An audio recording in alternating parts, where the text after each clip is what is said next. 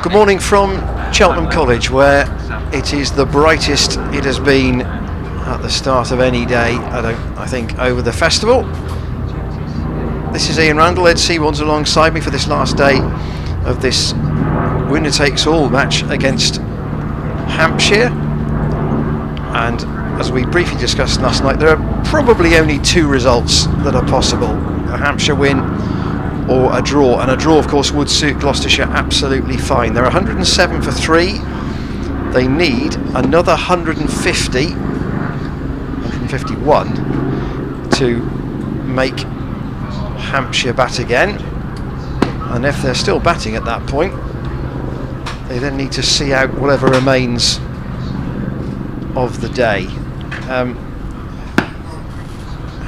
How often, Ed, does an escape like this happen, I wonder? Well, I suppose if you're Hampshire, an escape like that's happened to you twice this season, but I don't think it's really as common as that. It's going to take an awful lot of hard work, and Gloucestershire have already lost their top. Well, they've already lost their top 3, so it's going to be hard work, of course. They're going to need Phillips and Lace, I think, to bat for a fair amount of time this morning. But it can be done, and Gloucestershire know that it can be done. Yeah, so the third day was one where, well, basically Hampshire got themselves into the pound seats. That's not to say, though, they couldn't be nudged out of them by what happens over the next, well, 6 hours perhaps. Anyway, on day 3 we had a full day, and this is how it panned out.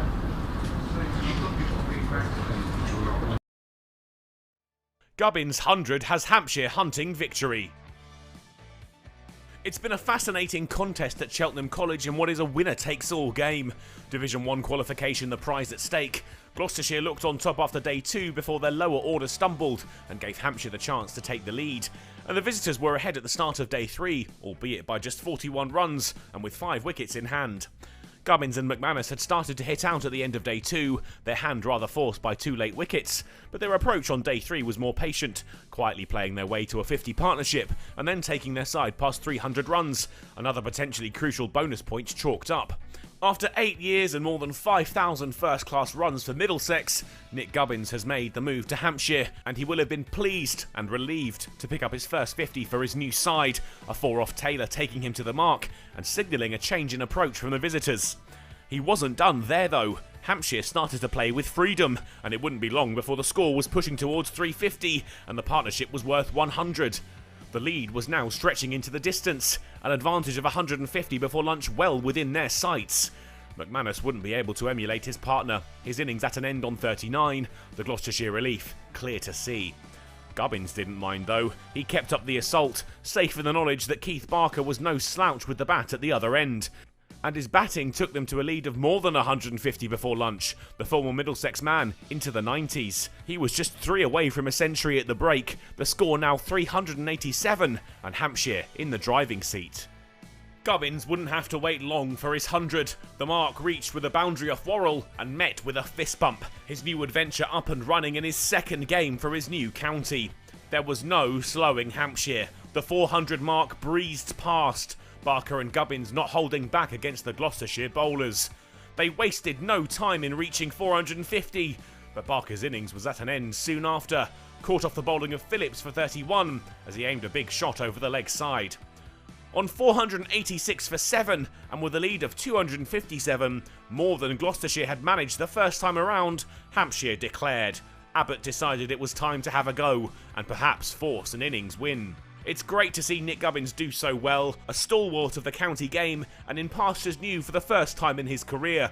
He'd paced his innings to perfection, watchful in the evening of day 2, and rampant on day 3, with able support in McManus and Barker. The 48 byes conceded by Gloucestershire, though, is the most in the competition since 1888. Dark clouds gathered at the start of the Gloucestershire reply, but there would be no storm to ride out for the hosts' openers, not yet anyway. A decent start took them to 33 at tea.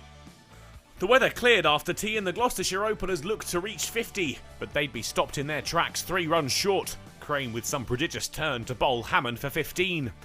And the spinner had another, albeit fortuitously. Scott's eyes lit up at the full toss, and he cracked a shot straight into the waiting hands of Ian Holland. Abbott removed Bracey, not much he could do about the South African's delivery. Lace and Phillips dug in, slowly ticking the deficit down and hoping they could guide Gloucestershire through to the close without further damage inflicted. They managed to reach the close still together, 3 figures on the board, and the deficit now down to 150 runs. It'll be a nail-biting day for both sides. They know there's only one place up for grabs. Hampshire needs 7 wickets to take it. Gloucestershire just need to survive through to the end of the day. It's all set up to be a classic.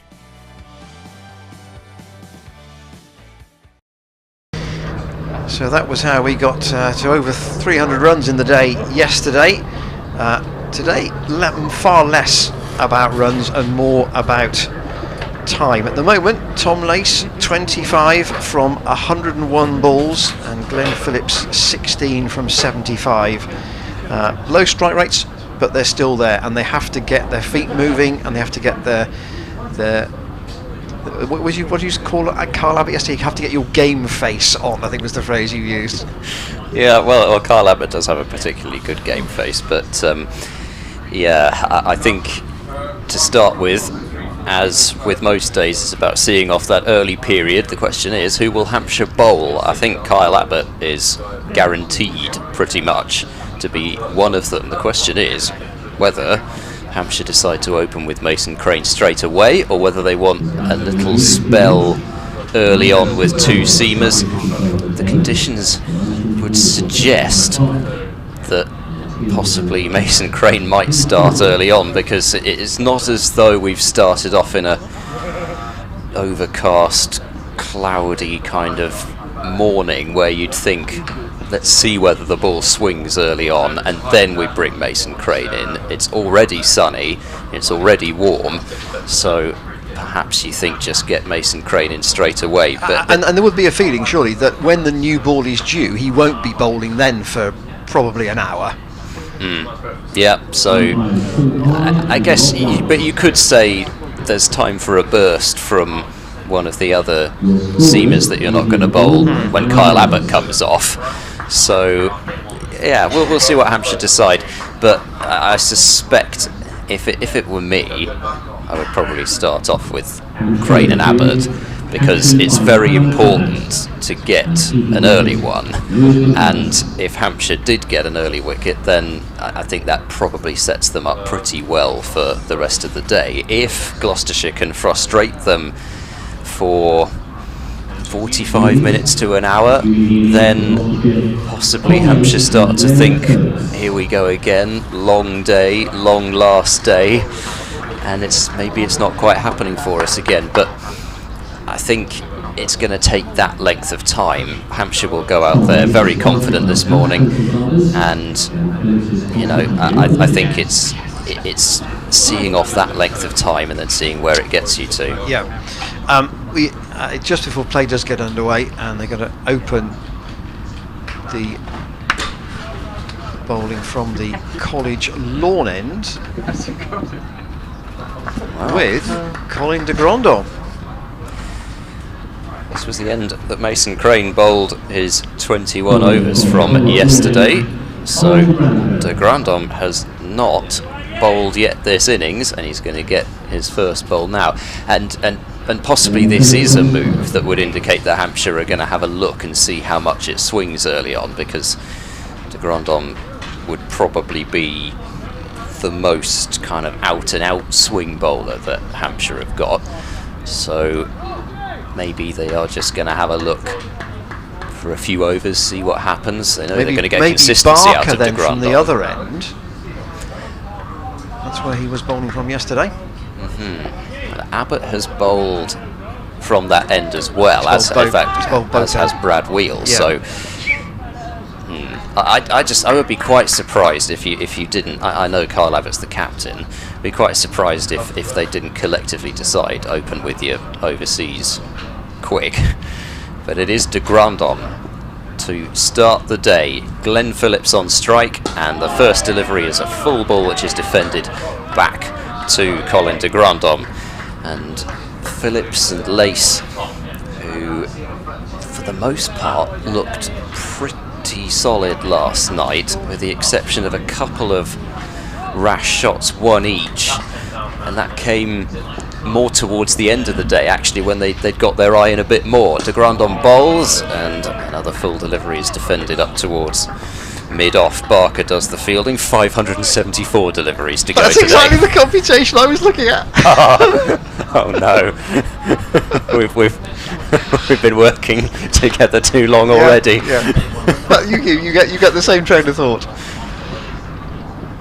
Here comes De Grandon past umpire White, bowls down leg side, and Phillips with a clip attempt and a miss as it goes through to McManus. And there's already, you can see quite a lot of loose stuff in the surface there, because I don't think Phillips actually hit the ground there. I think it just brushed the surface, and there was a great big puff of dust. As De Grandon bowls another full ball, which is defended up to Barker at mid-off. So I don't know if there will ever come a point where Gloucestershire look at the situation and decide that it's time to counter-attack. It certainly won't come this session. Possibility it might come later on in the second session, as De Grandon moves in, and Phillips has been struck on the pad and he's out. I must say, I thought that there was inside edge involved as well, but it must have been pad first according to umpire White, and that is a huge moment. De Grandon opening the bowling. The move has paid off, and Phillips has been given out LBW. You can see bat and pad are close together. Phillips doesn't like it, but he's got to go, and Gloucestershire 107 for 4. It is the dream start for Hampshire. Oh. Well, Phillips drags himself away and he's shaking his head. Cannot. I don't know whether that's him saying that he's played the wrong shot, or that he thinks he's got a poor call, but I think, judging by his reaction, that's the latter. Well, I must say that you can only call it as you see it, and it did look to me like inside edge onto pad, but it may have been the other way round. You haven't got obviously the perfect view, and you know, I think judging by Glenn Phillips' reaction, that was obviously what he felt, but with those ones the batsman doesn't always know.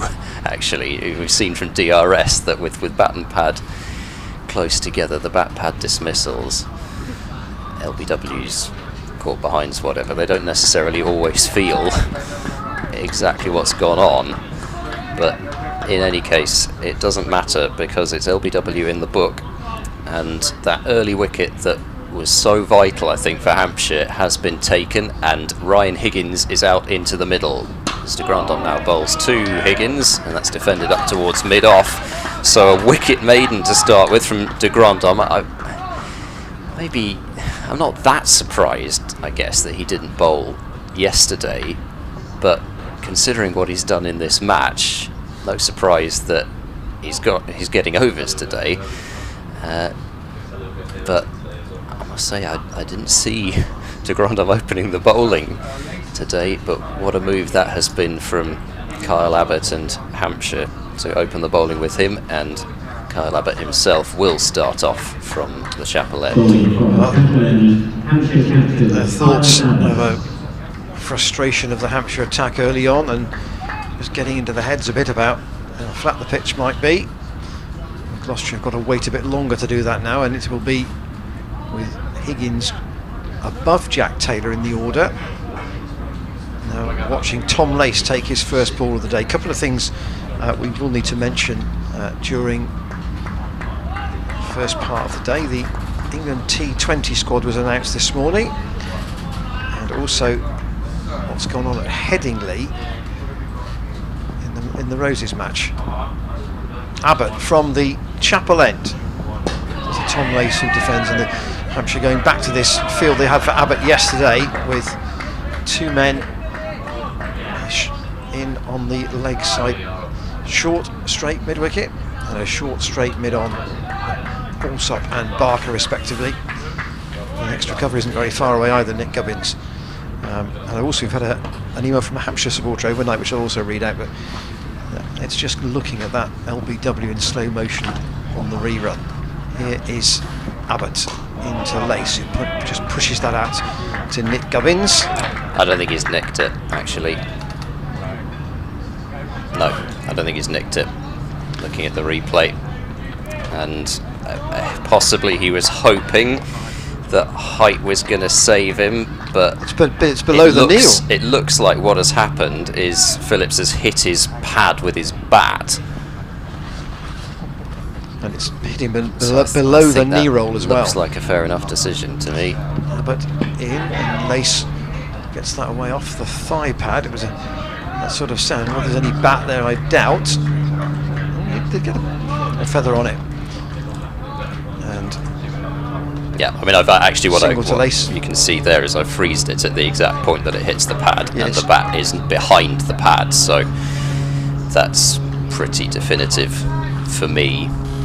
He's not hit it, and it's below the knee roll.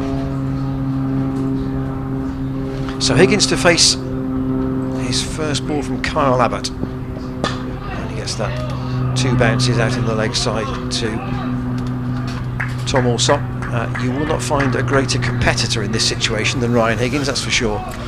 Yeah, you imagine that he will want to dig in, and I guess he's another one though that's going to have to fight their natural instincts to look at this situation and to try to counter-attack and score some runs quickly. Abbott past White through to the keeper. Maybe at the end of the overhead we could go through that England T20 squad, because David Payne's name is not in it, and that will mean that he should be available back for Gloucestershire for Friday's game with Surrey here. Before we do that though, we will get a slow-mo of the LBW at the end of the over.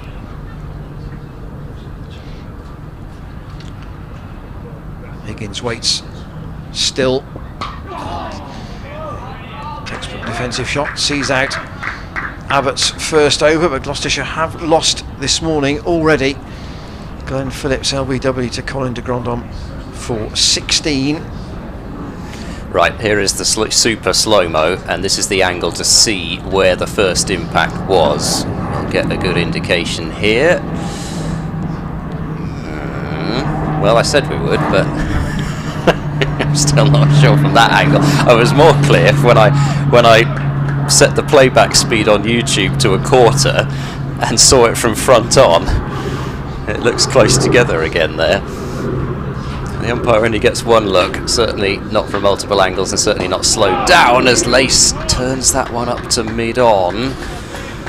And, well, was pretty much on ground, but there's plenty of fielders there for that shot, and I don't know if he meant to hit it a little bit softer than he did, but it was certainly hit in a fashion which got Hampshire quite interested, and Kyle Abbott's now going to go in at short straight mid-on where that ball went, or the full ball defensively. Lace on the front foot playing back to the bowler.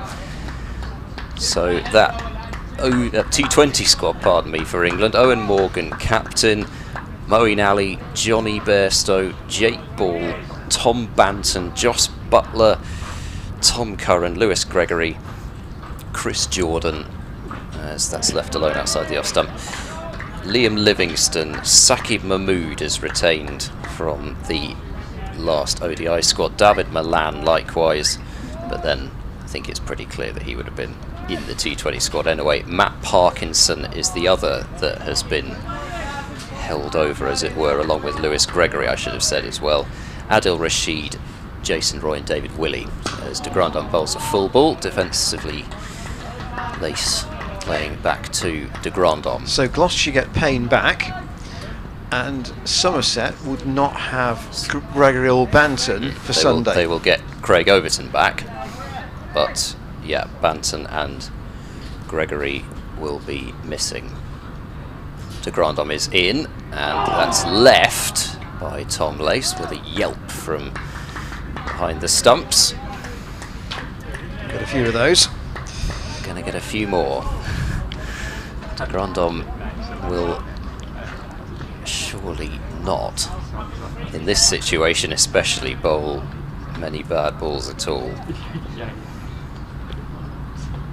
He's in and bowls, and once more Lace leaving, but this time no yelp, so must have been well wide of off stump.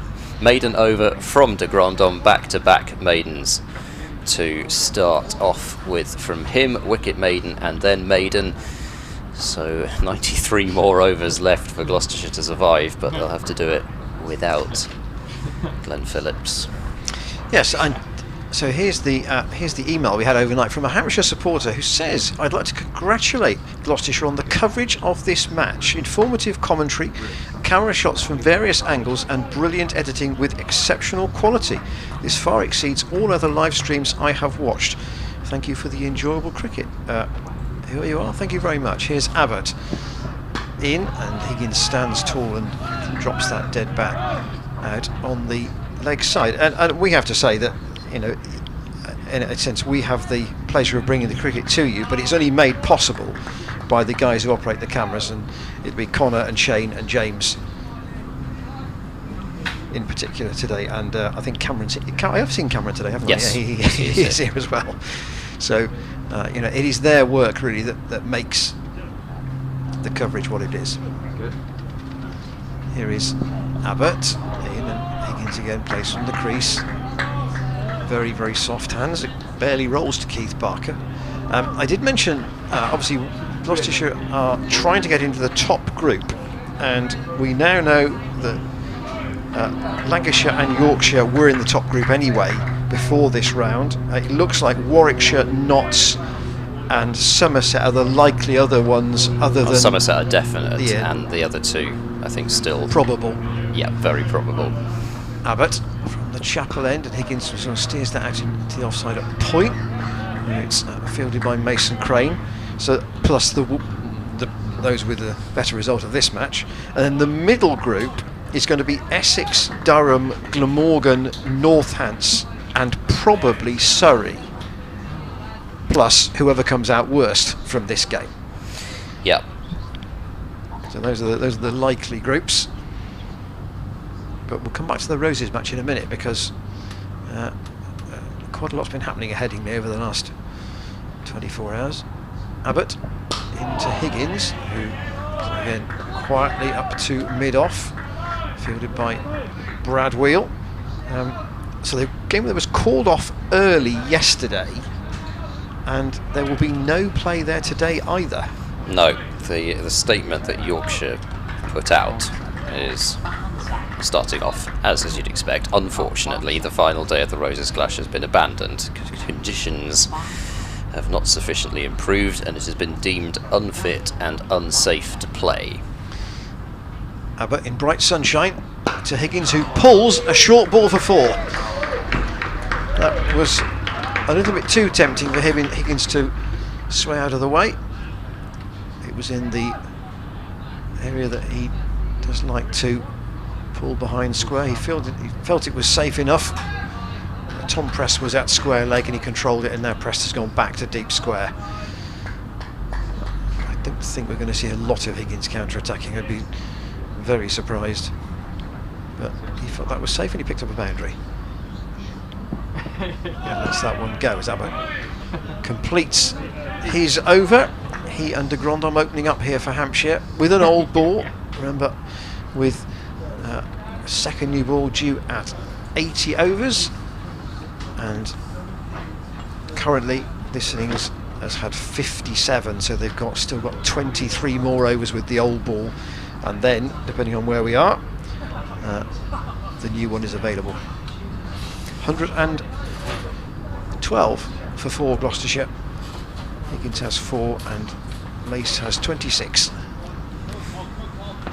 Yeah, an extraordinary kind of incident, I suppose you'd say, at Headingley, as De Grandhomme bowls a short ball to Lace. Lace ducks underneath it. And it sounds as though it's all to do with the drainage. Yeah, it seems as though there is water that has come up to the surface that is causing the problems, and it's caused slipperiness in the outfield. I can see a few. I guess the bare patches are pitch ends, but as de Grandhomme bowls down the leg side to Lace, and a good take by McManus, because not only did he have to move leg side, but he also took it on the half volley. But I think if you're going to get water coming up to the surface on those, then that's particularly problematic. But come back to that after this ball as de Grandhomme bowls, and that's turned away by Lace, leg side. They've got a fielder out at deep square leg in case de Grandhomme also wishes to bang one in short, and Lace moves up to 27, 113 for 4. The other good news out of that, though, is that the player who was injured is mostly okay. De Grandhomme bowls short, and that's a no ball from de Grandhomme. So didn't look to see which umpire that came from, whether it was from square leg or from the bowler's end, so not sure whether it was overstepping or too short. Either way, it's 2 runs to the Gloucestershire total. De Grandhomme is in, and that's left by Higgins outside the off stump. I mean, dislocating a joint in your knee is not good, of course, but X-ray has shown no broken bones. He will have an MRI scan today, so there's at least perhaps better news than it might have been. So I'm sure Royal County Cricket wishing Dom Leach the best as forward goes Higgins. And, well, more of the inside half of the bat, that one. I don't think he necessarily was looking to turn that leg side for runs, but just dribbled out towards mid-wicket. So de Grandhomme has gone for runs off this over. Well, just one off the bat, but he is in to bowl the last ball, and that's driven. Nice shot from Higgins through the covers. They'll pick up a couple of runs. That will be all, as Mason Crane is on the pursuit and hauls it in before the cover rope. And Higgins has 6, 117 for 4. Gloucestershire still trail by 140, and still a very long way to go even in this morning session. Yeah, if just to say, obviously, thank you to that Hampshire supporter who emailed us overnight. If you want to drop us a note during the commentary, you can. Commentators at glossccc.co.uk. There it is, top right hand corner of your screen. Observations about how the day is unfolding or might unfold. Thoughts on the festival as a whole. Comments and questions always welcome. Ed and I will do our best to answer them. So there's a deep square and a fine leg for Abbott, and he's got that. It's gone short to Lace, and it's gone all the way for 6. It's been fielded by a gentleman in a purple shirt behind the fence down there at fine leg. I wonder if Abbott. There was a ball last night that Lace didn't play very comfortably, that pretty late on in the day. I wonder if they might be going back to that theory again. Well, yes, and that shot will certainly do nothing to stop them thinking that's a way of getting Tom Lace out. It was more top edgy than controlled, but they've got the fielder, well, very much long leg, although actually now they've just decided to move him right to where that ball went, so the horse has bolted to a certain extent that delivery anyway. I was in again, and Lace did what he did a lot last night, which is sway out of the way. So that says that the line that Abbott is bowling or wants to bowl is much tighter than that, because the ability to let Lace sway out of the way isn't what he wants. I think, no, exactly. He wants Lace to go after it or to duck. He certainly doesn't want him to be able to sway like that. The ones that he's gone after, it's almost as if he feels he can help it round the corner. But again, that's a fuller length, and that's been nicked through the slip cordon. Low, but no chance for 4. And Gloucestershire will take all runs that are on offer here, however they come.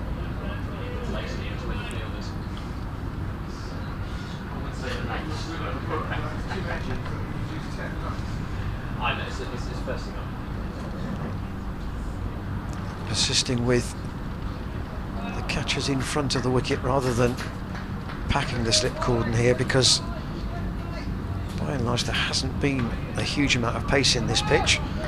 Yeah, well, and therefore, as a result, Weatherly is in splendid isolation, really. He's at first slip, and de Grandhomme is, well, he's a fine gully at best. That last delivery, a perfect illustration of why there aren't many slips in. Abbott stays over the wicket, and Lace this time does work this in a controlled fashion round to Prest for a single. It didn't look to be...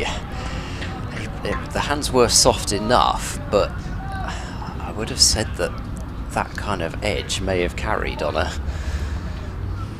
particularly fast surface, but because Hampshire have worked out the way things are going, no fielder there even to stop it. 128 for 4. Higgins waits for Abbott and lets that go. So the important number there really is more the 4 than the 128. With Glenn Phillips out this morning, LBW to de Grandhomme. Just the 5th ball of the day. Without adding to his overnight score, he looked... Well, can we say he looked... I don't think he looked angry. I think he was just a bit in disbelief when he walked off. Thought he'd had a poor call, but what we can see, the umpire probably got it right. Abbott in again, Higgins defends. And you know, in all these matters you have to bear in mind that the umpires obviously are out there because they make good judgments, but they still see it only once. Yeah, exactly. And for all the calls that happen every time there is a bad decision about standard of umpiring, etc., etc., the standard of umpiring in England is among, if not the best in the world. You only have to watch cricket elsewhere in the world to realise how good English umpires are. So that's all I would say on that. I think that there aren't many that haven't played first-class cricket, but I think it's good that quite a few of the ones on the circuit are players that have had long careers. The likes of Paul Pollard, who's here, Ian Blackwell, Ian Gould, obviously long career and then international umpire. So short leg in place now for de Grandhomme, who bowls a full ball, which is pushed to Mason Crane at cover, and this extraordinary close field, which you can really even see from the bowler's end. Most of the fielders who are catching continues, and I suspect will continue for quite some time. De Grandhomme bowls. Once again, it's full. Lace's back just turned a little bit there, but he was able to control it easily enough. I think it's almost the case that with de Grandhomme, you'd like to hope that there shouldn't be too many of those pop-ups. As there's another leg before shout, and Hampshire quite like this one, but this time the umpire says no. It did look to be pretty close from, admittedly, from square leg pretty much. Here's the replay of it. And that is very close. Well, umpire White thought he got just outside the line. Perhaps he felt there was an inside edge that time. De Grandhomme bowls, and that's left alone by Lace through to McManus. I mean, the reason I said that you'd like to hope there'd be not so many of those kind of pop-up catches is you don't expect de Grandhomme to be bowling with that much pace. So theoretically, you shouldn't be through your shot too early against him, because you're kind of used to having to wait that extra fraction of a second to play it. That's what you'd hope anyway. As Lace gets in behind that one and plays defensively, Barker does the fielding at short straight mid off under the sun hat. Definitely a day for sun hats as I look around to the crowd who have come in for this final day. A lot of white hats on show as Lace dabs that one and sets off for a well-judged single. Played that one right along the line of point and Nick Gubbins was fielding just behind it, so no maiden over, 1 run from it, 129 for 4, so Gloucestershire with that single are past the halfway mark to forcing Hampshire to bat again, and Lace up to 39 will keep the strike with 89 overs remaining today. Yes, first sanitisation break of the day coming up. De Grandon coming to the boundary rope. Does he want a drink, I wonder? Maybe. The Gloucestershire batsmen have got to keep their focus here. Jack Taylor would be protecting, if that's the right phrase, the 2 young Price brothers, and then Matt Taylor and Dan Worrell, 10 and 11. These two have the ability to bat long. I mean, Higgins has got a 199 in his career, albeit in different circumstances to this.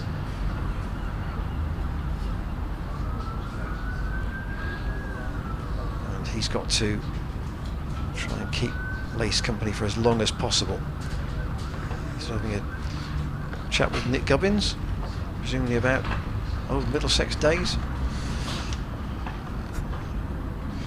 Both, of course, have decided to leave Lords and go elsewhere. So why did you decide to go then? Yeah, I'm sure that was the question. How it opened up, yeah. I'm sure, yeah. Yeah, so what's the deal at the Aegeus? 129 for 4. Sanitisation break done. And Place Hampshire have got now a leg slip and 2 slips, so they've changed the emphasis of the field a little, and that's smashed through the offside by Lace. That ought to go all the way down the rope, down the slope for 4, and it won't. It's held up, so they'll have to run 3. That's very surprising. Unless he didn't really time that as well as it looked when it left the bat. I know it's fractionally longer boundary that side than towards us, but down the slope, that's very unusual for it to really surprising. I mean, the outfield looks as if it should be quicker than it was the last few days. That's actually one of the steeper slopes in that part of the ground as well, so you'd have thought that would have gone for 4 comfortably. Didn't do so. So Higgins now waits for Abbott, and he turns that towards Keith Barker, who decides that the big left boot will do to stop it and prevent Gloucestershire getting a single one. 32 for 4. And if anybody on the field ought to be able to show off their footballing skills to success, it ought to be Keith Barker. Bearing in mind his background. Big floppy sun hat for Barker at the moment. Abbott into Higgins, that's short, and he ducks out of the way. As we said, the exception of the top edge 6, the other short balls that Abbott's bowl just haven't quite looked to have the same fizz about them, but particularly the couple that he's bowled to Higgins. He swatted one dismissively to the boundary, and then that one he appeared to have quite a lot of time to play, or not to. The line rather than the length. Here's Abbott again, and Higgins again lets that go through to McManus. So the leg slip only for Lace, not for Higgins.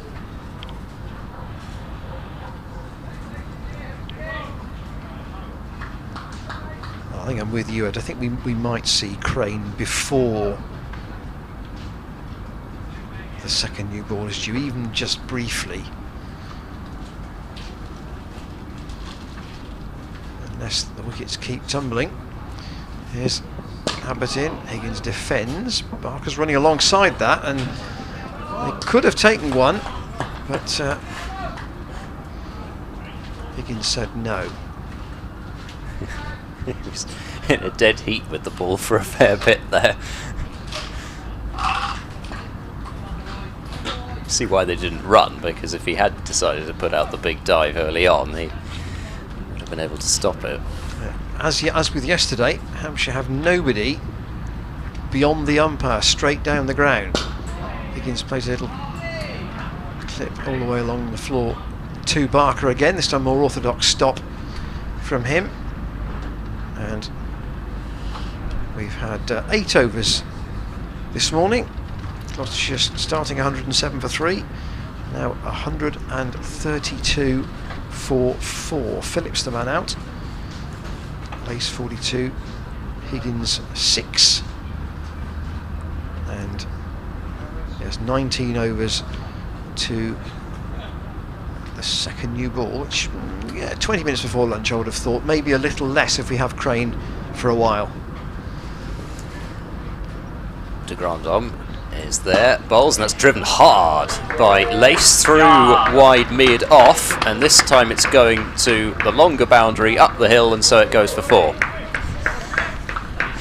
I never did well at physics, and I can't explain those 2 instances at all. One down the slope doesn't reach the rope, and the one up the slope does. It must have been all about the power and the timing. Yeah, it looked to be pretty well timed by Tom Lace, and he's picked up his 6th boundary. So clearly not just going right into his shell here, Tom Lace, and that's turned to mid-wicket this time. Rolling the wrists on it, Tom Lace, but yeah, wasn't in the air for too long, but just a little bit more than some of the others. But Lace has advanced his total more than I might have expected by this point. De Grandhomme is there, ball short, and that's helped round the corner by Lace, and it will get to the boundary for 4 runs, and that is a half century for Tom Lace, brought up with his 6th boundary off 114 deliveries. Here is the replay, and yeah, right down the leg side, a long hop really from De Grandhomme, deserved to go for 4, and Lace made sure that it did. 3rd of the season for him. And that's an innings that at the very least gives Lace something very much to take forward into the second phase, as that's left alone by Lace through to McManus. But of course the hope is that it's the start of something very special from Tom Lace, as he's already produced 1 innings along such lines for Gloucestershire this season. This one, however, would, I think fair to say, top that one. De Grandhomme bowls, and Lace defends back to the bowl. De Grandhomme slung that one, and McManus has to go sprawling along with Weatherly to make sure that it didn't go for 4 byes. We've already seen one of those in this match from Kyle Abbott, who decided to sidearm one past McManus for 4. It was Miles Hammond who was the beneficiary of that one. So it would have gone against De Grandhomme's figures. He bowls, another delivery which Lace can play fairly comfortably, this time pretty much from the crease, but plenty of time to get his feet settled and balance sorted. And the end of another over, Gloucestershire 140 for 4, still trailed by 117. 133 balls and 7 fours, I think, for Lace's 50. Was his most telling contribution so far, was in that Leicestershire match where he had that long partnership with Ian Cobain, which went from helping to save the game to thinking about winning it to very nearly winning it. And actually, they didn't win it. That pair didn't win it, but Gloucestershire did go on to win yes, it. Yes, agonising moments on 97 when Callum Parkinson bowled Tom Lace a rank long hop, looked like the perfect delivery to smack to the boundary to reach 3 figures, and he hit it straight up in the air. Yeah, that's what he's got to guard against all day today. Brad Wheel is going to replace Kyle Abbott at the chapel end. So Abbott just a short burst today, only 4 overs. And Wheel of this long straight run bowls to Higgins, who plays it back down the pitch. They're going to again left the leg slip area vacant for Higgins, but they do have a short leg.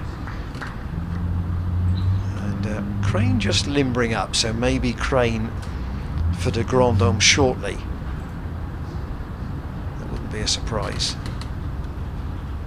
Wheel to Higgins into the gap on the onside, but that's a comfortable one for Barker to field.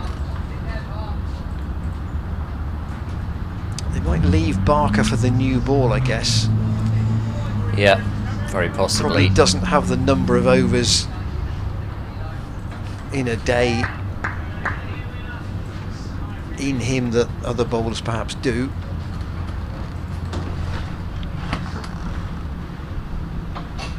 Wheel, the sun's just temporarily gone in. Higgins watches that carefully, goes outside the off stump. Through again to McManus. So Holland is at long leg, pressed at deep square. Also up under the lid. And Barker at mid on, that's the offside field. And then you've got the 2 men in those short catching positions, Skipper Abbott and Gubbins. On the offside, Higgins has to watch for that. And Crane is at backward point where he's been for a lot of this innings. Wheel again, Higgins just got to really be at his most determined, and Higgins is most determined is pretty forceful. It is. Yes, normally it's determined in aggression rather than defence, but he's going to try and find a way to, I guess, be aggressive in his defence. And his concentration too. Wheel past umpire White. Lets that go.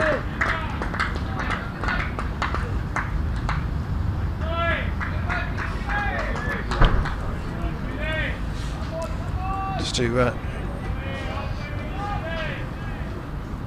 perhaps go back to the only match that would be of a similar situation to this. We mentioned it a little bit yesterday, the 2019 Leicestershire game here, where Leicestershire were a long way behind on first innings.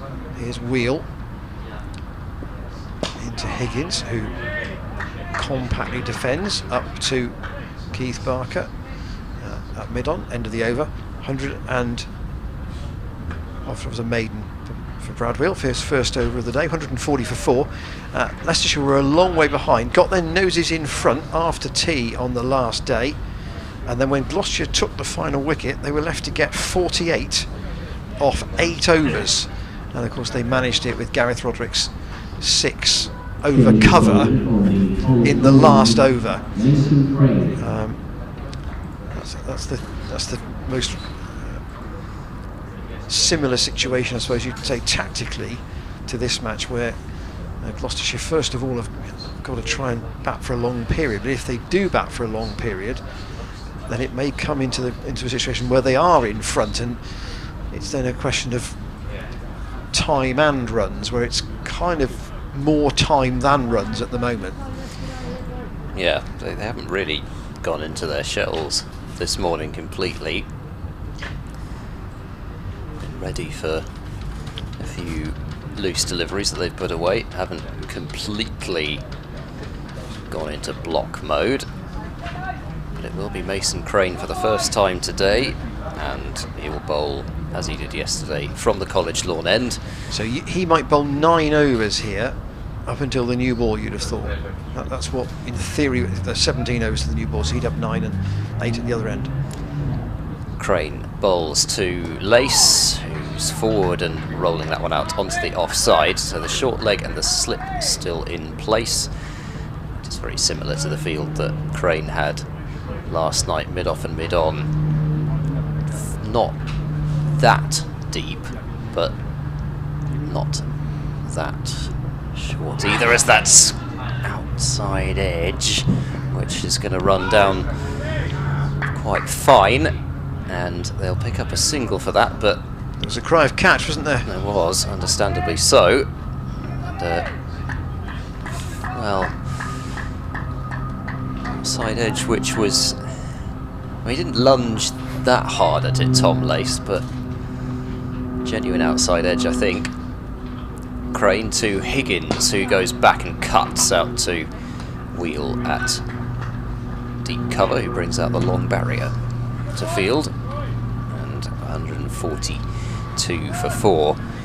I think though, if Crane bowls a long hop, those other shots to play really can't afford another catch to be given up, as Lace goes forward and defends out to point. Just can't afford for another dismissal that's not generated by the bowling side. At the very least, make them bowl you out.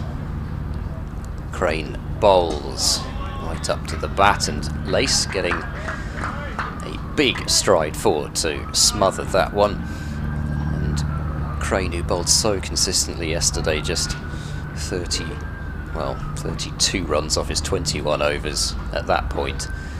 Looking for the same here today, as that's flighted and turned through wide mid-wicket by Lace. Barker's after it and will limit it to just the single to end the over, so 3 runs from it, and Lace will have the strike for the next one on 52. And Mason Crane pretty much picking up where he left off last night. Nothing at all wrong with that first over. No, and given he had a long bowl yesterday, the rhythm ought to be there, you would think. Every evidence that, say, he'll have a stint until the second new ball, and then, well, it all depends how the game unravels from that position. Remember, Gloucestershire's target from their 143 for 4, where they are at the moment, is obviously time, but also if they can get past 257. That was what the deficit was on first innings. Wheel, Barker and Abbott having a chat about how they may attack Tom Lace here. Will Wheel try the shorter pitched approach? Certainly looks like he will, judging by the field. De Grandon back in at leg slip. Where's Alsop going?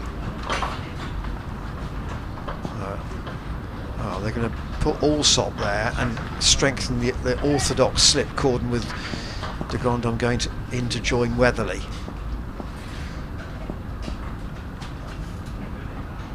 Wheel from the chapel end.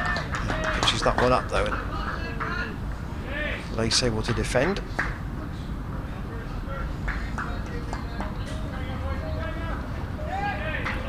Looked effective when he did bowl short Brad Wheel.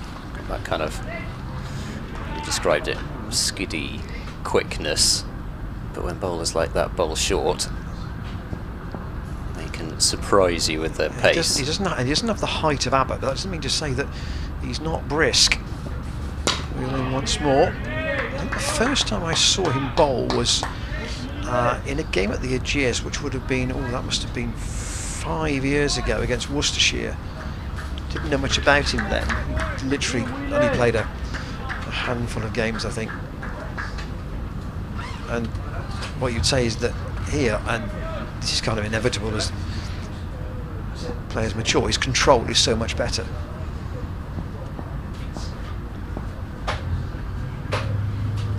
Big stride, and that again is brought down by Lace. Oh, and that's gone. Has that gone all the way for 6? It has. It was a one-handed catch attempted, and it went. Ian Holland is down there, and he very, very nearly did what Glenn Phillips did here in the T20 last week. That was a risky one. Here's the replay. Oh, flying effort. He couldn't have done any more. It was just hit too well. But I don't think he knew that he'd hit that well enough. One-handed catch. He got up as high as he could, Ian Holland, but that just was not quite high enough. I don't know whether he was in two minds about whether to try and throw it back in, but as I said, it wouldn't really have mattered what he did. He gave it his best, but it just was too far for him. 149 for 4. And that's played past Alsop down the same channel, much lower this time. Alsop can't get a hand on it, and Gloucestershire's 150 is up. Not a lot of control over those, certainly off the last but one delivery from Lace. And 150 for 4. We've already seen one important dismissal, caught leg slip at Cheltenham this year.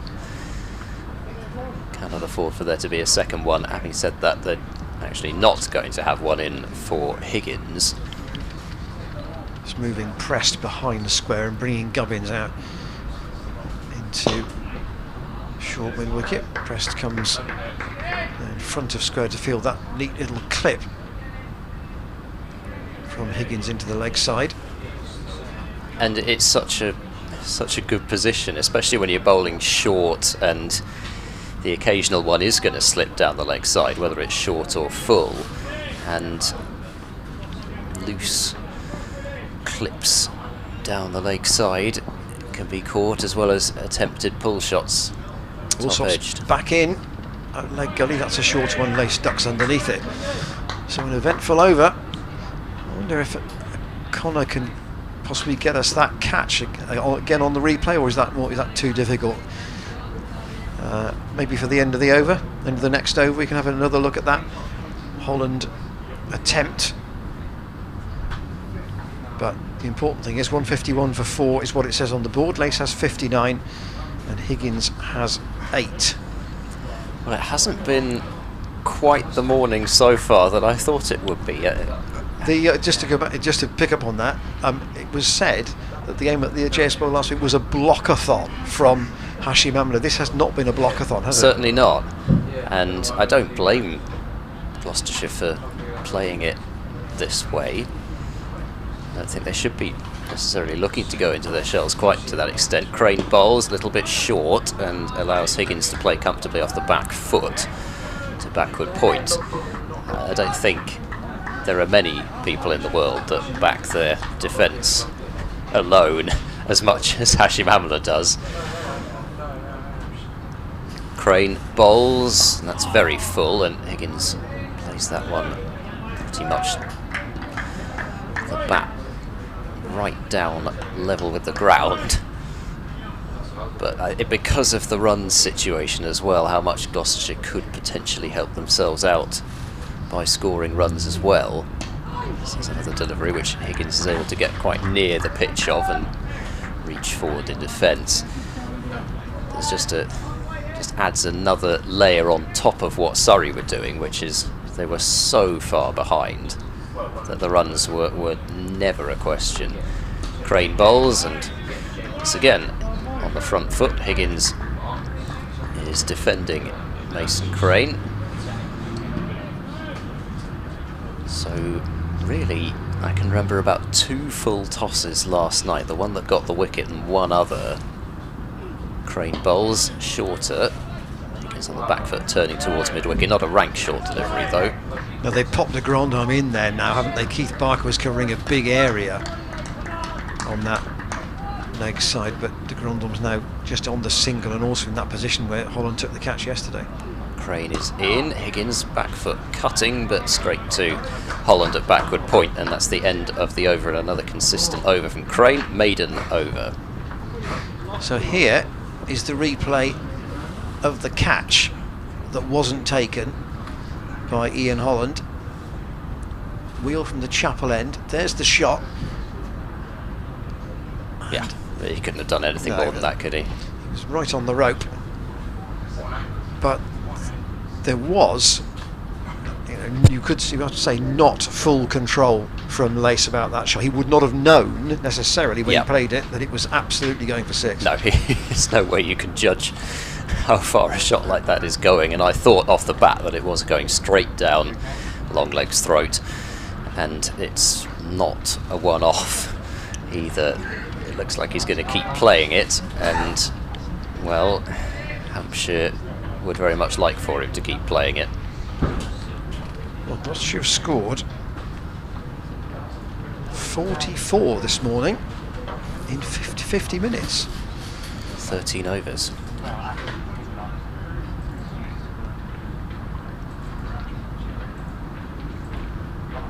It's more than I think we expected.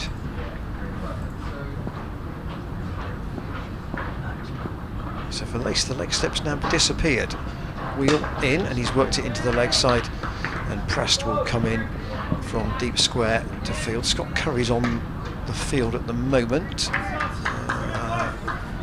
I'm looking around to see if I can see Keith Barker, because he is not out there. So he's gone off temporarily.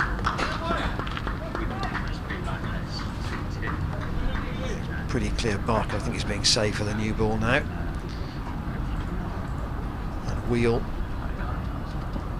to Higgins, who again lets that go. Wheel in his 15th over. The other thing they could do, though, is give the new ball to de Grandhomme. Might almost be tempted, actually. Yeah, as good a bowler as Barker is. 14. Barker didn't look too threatening last night, 8 overs for 21, but it was the problems that he wasn't causing that others were, which you might be tempted to give de Grandhomme a new ball. Wheel to Higgins. Plays that. Just by that clever little turn of the bat into the leg side. Prest has been patrolling a pretty similar area for most of the game. Yeah, that's what you've got to do with that delivery, because admittedly that one didn't get up so much on Higgins, but the one that just gets up that little bit more is the one that you could clip to leg slip when they're in position. So we're going to have a leg gully and a short leg for Lace. Allsop's gone and got the helmet, and Gubbins is in at leg slip. And they've got a first slip and almost like a third for Wheel, and that's pulled again behind square, and 4 more. That was a bit better shot from Lace. He picked the gap better there, and the partnership between these two with that boundary now reaches 50. I think it's still rather he didn't hit it in the air, but Wheel round the wicket, bowling a ball which was, he knows exactly where he's bowling it as well. I think that's exactly where he meant to bowl it, into the, well, sort of rib to shoulder height leg stump line, or even outside leg stump. That's exactly where he's bowling it. He's bowling it for the Lace shot, but that one just didn't quite get up as much, which is why he was able to get on top of it. But still, the fact that Lace is prepared to play aerially on the pull shot is going to keep Hampshire persisting with this plan. So now they've got 3 on the leg side for that shot. Gubbins is in front of square. Prest and Holland both back behind square. And Wheel round the wicket. Digs it in short, and Lace ducks. That's the best policy in this situation. Still then wonder why you take the leg slip out, because it's very much in the game with this. So which of the 2 would you sacrifice? Oh, I wouldn't sacrifice any of them. I'd go the whole hog and maybe even take out point.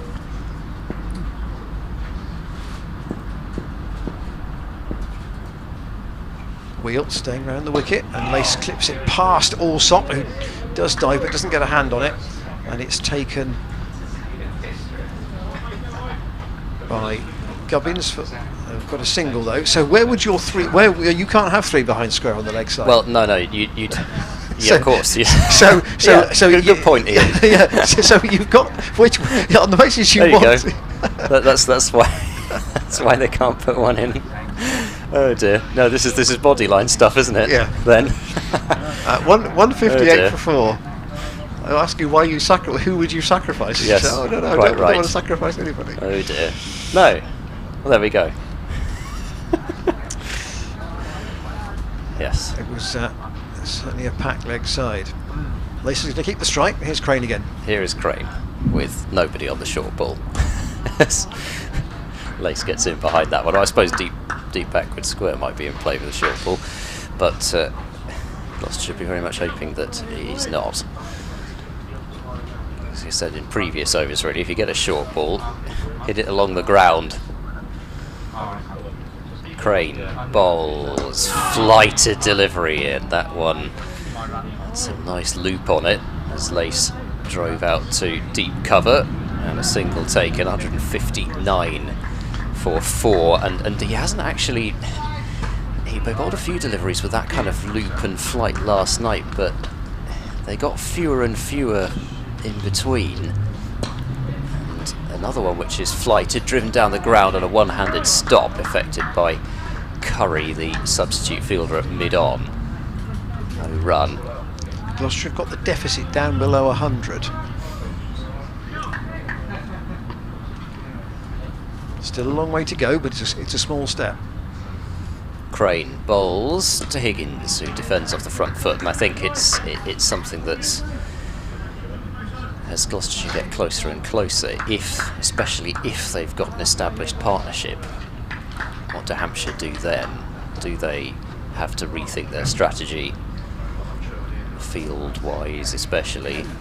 Crane in, and Higgins can leave this one alone, having picked the leg break outside the off stump. But also, if they're leaking runs, banging it in short, they may have to stop doing that as well. Crane bowls, and that's off the edge of Higgins and just wide of Allsop at short leg, and we'll have a look on the replay just to see how close this was to him. Higgins, well, he tried to roll the wrists on it and keep it down, but couldn't really, and Allsop sprawling away just wide of him. His hand was almost on the turf, wasn't it? It was very low. Very well, low indeed. he did roll the wrists on it a little bit, which is why it didn't really pop up at a really nice catchable height, but brings Higgins into double figures, that single, and 15 overs have been bowled so far today. 81 remain, so 15 overs in the first hour-ish. Wheel continuing for the moment, and Higgins is that past the umpire, but Curry is covering. Still no Barker on the field, that's why he's out there. I suppose to answer the question as I should have done, probably, you don't have 3 on the boundary, you stick with 2, and I would still have that leg slip or leg gully in, personally. Prestes, they've got 2 on the boundary behind square at the moment. Dispense with the leg slip, leg gully idea. Gubbins fields from Higgins. They felt like that one kept low. This is a ball that's now in its 69th over. So Hampshire will get the benefit of a harder ball in due course, but first hour, 1 wicket. That's, Gloucestershire would have said that's probably par if they're going to save the game. Wheel to Higgins. Defence. That's what they'd have been saying, I should think. You know, don't give them anything cheap. In fact, Gloucestershire were after 7 wickets against Middlesex, were they not? Last week, on the final day, they had Middlesex were 3 down. And I remember saying, I think, on commentary, that 1 with the old ball, 2 with the new ball, 4 in what followed. Didn't turn out like that, of course. But they did get them in the end. But there needed to be a big partnership. Middlesex had it between Eskenazi and Mitchell, and Gloucestershire have got to have a big partnership here. Yeah, at least one. This, you'd think, is probably going to be it. Well, has to be, doesn't it? Higgins has, start running out of batsmen, even though Higgins has been in for an hour now, so he's only got 10, but that's not the important thing.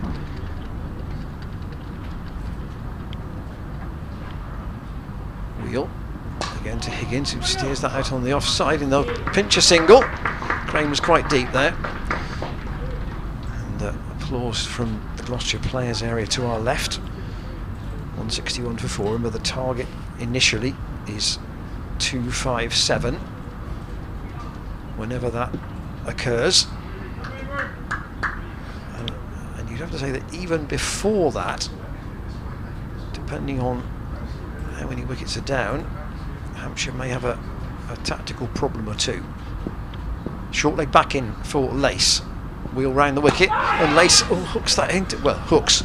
It's a gentle lob really into the air, into the gap, around about where backward square leg would be. Gets a single, but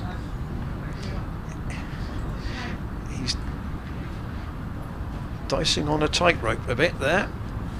Lace at the moment, he has 67. Higgins has 11, and these two came together when Glenn Phillips was out in the first over of the day. 107 for 3 overnight, became 107 for 4 when he was LBW to de Grandon for 16. They're kind of going all out for the catch on the boundary, aren't they? They're not budgeting for the catch from the one that he really doesn't get hold of in the ring. They're saying he's definitely going to get hold of it, and it's going to be a catch on the boundary. Crane in and left by Lace as he takes a big stride forward, but watched it turn and bounce past him. And, you can't have them everywhere, of course, as Ian quite rightly reminded me, behind square on the leg side. But Crane bowls, and that's a little bit, I said a little bit over pitched, but Lace drove at it, not necessarily in the air for that long, I don't think. I think Hampshire made a little bit more of that than there actually was. Been a very poor shot from Lace to get out to that one. Crane bowls quicker and defended out into the covers, and we're seeing a full range of Mason Crane's variations here. We, as mentioned before, really, we've got a great view to look at Crane's variation of pace. So that's defensively played by Lace on the front foot out into the leg side, and Barker has lost his sun hat as he's gone jogging after that. There's always something slightly comical about that, but the hat just goes flying off the fielder's head. Got some Velcro on it somewhere. Here goes Crane bowls. Oh, he's gone on the back foot there. Lace, but was quite full, and it's past his outside edge through to McManus behind the stumps. Yeah, virtually every movement from both batsmen has been forward. Yeah, and that one he went back, and there's the replay. Pretty full. Crane in, that is quite short, and allowing Lace to defend on the, well, I say defend, on me, leave alone off the back foot. Maiden over from Mason Crane. I think when the hat goes flying off, you half expect somebody to run on with a pie or something and chuck it into their face. There's something slightly comical about it when it happens. Slapstick. So Crane's bowled 4 overs today, 25 overs, 8 maidens, 2 for 37 overall. The wicket today to de Grandon, 1 for 14 in 5 overs. It will be Wheel for the moment. 10 overs to go until the second new ball. I make no apology for kind of almost creating a countdown situation today, but that's really for Gloucestershire what it is.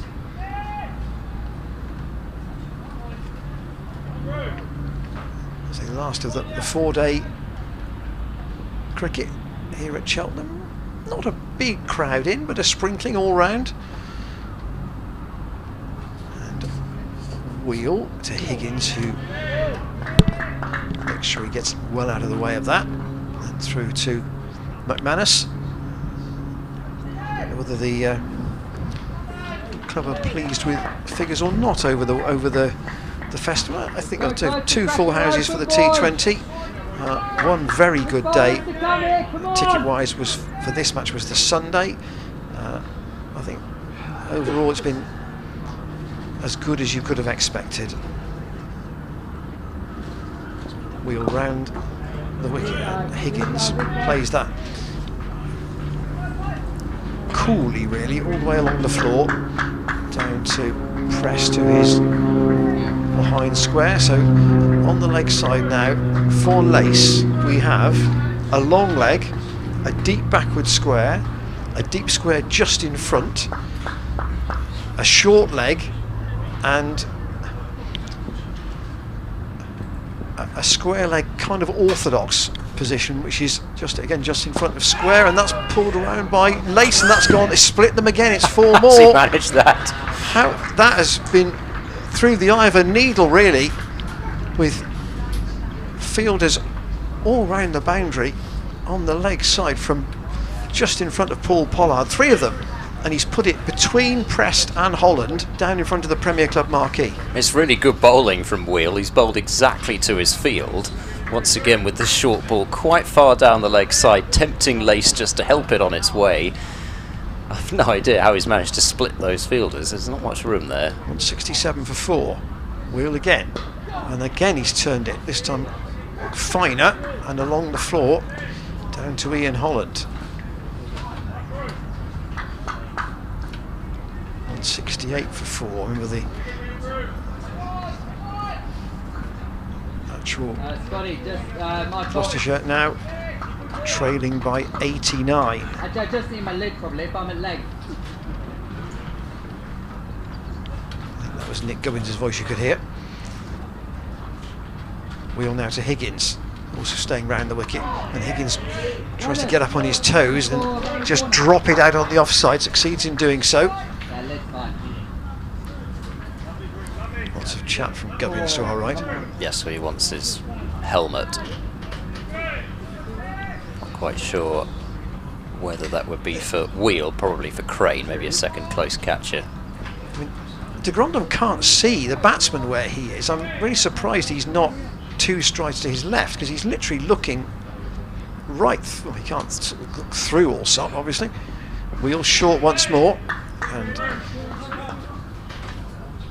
Higgins gets out of the way. Well, eventful over, and Lace certainly putting some Gloucestershire hearts in mouths with that one shot in particular, but he did pick the gap, and he has gone up to 72, and Higgins has 12. Well, this has been very entertaining, especially when the seamers have been bowling, but you always like to see some leg spin. Having said that, we're going to get a change of bowling, and Mason Crane is going to come out of the attack, and Joe Weatherly is going to get a bowl with some off breaks. He's fairly tall, so imagine he'll be able to get some bounce, but interesting move this, with Mason Crane not exactly bowling badly, but it will be Lace on strike to Weatherly. Bowls him a rank full toss, which is driven, and Ian Holland waved from cover as if hoping that somebody else would go and get the ball, and that's exactly now what's happened. I wonder if they're 4 runs. Putting it on the theory that can Crane pull off a catch off a bad ball, and they tempt Gloucestershire with a really bad one and pick up a cheap wicket.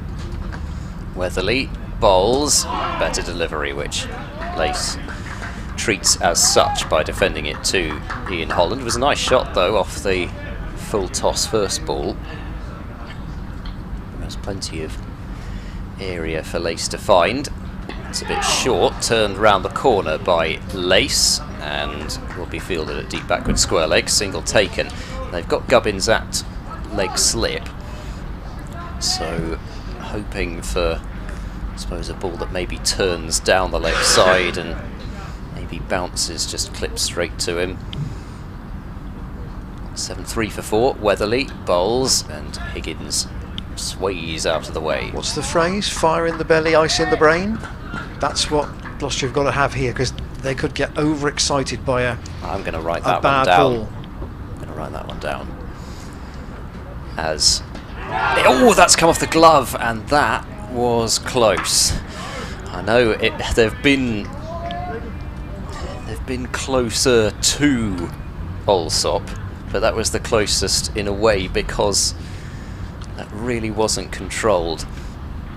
As Weatherly bowls, and Higgins always tried to nudge that one into the leg side as well, and that's come out onto the offside. So Weatherly did get some bounce and nearly did get the wicket with a couple of balls there, particularly that one that came off Higgins' glove. That could have gone anywhere, but fell safely. So the move to go to Weatherly to be a good one. I wonder how long it's going to continue for. At the end of that over, 173 for 4. Gloucestershire trail by 84, so the Hampshire lead is slimming, but Gloucestershire still can't afford to lose another wicket before lunch. No, absolutely not. There are 8 overs now until the second new ball. Crane is switching ends. That's why Crane was taken out of the attack. He wants to have another go from the Chapel end. And they're going to have a short leg, a slip, and effectively a short third man. Or that was the backward point, kind of would be on the edge of the circle, I guess, in a one-day game.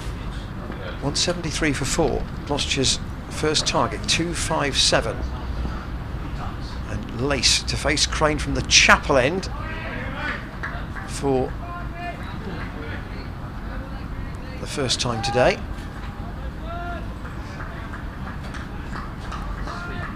We've spoken a lot about the slope. In theory, it should help him turn the ball away from the right-hander.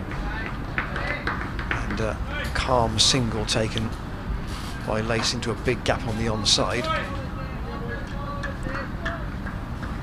So Weatherly and de Grandhomme in the slips and Allsop under the lid. That short leg.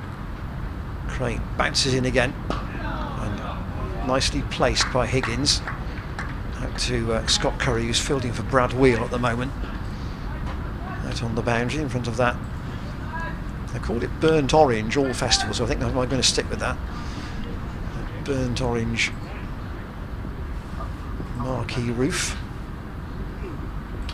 Lace lets that go. Again,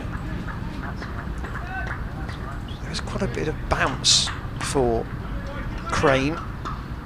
So he's got a very springy kind of approach. And that's nicely played.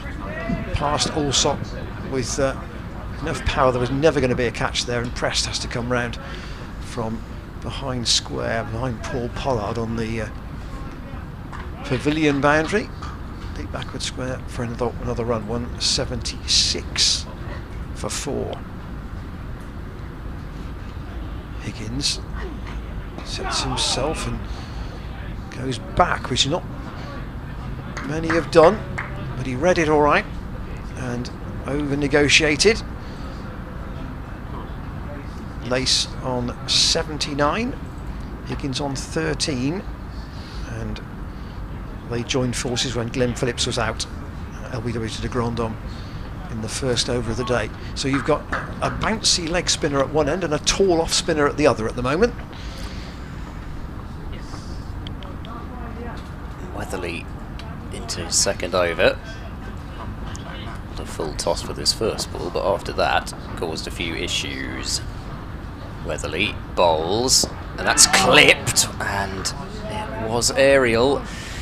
Clipped backward of square by Tom Lace. Would have been a very sharp catch from also one of those ones where you pure just have reaction. To, exactly, you just have to stick your hand out and hope that it went in. Yeah, but it was too fine for him. 177 for 4.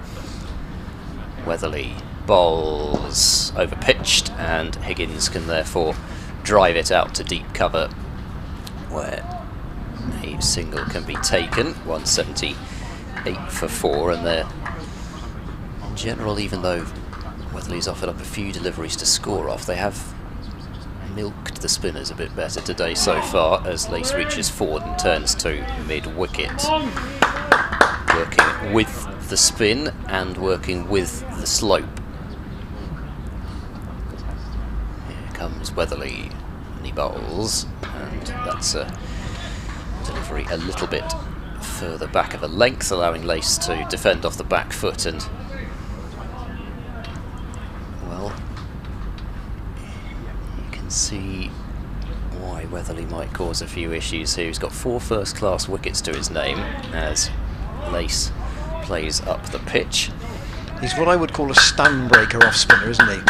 Well, particularly in a situation like this, clearly it hasn't happened all the time for him, but that's the kind of off-spinner you'd call him. Weatherly bowls. That's clipped by Lace. Made sure he worked it straight into the ground, but doesn't pick up a run for it, as Mason Crane fields capless at mid-wicket. 178 for 4, and 75 more overs are left in the day. 74 overs in the Gloucestershire innings, so 4 wickets down. Well, they've only got to bat as well as they did in the first. Higgins would like a... Higgins wants... Lace wants a different set of gloves by the looks of that. Signal to the players' area to our left. Crane, with that familiar bouncy run of his in, and Higgins plays that into the ground and down to Allsop. The Hampshire chat is back to that supportive chat again, isn't it? It's not quite the real banter that we had earlier. Encourage the bowlers when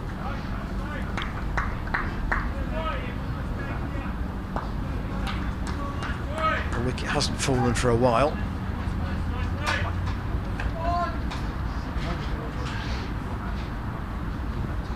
You're trying to take what they can against the old ball.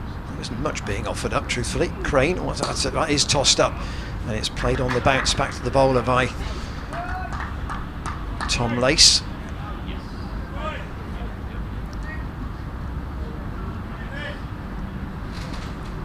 .155 balls he's faced. That's clipped nicely into the leg side. There might be 2 there. Keith Barker's on the chase, and they should get a couple. He'll haul it in before the boundary at mid-wicket and throw to the bowler's end.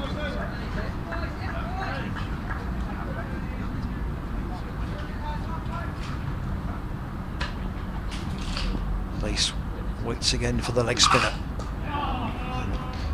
That does spin off the bat, all the way along the floor and round in a half moon shape down to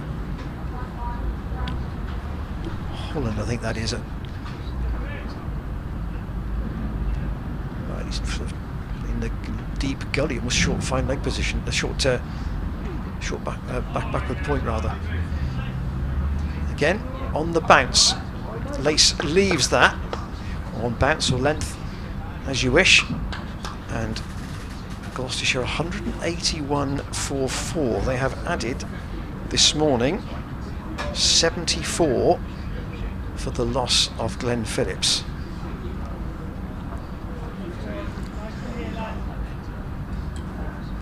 It's getting into that interesting little area now, isn't it?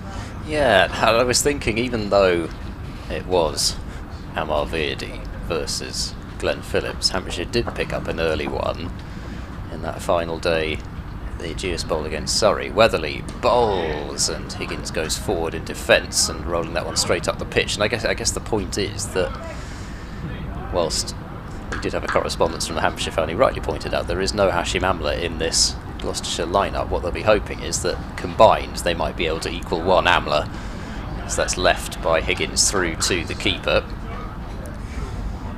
But they are going to need contributions from all those that remain, undoubtedly, in order to get this done. Here is Weatherly and bowls, and Higgins goes back, works that one fairly firmly, but Crane is at mid-wicket. So I think we spoke on after we packed up last night that it's a big prize for both these teams. The one may be ahead in the game, but the prize is still big for the other. Here's Weatherly, and he bowls. Oh, and that's an edge, is it, which has gone off the hands of de Grandhomme. Well, that was what they were looking for. And the replay, de Grandhomme is standing very fine at slip. And, well, it's just popped up. De Grandhomme mid-height, not able to bring it in. This time another outside edge from Higgins. A bit more control about this one, though. And behind square on the offside will pick up a single. 182 for 4. He is standing very fine. Do you know what I think? I mean, it's easy to look at it on a replay and say this, but we'll perhaps come back to that at the end of the over. He's just got to get his cap.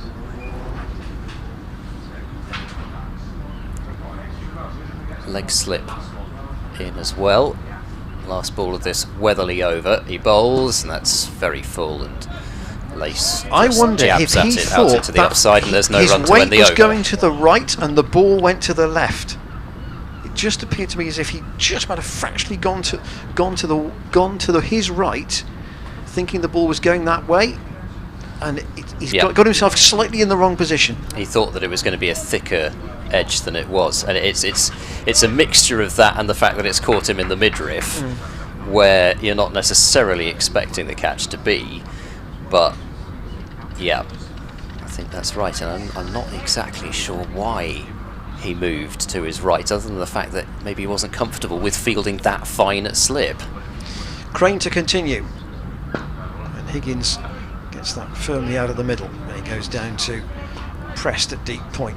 It's almost as if he, in his own mind, thought that he was too fine, so that every ball he might have to be taking a step to his right in order to take a catch. And he's just repeating that sort of motion about which side should I be clasping the hands.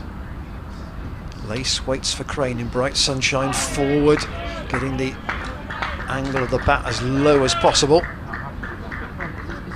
3 overs after this until the second new ball.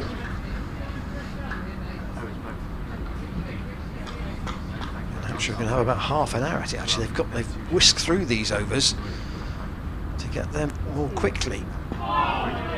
Lace again confident enough to leave it on the length.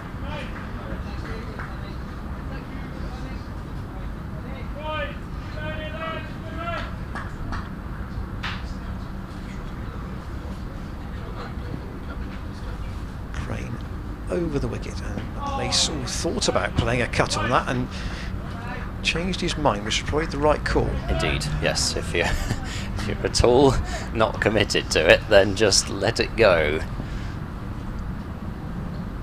Lace has 82.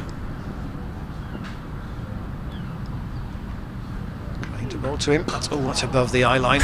Once more. That was the tempter. And just kept it down. In fact, it found Keith Barker at mid-on, all the way along the floor, was of no matter. Abbott's dropped quite deep at mid-off. Crane again in, and that's clipped into the gap this time by Lace. It's gone past Barker. There should definitely be 2, and there might be a third. Higgins might push his partner for 3 here, and they will come back for the third run. That's well run.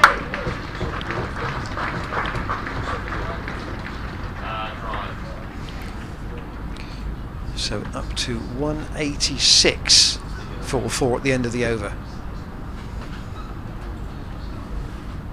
A replay now of that catch, and we'll be able to see exactly what Ian's talking about. Just that little move, the weight going on to the right foot and then having to go back the other way, combined with the catch being right in the midriff. But at the same time, you hope that your slipper off a spinner would take that.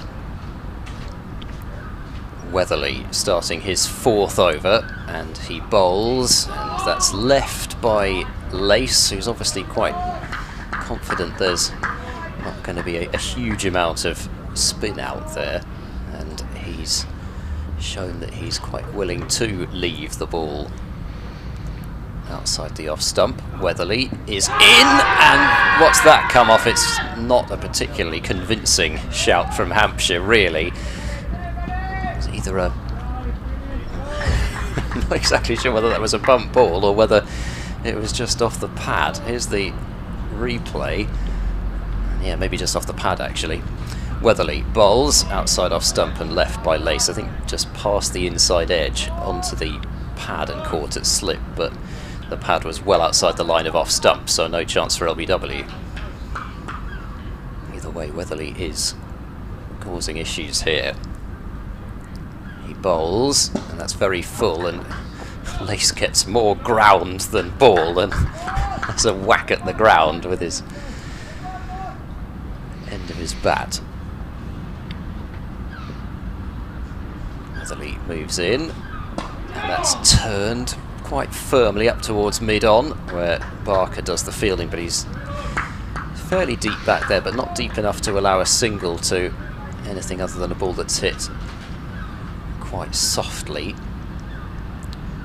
Weatherly bowls and back goes Lace, turns to short leg, end of the over, good over from Weatherly, 186 for 4. We've got spin at both ends here. There's an awful lot of spin happening at Surrey as well. Somerset 33 for 4 in their second innings. They lead by 222, however, but that game pretty much now dead for Somerset, maybe not for Surrey.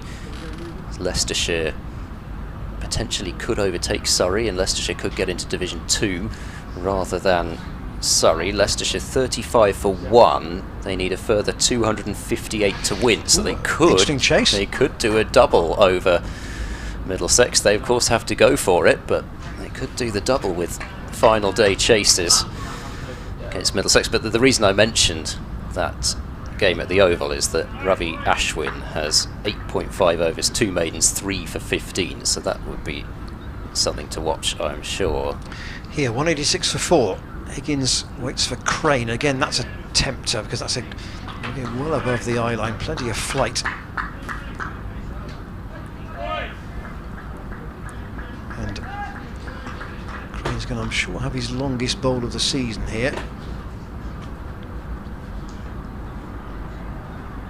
Past umpire White. And again, Higgins lets that go. This is his 29th over.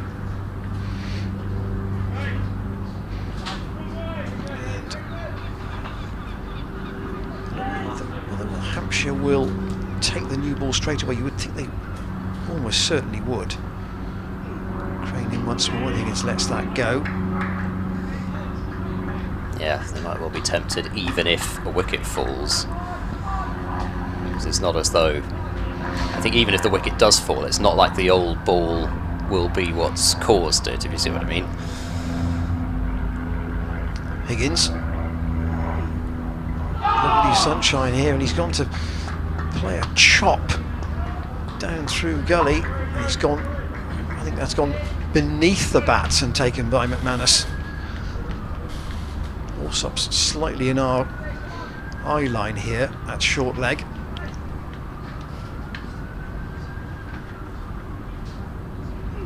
Crane in once more. That's played with more control by Higgins out. On the bounce to Allsop. Keith Barker warming up. Kyle Abbott warming up. Yeah, that's the signal. This might be Crane's last over for a while. One ball left in it. Higgins defends out on the offside. So 79 overs gone in this Gloucestershire second innings. 186 for 4. That was a maiden from Crane. So now 29 overs, 10 maidens, 2 for 47. Barker we haven't seen today yet. And we would feel that every indication that Weatherly will bowl this over, and then the opening attack will be back. Yep, and then things change somewhat. But Gloucestershire have got the deficit down to 71. I said That's very good going. Shane's not in the marquee, and I said to him this morning, I thought if it was down to 40, that's when Hampshire would start to get a bit twitchy. So it may happen, assuming Gloucestershire can nullify the new ball. Those two things could combine, but they've got to get there first, as Weatherly is in, and Lace defensively playing that one out into the covers. Because they would want wickets, but they've got the balance of, they don't want to be hemorrhaging runs as well. Weatherly to Lace, short, quick, and clipped firmly backward a square by Lace. Some yelps because it was in the air, but he knew exactly where he was hitting that one. 187 for 4, Lace up to 86, and Higgins back on strike to Weatherly, who is in. It's very full, and Higgins also getting quite a bit of ground as he looks to drive through the covers, and can't let those little missed opportunities to score bother you in this situation, needless to say. Weatherly is in, and yeah, good length delivery. That's probably round about where he would want to be, just a little bit either side of that, but Higgins able to get on the front foot and make sure that there's no extra bounce taking the outside edge. Weatherly bowls to Higgins, who defends, acts as though that one didn't bounce a whole lot, but I'm not actually certain that that was the case. I think he just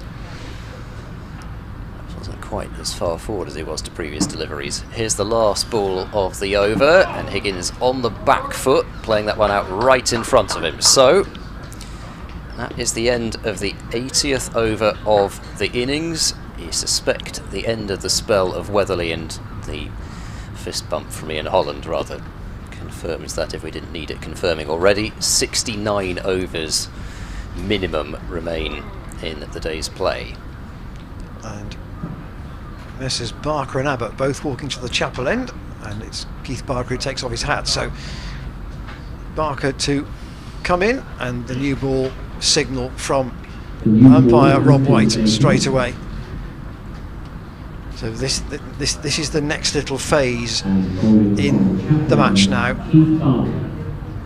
Gloucestershire have probably done better than they would have expected. They've rescored quicker than they would have expected, I think, to get to this point.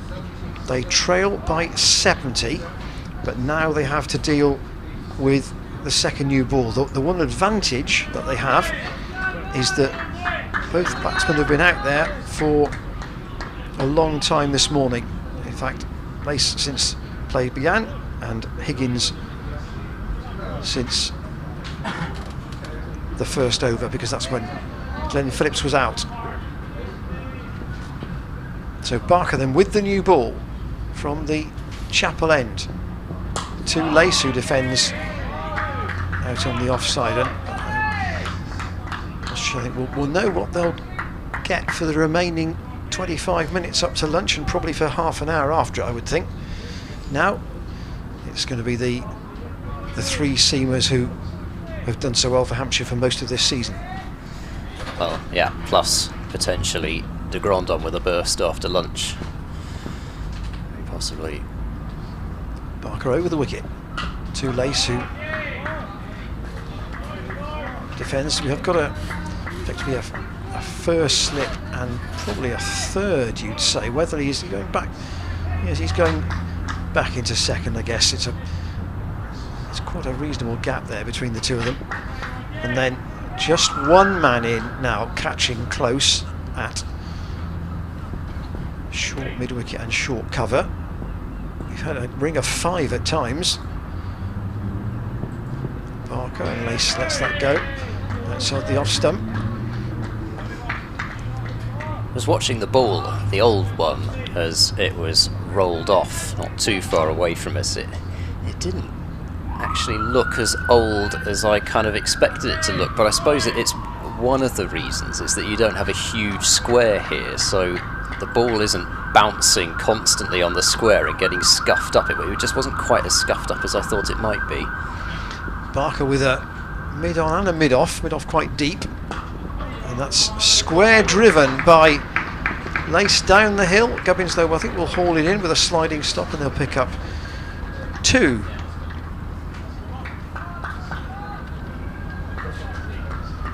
Let's just squeeze the deficit that little bit further. Lunch today at 1 o'clock. Can't add any further time. It's 96 overs unless Hampshire can bowl more.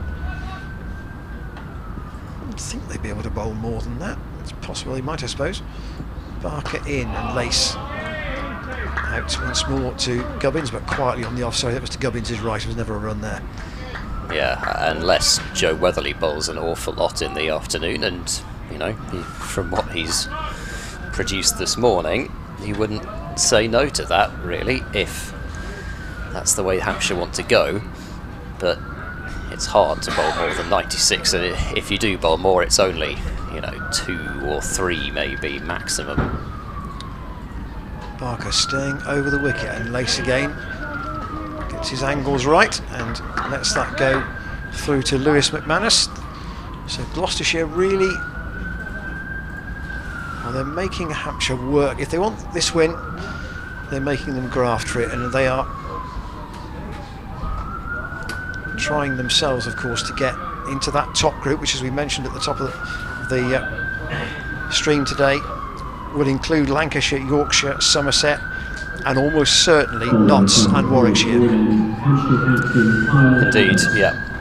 Notts bowled out for 217 just a few moments ago in their second innings, but that sets Durham a total of 381 runs to win.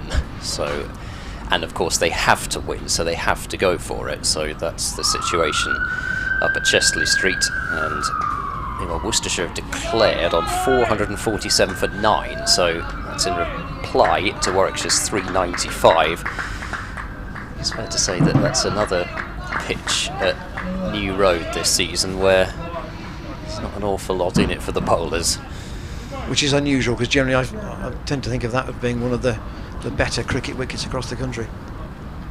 Kyle Abbott from the College Lawn end, and he bowls, and that's risen up on Higgins. It made a nasty hollow sound off the bat, but just probably didn't rise up enough that it could take the shoulder of the bat and be caught at the one of the 2 short mid-wicket positions. Gubbins is just hiding that reflection. For you, yeah, he is on the far side of the ground. The woozy pig that we were troubled by yesterday. Yeah, thanks for pointing that out, because I then looked right into it, and Sorry. now here's Abbott, and he bowls, and Higgins goes forward. And but if Gubbins actually goes into a crouch for the catch, then it's back again. yeah, and then I've just looked for a second time at that now, so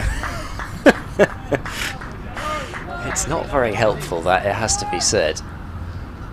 We just send a signal out there for Gubbins just to move a little bit to his left. It's a bit awkward. So, in a moment or so's time, Kyle Abbott from behind a green blob will come into bowl, and he's there as that's turned away through mid-wicket by Higgins confidently, and that is going down the hill. So, contrary to what we saw earlier, that therefore means that the ball is going to race away to the boundary for 4. So Higgins up to 21, his second boundary, 193 for 4, and the lead for Hampshire sitting at 64. So I've said it several times this morning already, did not expect it to move quite like this, and in fact it's been really pretty much Lace rather than Higgins. 21 off 77 now for Ryan Higgins, and Abbott bowls, and Higgins slashes that one up and over the slips, and that is going to fly for 4. He obviously got a ball that he thought he could tuck into there and play relatively risk-free. Here's the replay as Abbott just bowling one, was short and wide, kind of sitting up, and Higgins played it, I suppose you'd say, in the safest way possible. Didn't try and smack it hard in front of square where there was the possibility of getting caught at backward point. Made sure he got it up and over. 197 for 4. Abbott is in, and that's chipped. And And it's gone up towards mid-on.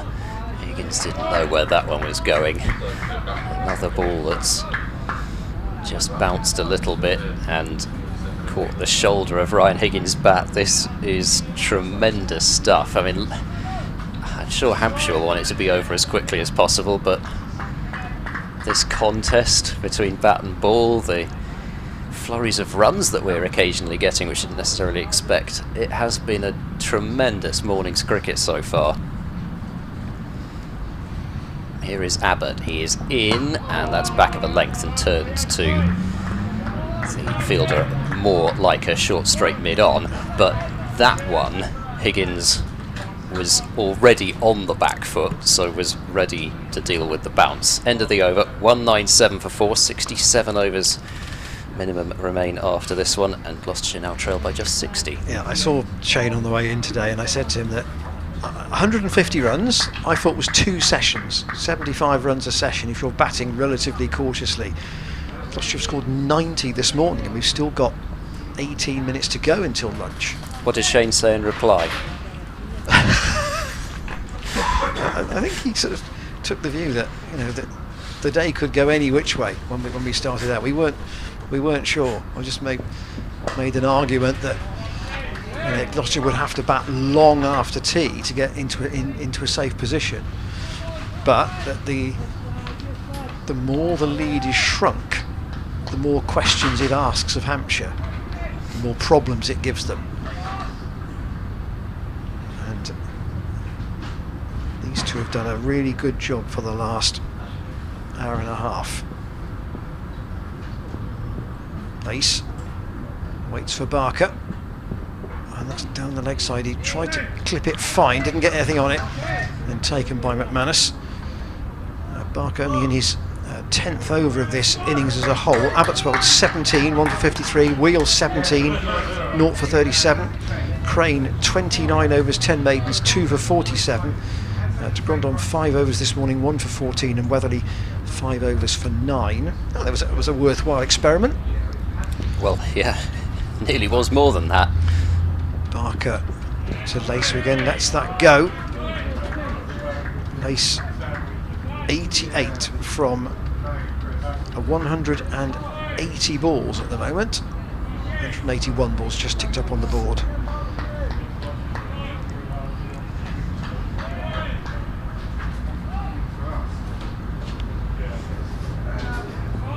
Not everything has been absolutely safe off the bat, but he's battled it out.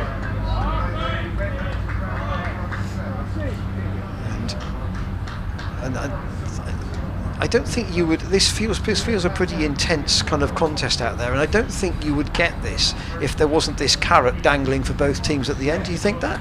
Well, if there were nothing on it at all, I mean, yeah, I think you'd see this. You'd like to hope you'd see this in any situation, but particularly because of the Barker's coming round the wicket situation that we're in at the moment. And Lace lets that go. I think, you know, Gloucestershire would like to think they've made it their business to play this brand of cricket, grind it out until the last possible moment, make the other team work as hard as possible, you work as hard as possible. That's the kind of thing that they want to see, and I think you'd like to hope that you would have seen that in any situation, if you know, even if you were just fighting, say, for Division 2 or Division 3.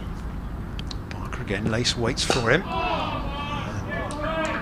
And there isn't quite the noise in the field from Hampshire at the moment, and the quieter it gets, that's a better sign for Gloucestershire. 197 for 4. That was a maiden for Keith Barker. 9 overs, 2 maidens, 0 for 23 overall in the innings. Really, so far, the only problems Lace has had are the ones that he's created for himself in terms of short deliveries and the occasional clip down the leg side. Yeah, probably I would think 4 overs to go until lunch. A quarter of an hour. Unless they would to try something odd, maybe give Crane 1 over. But you would have thought with the new ball only 3 overs old, That would be an odd one to do, but Hampshire might just try something funky to get a wicket. Abbott moves in, full, clipped hard, but mid-on is able to get across. And he had to move a couple of steps, but then it was timed so well by Higgins that he almost still managed to get it past him. Whether they just try an over or two of de Grandhomme possibly as well. I mean, he's been deadly in the match so far. For now, Abbott. He bowls to Higgins, who, Higgins has tried to chop that one down to third man, and he's not got an awful lot of bat on it. This is a similar situation actually to last night, where it almost felt like, whether it was because Gloucestershire felt that they were already through the session mentally, and that just made them play a few more shots than they had been, or whether it's just, the effects of batting for a couple of hours almost on their own. Abbott bowls and Higgins goes forward and pushes that one just into the gap between short extra and point and takes off for a single 198 for 4. Or whether it's not actually a lapse in concentration, it's almost overconfidence, having feeling almost too good out there. But just in the last few overs we've seen some more shots come out, and it's caused one or two issues, particularly for Higgins. Lace, so he's still got those 3 close catches in front of the wicket. Short mid-wicket, short straight mid-on, short straight mid-off. Abbott is in, and that's clipped by Lace firmly through mid-wicket. Might not make it all the way to the boundary, and won't. And they're able to jog through for a comfortable couple of runs. Brings up the 200 for the innings for Gloucestershire, and also takes Tom Lace into the 90s. And for his It's a sake, nice sound to hear the applause round the ground greeting that. Indeed. Hope for his sake that it is not nervous 90s. A confident shot there, and Gloucestershire trail by 57 runs. As Abbott moves past the umpire bowls, and Lace from the crease pretty much able to defend that one out into the covers.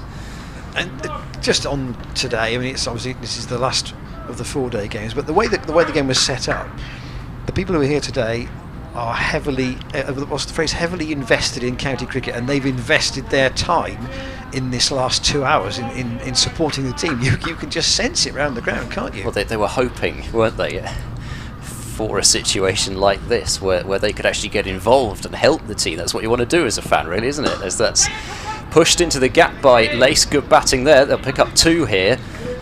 Mason Crane, the fielder, having to come up all the way round from backward point to wide extra cover to do the fielding. 202 for 4, end of another over. Lace up to 92, and just 10 minutes left until lunch. But you want to feel like you're helping the team as a supporter, and this is really the one situation especially where you can do that, because as the day goes on, you can add to the feeling of tiredness, the feeling that everything's against you from the Hampshire fielders, which is only human if it happens later on in the day, and with every ball that's kept out or every run that's scored, it can make an awful lot of noise. Higgins waits for Barker from the chapel end. He's out on the pad. A yelp more of optimism than anything else. These two put on 95 since Glenn Phillips was out in the first over of the day. LB to de Grandhomme,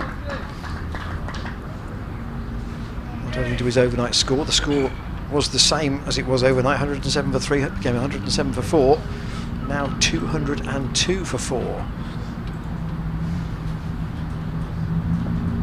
Higgins again up on his toes and plays it out to the lightly padded Tom Alsop, and I'm not referring to his build, he's just got those lightweight pads underneath his trousers because he's been fielding so much in at short leg today. Yeah, and there's no time provision for you to go and keep taking those off and on. Barker around the wicket, and Higgins has nicked that, and it's taken by de Grandhomme. The breakthrough has come for Hampshire, and Higgins trudges off. 95 they put together. It's a good stand, but it's broken just before lunch, and de Grandhomme, having missed a chance when Higgins had made 15, didn't miss that one. He goes for 26, and it's 202 for 5. Well, it looked as if it was going to be a very good morning for Gloucestershire, but it was a ball that he didn't have to play that shot to, and he just clearly got into a frame of mind where he was feeling quite confident, feeling like he could score some runs, and Keith Barker, who in general hadn't caused the problems that the other bowlers had, it's him that's picked up the wicket, and I think even more so than if it had been somebody else that had picked up the wicket. Hampshire really delighted about that, delighted for Barker, and what a moment to strike just minutes before the lunch break. And that has really changed things, needless to say, here. And now Jack Taylor's got a tricky period to face before lunch, as well as having to bat for the majority of the afternoon. Yeah, Higgins' average in the championship this year is 22. He would hope it would be higher than that. And he did look, he must give us in pretty good touch out there. But now Taylor will have a lot of vocal noise around him. Barker over the wicket, and he's got that off the hip. Away for a leg bye. Yes, no bat involved in that. So you've got a batsman in the nervous 90s and a new batsman out there. So yeah, yet another reason why really bad time to lose a wicket, and there'd never be a good time to lose one on a day like this, but particularly bad now. Barker to Lace. Slightly behind that, and you can hear the vocals now from the Hampshire fielders. That partnership, though, it's given Gloucestershire a chance by occupying nearly a session. Yeah. And after Phillips went early, Hampshire might have thought this would be plain sailing. It hasn't been, but they have got the encouragement of that wicket just before lunch. Barker going back round the wicket to Lace, and success for Barker then in that over. 11 overs, 2 maidens, 1 for 23 for Keith Barker. We've got 6 minutes until lunch, so probably 2 overs, you would think. And Lace and Taylor just having a chat about how they should see this out. Taylor, of course, has got the strike to Kyle Abbott. I wonder whether we might see it here, but I wonder after lunch whether we might see some short stuff at Jack Taylor. Yeah, well, they may not waste a huge amount of time.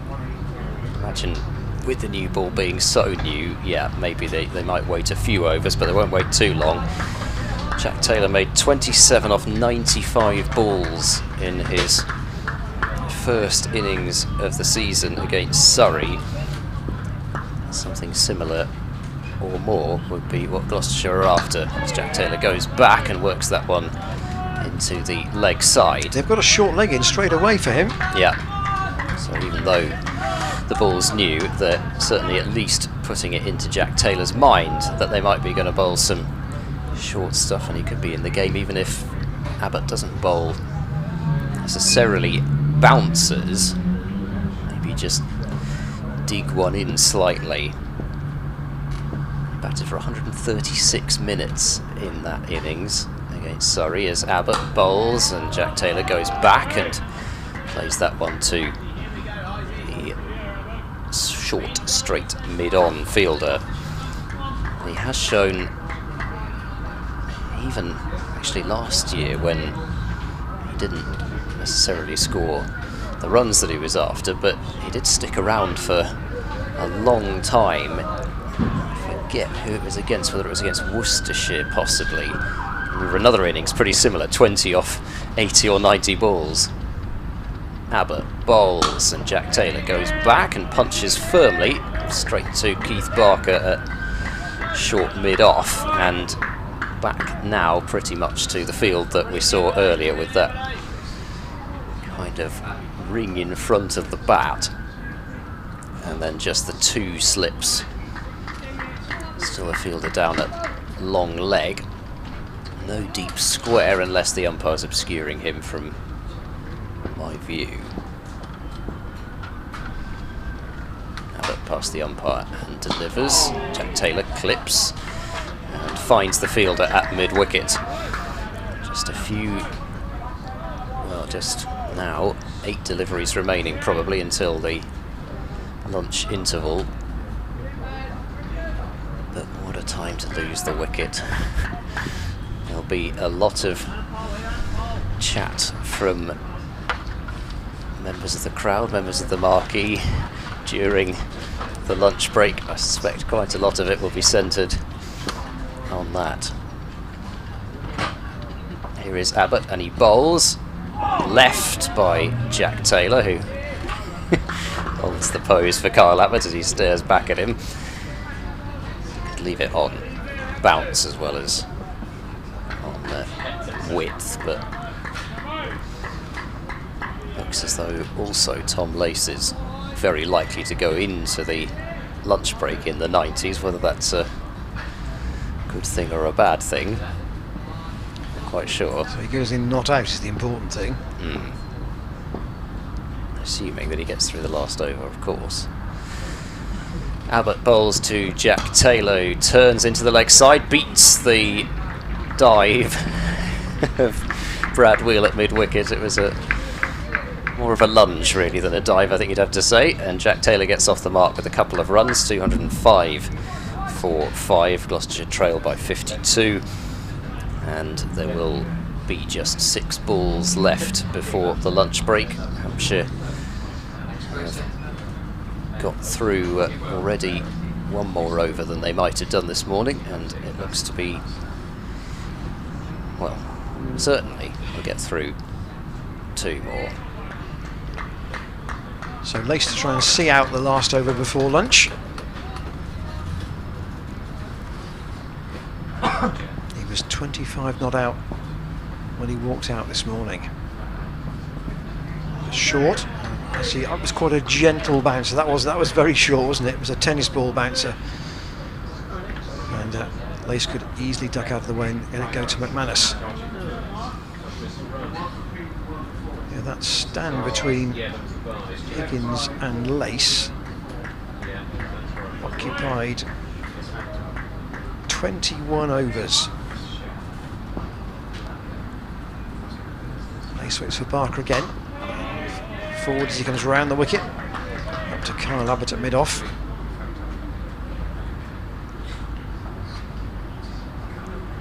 It's teasing us though, this game, isn't it? Definitely. Yeah, I just, you know, going back to your point about losing 1 more wicket than you would have liked, that was the 1 wicket right at the end there, and that was one of the few periods whilst, you know, maybe after they'd seen off sort of 20 overs or so, they hadn't lost 1 more wicket than perhaps you might have budgeted. Barker around the wicket, clipped by Lace straight to Tom Prest all the way along the ground at square leg. 3 balls to go. But 98 for 2 in the session is certainly more advanced than we might have thought the game would be. Certainly runs wise anyway. Yeah, it's still going to take at least another session where only 1 wicket falls, maximum 2. Pulled again by Lace, but again along the ground, no power, straight to Prest. And even then, the game wouldn't be safe. No. You'd have thought that another session, if Gloucester is still batting at tea, then Hampshire do have a different problem then, because they're trying to economise on runs and take wickets. Barker round the wicket, and Lace once more. Well, firmly got to mid off. They want to run there? No. Lace wanted one, but Jack Taylor was quite happy to let the more established man take the last ball. He was just watching the ball carefully. Barker then to complete what has been an enthralling morning. And Lace defends out to Tom Alsop. That's been a good morning's cricket, that. 98 runs and 2 wickets. The wickets at either end of the session. Gloucestershire having the better of things in between, but critically losing Phillips at the outset. LBW to de Grandhomme for 16, and then de Grandhomme taking a slip catch off Keith Barker with the new ball to remove Ryan Higgins for 26. But Tom Lace is still there. He's got 92. Jack Taylor's got to start again after lunch. He's with him on 2. And Gloucestershire, in terms of the overall position, are 52 behind. Tom Lace appears to provide the key from here. I think it's going to take him to tie the innings together, because Jack Taylor and the Prices, you'd like to hope there are plenty of potential balls to be faced by them, but kind of feel like it's probably got to be Tom Lace at the other end if Gloucestershire are going to make it through the time that they need to make it through. Well, I don't think it would be advisable for you not to be with us at 140. Double negatives aren't good, so I didn't phrase that very well, but you get the idea. The wicket takers this morning: Barker 1 for 23 in his 12, and de Grandhomme 1 for 14 in his 5. But Hampshire have a ball after lunch that is only 7 overs old, so Jack Taylor and Tom Lace have still got quite a bit to do. But do join us at 140, because it promises to be a fascinating afternoon session.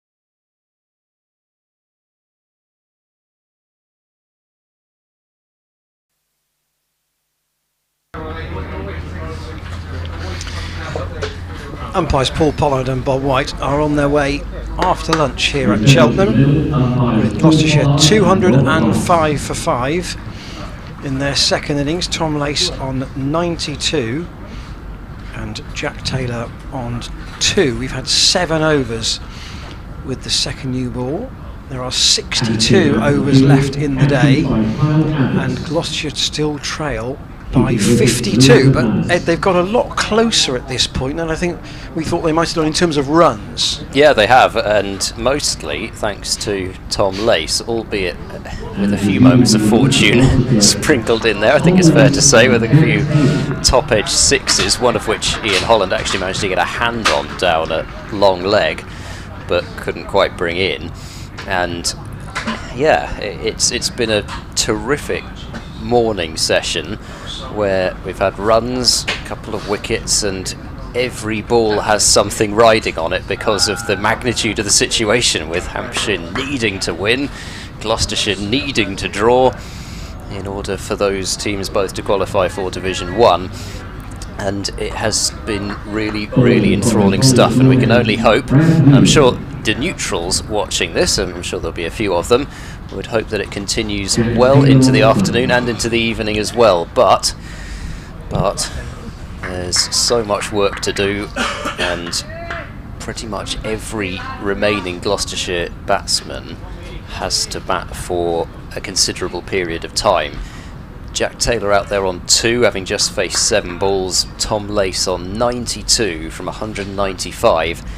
I feel like Tom Lace possibly has to play, well, the innings of his life in order for Gloucestershire to save this one.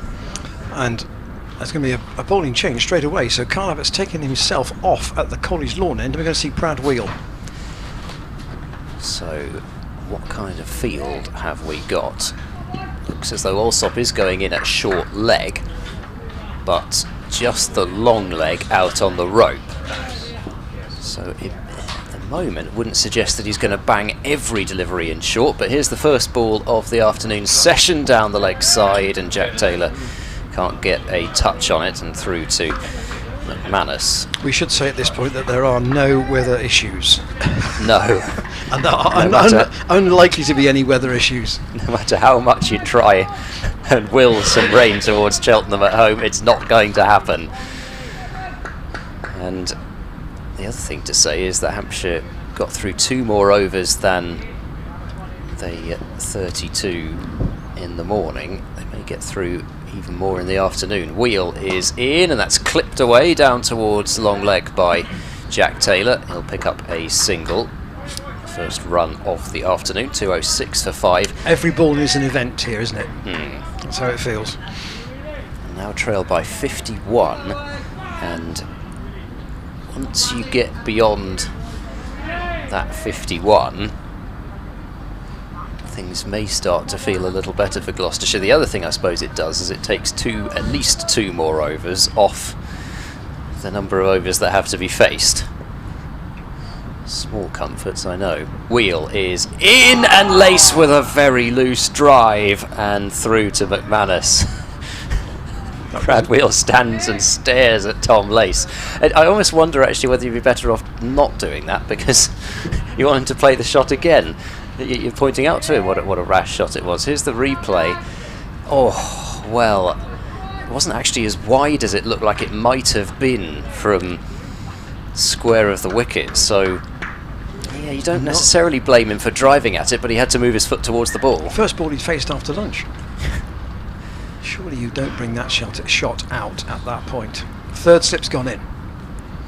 Here is Wheel, he bowls. Lace plays defensively up towards mid-off, certainly not with the level of conviction in the foot movement that he had before lunch, and I was wondering, we had a very brief chat about whether the break helped Tom Lace at that point or not, because you could say, of course it doesn't, it breaks his concentration, it means he's got to start again, but you could also say he's on 92, Gloucestershire need him to get a lot more than just 3 figures, so it almost allows him the opportunity to reset at that time, as Lace plays a full delivery, much more confidently up towards mid-on, not out of the middle of the bat, and to paraphrase a coach of the winter round ball, play the defensive shot with the middle of the bat, and then we could decide what else you might have done.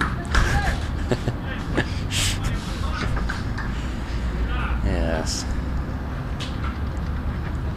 Well, long delivery remaining in this first over after the break. As Wheel moves past the umpire bowls, and there's a shout for leg before wicket, but you can tell that one was looking rather leg side-ish even from forward point as we are. End of the over, 206 for 5, and this is the replay of that last AW shout. Quite full, and you would have to imagine heading down the leg side. I mean, it sort of looks almost more out than it was, possibly from that angle, I don't know, but it was not an appeal which showed you that Hampshire thought it was out, so that ought to tell you everything you need to know in this situation. Keith Barker will keep going from the chapel end. He bowled 4 overs before lunch, so having had a bit of a sit down and some cheese and onion salad, I suspect that's what he had. Maybe with some Parma ham as well. Some lettuce? Yes, possibly some lettuce and some slaw. Some lettuce, yeah. And some slaw. I don't know whether he eats much at lunch, Keith Barker. Here he is in bright sunshine over the wicket, and that's fallen short of second slip. Almost if Jack Taylor, well, he played that very, very soft, almost dropped the hands, and the umpire has signalled leg byes. Very, very slow. It's off his shoulder, I think. Or arm, potentially. So he looked to be upper body from my view, which is partly obscured by Tom Alsop. They've got pressed now at an orthodox mid-wicket for the miscue. Taylor waits for Barker. And that is over-pressed. At least he got hold of that, and that's gone away for 4. But that's the shot. That's the ball they're looking for. And the one that isn't middled, Jack Taylor did middle that, and he's picked up 4 runs. Replay coming, and it sat there asking to be hit to some extent. It didn't really get up on Jack Taylor, but at the same time it perhaps didn't ask to be hit in the air. And it wasn't that far from the fielder, who's now been pushed back a bit.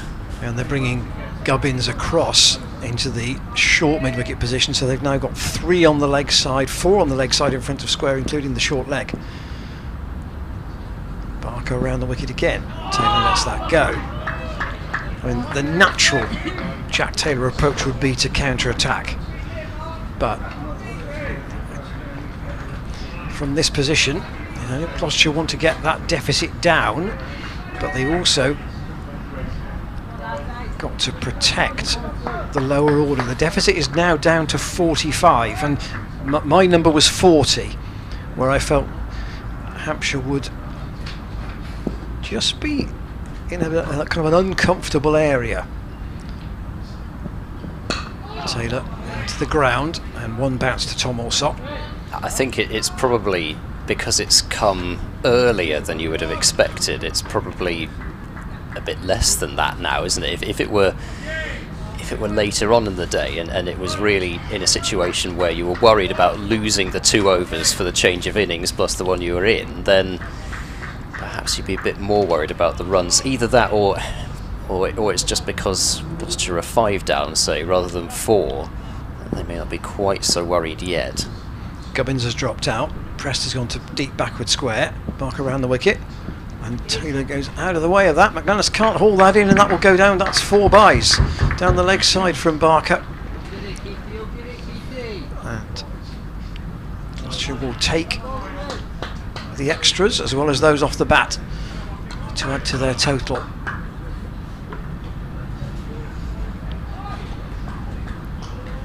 .216 for 5. Taylor twirls his bat, batting in a sweater.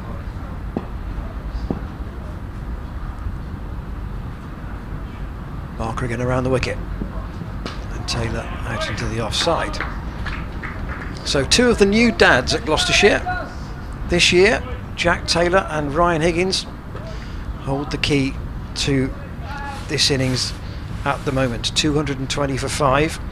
Deficit is down to 41.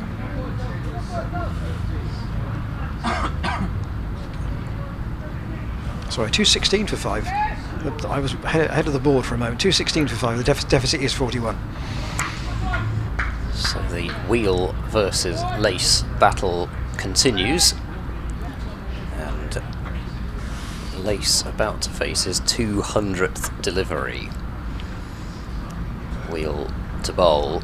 That's clipped. Backward a square on the leg side. There'll be at least 2 here. The fielder's got a bit of work to do from long leg, but manages to get there to prevent 4. A couple of runs to bring lace up to 94.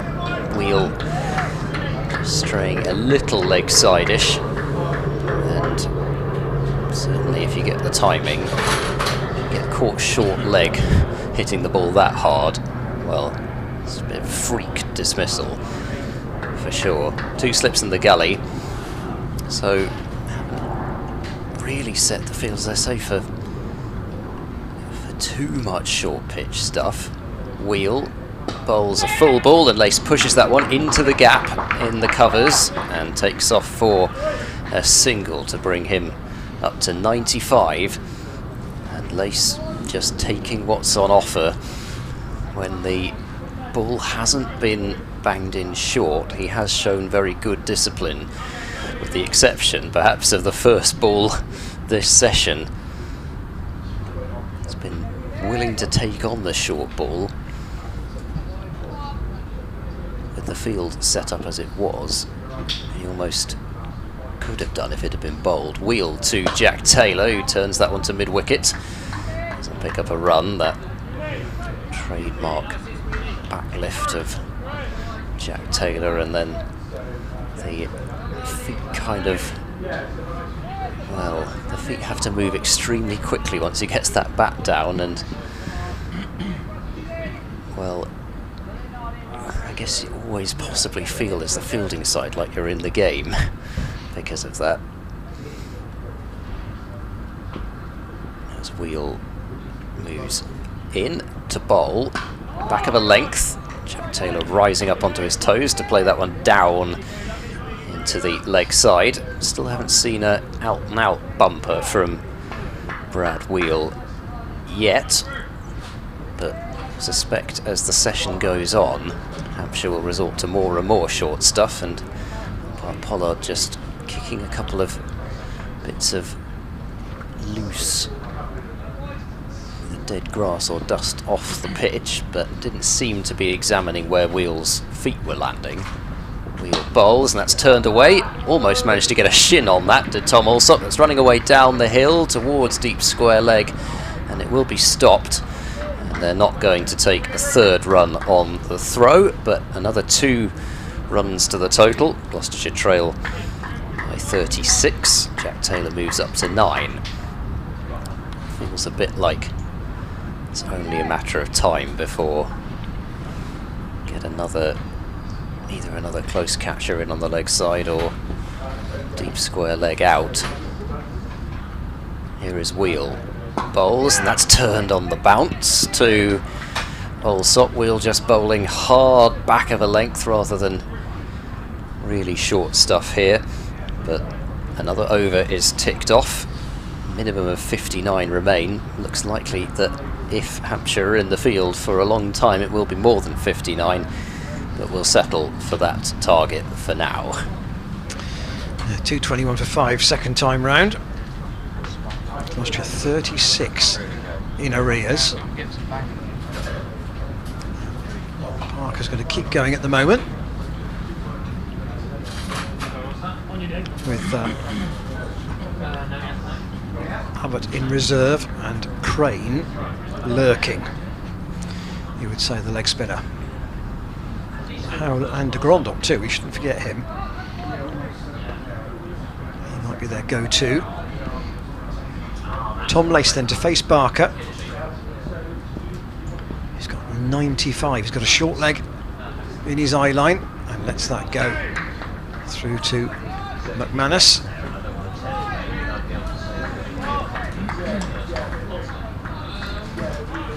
Since Hampshire are just a touch more defensive at the moment. They haven't got the ring of 5, have they? No, it's not for Lace. It's not the field that it was. Whether that has anything to do with Lace being on 95 and they're more keen just to keep him in the 90s. They don't want a clip to get through the inner ring and allow him to pick up some easy runs. Barker around the wicket. Lace into the offside. Gubbins will let that run because Kyle Abbott's at mid-off. Suspect maybe if he reaches the 3 figures, we possibly might see that field come back in. Either that or maybe they are just going to make up their mind at that point that they would rather be bowling to Jack Taylor. That would seem to be quite early to be making that decision, especially when they've very much had chances against Tom Lace. Barker, that familiar, very extravagant leap in the delivery stride. Lace again copes defensively. Blue socks today. Oh, they had red ones. Was it? It was, yes. First day red ones. I should say that there are probably 2 matches holding most people's attention in the championship today. This is one of them, and the other one's probably at Merchant Taylor School, I would think, where Leicestershire and Middlesex are probably playing for a place in the middle group.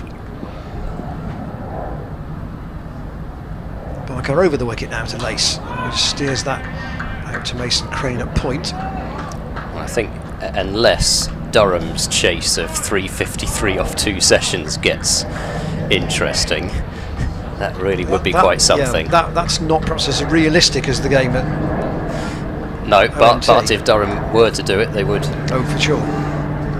I believe qualify for Division 1 still. Not so too clinical to let them have that. Here's Barker, and Lace defends once more. So what's the Leicestershire target? Leicestershire, well, they're 70 for 2. They need 223 more runs to win. So just lost Lewis Hill for 17. Marcus Harris is 44 not out. So 293 then is the target there. Yep. That's still quite a lot of runs on a. Well, 293 to win rather than But not impossible. Barker switching within over and round, and Lace fires that out to Gubbins, but it's all along the ground. It's a good stop. So maiden over to Keith Barker, 221 for 5 Gloucestershire. It's taken them 91 overs to get there, but that's not the relevant point. The point overall is that they are 5 down and they are still 36 runs behind on this final day. Somerset 69 for 9 in their second innings at the Oval, and they lead by 258. Surrey only 5 points ahead of Leicestershire coming into this, so potentially if Leicestershire were to win, Surrey would also have to win in order to secure Division 2, and Surrey in Division 3 would not be going down too well, I think it's fair to say. 69 for 9 Somerset. Ashwin 15 overs, 4 maidens, 6 for 27. Oh, it's probably spinning a bit there. Here goes Wheel here, bowls to Jack Taylor, who turns that one to short mid-wicket and there's no run. Yeah, I think it's probably fair to say that when Ashwin and Veerdy get the new ball and Moriarty comes on first change, those are the only 3 bowlers that have been used. Leach and Goldsworthy? And Van der Merwe, yeah. Yeah. Could be exciting. How much does Surrey want to really chase that, I wonder? Depends, of course, on what Middlesex do, I suppose. Middlesex could do their London neighbours a favour, as Wheel bowls back of a length, and Jack Taylor actually plays that one well. He gets on top of it and plays it right down into the ground. So we've got Gubbins at backward square leg, in addition to, well, the field has moved a little bit finer now. It's halfway between a fine leg and a long leg, probably more of a fine leg now. And then Tom Alsop, who's having to make sure that he doesn't stray behind square, or a no ball we called at short leg, as Wheel bowls, and Jack Taylor takes one hand off the bat, but manages to get it down again. But Wheel is causing difficulties, as he has done all match when he's bowled it in short. This delivery, which, let's see where it pitched. Well, it actually pitched quite short. Didn't necessarily balloon up like some of the others have done. It didn't get up that much on Jack Taylor, but he's able just seemingly to skid it through the slowness of the pitch, Brad Wheel. He is in, and that's short, and Jack Taylor swats it, rather, through mid-wicket. There's not a particularly hard chase from Holland, but that's because he's judged, unlike Gubbins, who chased it all the way to the boundary, that it was going to go for 4 no matter what happened. The replay, and it was West Indian style, actually, with the front leg coming up from Jack Taylor as he played the pull shot. Nothing wrong with that at all. Rolled the wrists on it, kept it down, being the most important thing. So 225 for 5. Jack Taylor moves into double figures. He's got 13 now.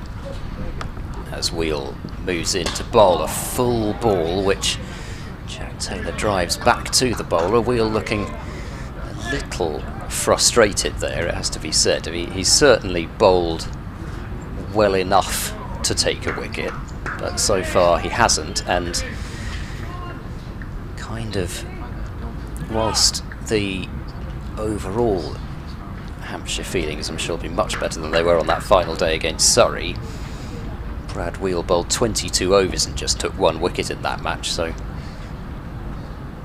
he's in now. Bowled short, that's pulled hard. Oof, that was not far off the helmet of Tom Alsop, but no doubt that that one was heading to the boundary as soon as Jack Taylor hit it.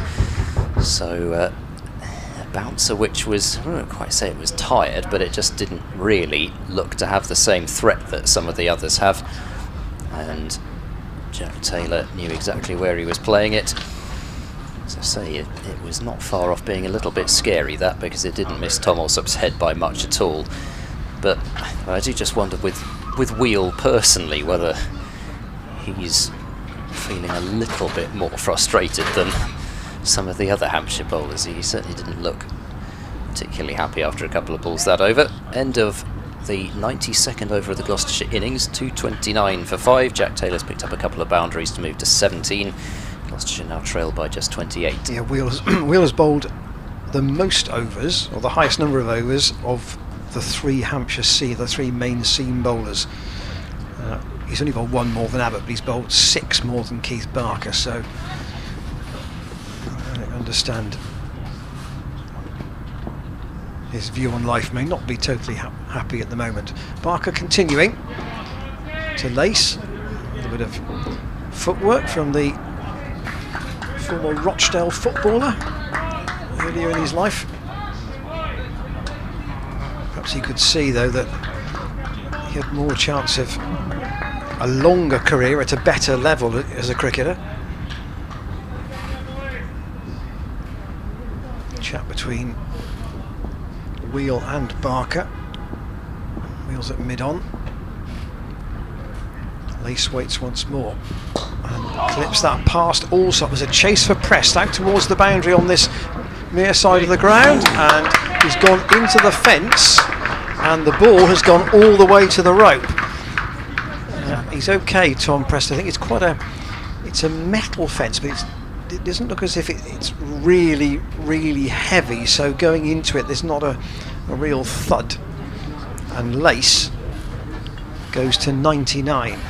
Certainly not much regard for his own safety there, Tom Preston, and he pulled the ball back into himself. It looked like he was going to stop it, and then got a little unfortunate, but I can imagine that he was thinking about going head first into the boards a little bit when he was doing it, so that might have put him off a little bit. 3 for 5. Lace on 99. Over the wicket is Barker. He's hit on the pad. Hampshire want it, but they're not going to get the affirmative signal from umpire Rob White. I felt pretty confident he got an inside edge on this one, but maybe the sound was bat hitting ground, actually, because there's a big puff of dust there, maybe just heading down the leg side. The clock for Lace has just ticked past 4 hours out there in the middle. Still on 99. Barker over the wicket, defends, out to Gubbins.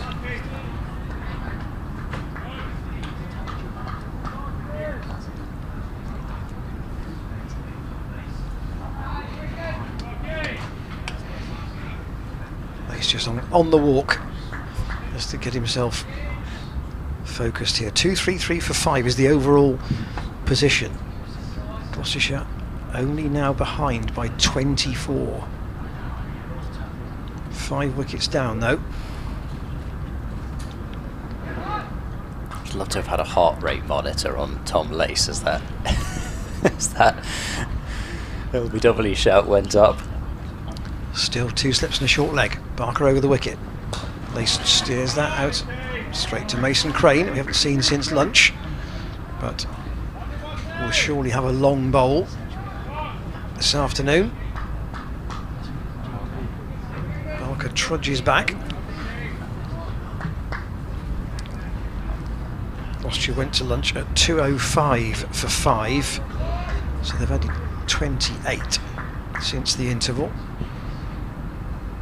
Just soaking up time as well. Lace waits for Barker. Again, that steer out to Crane at point, end of the over, so he'll have to wait. 99 he has. 11 fours and 2 sixes in that. One of them in particular very close to Ian Holland at deep long leg. Batting at the College Lawn end, going towards the ball going towards the Premier Club marquee. And Holland leaping as high as he couldn't lay a hand on it, but it wasn't over his head by very far. Well, yeah, he got his hand on it even, and off his fingertips over for 6. The other one, well, the other one wasn't a whole lot more convincing. It travelled a bit further, and it was a little away from the fielder, but it wasn't a shot of total control. But 2 important shots for Gloucestershire. Jack Taylor resumes his head-to-head battle, as it were, with Brad Wheel. Highest career 143.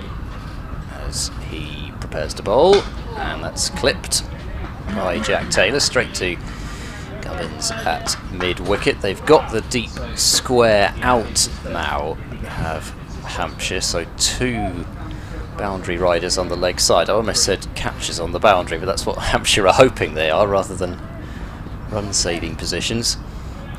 Still that short leg. I suspect this field might be one which Jack Taylor sees for quite a bit of his innings. As Wheel is there, bowls, and once again it's full. Jack Taylor just turning to mid-wicket.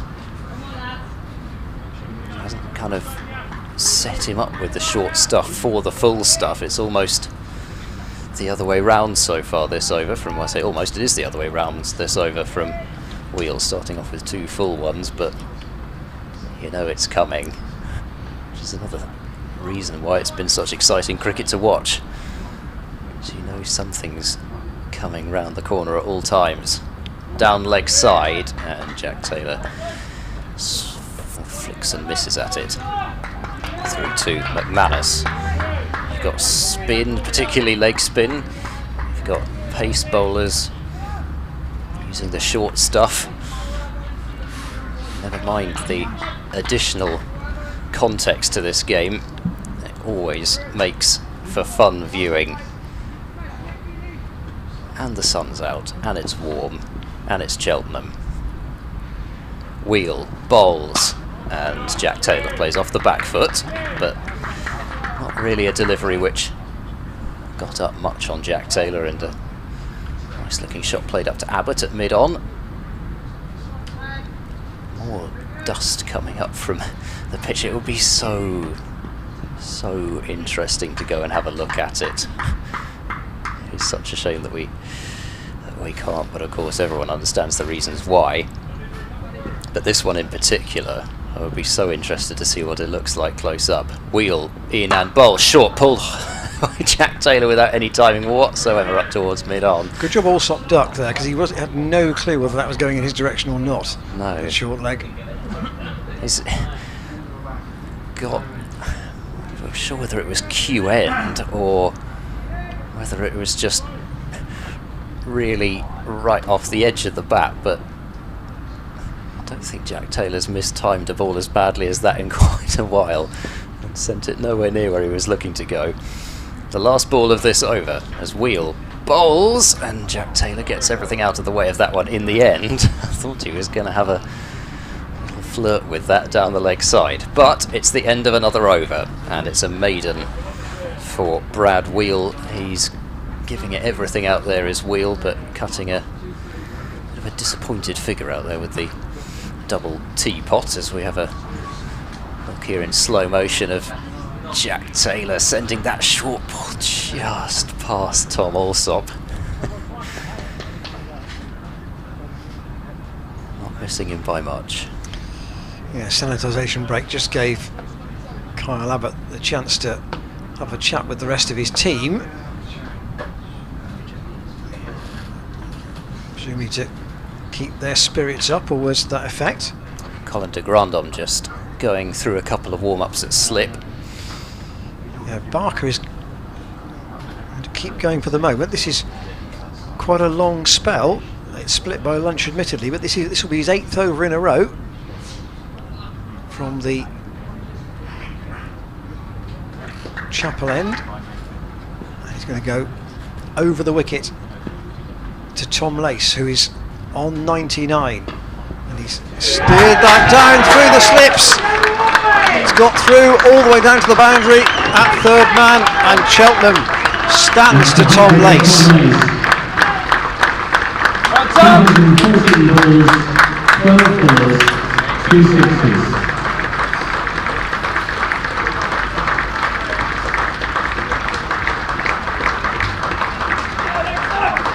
Ben Feasey on the PA giving the stats of Tom Lace's innings.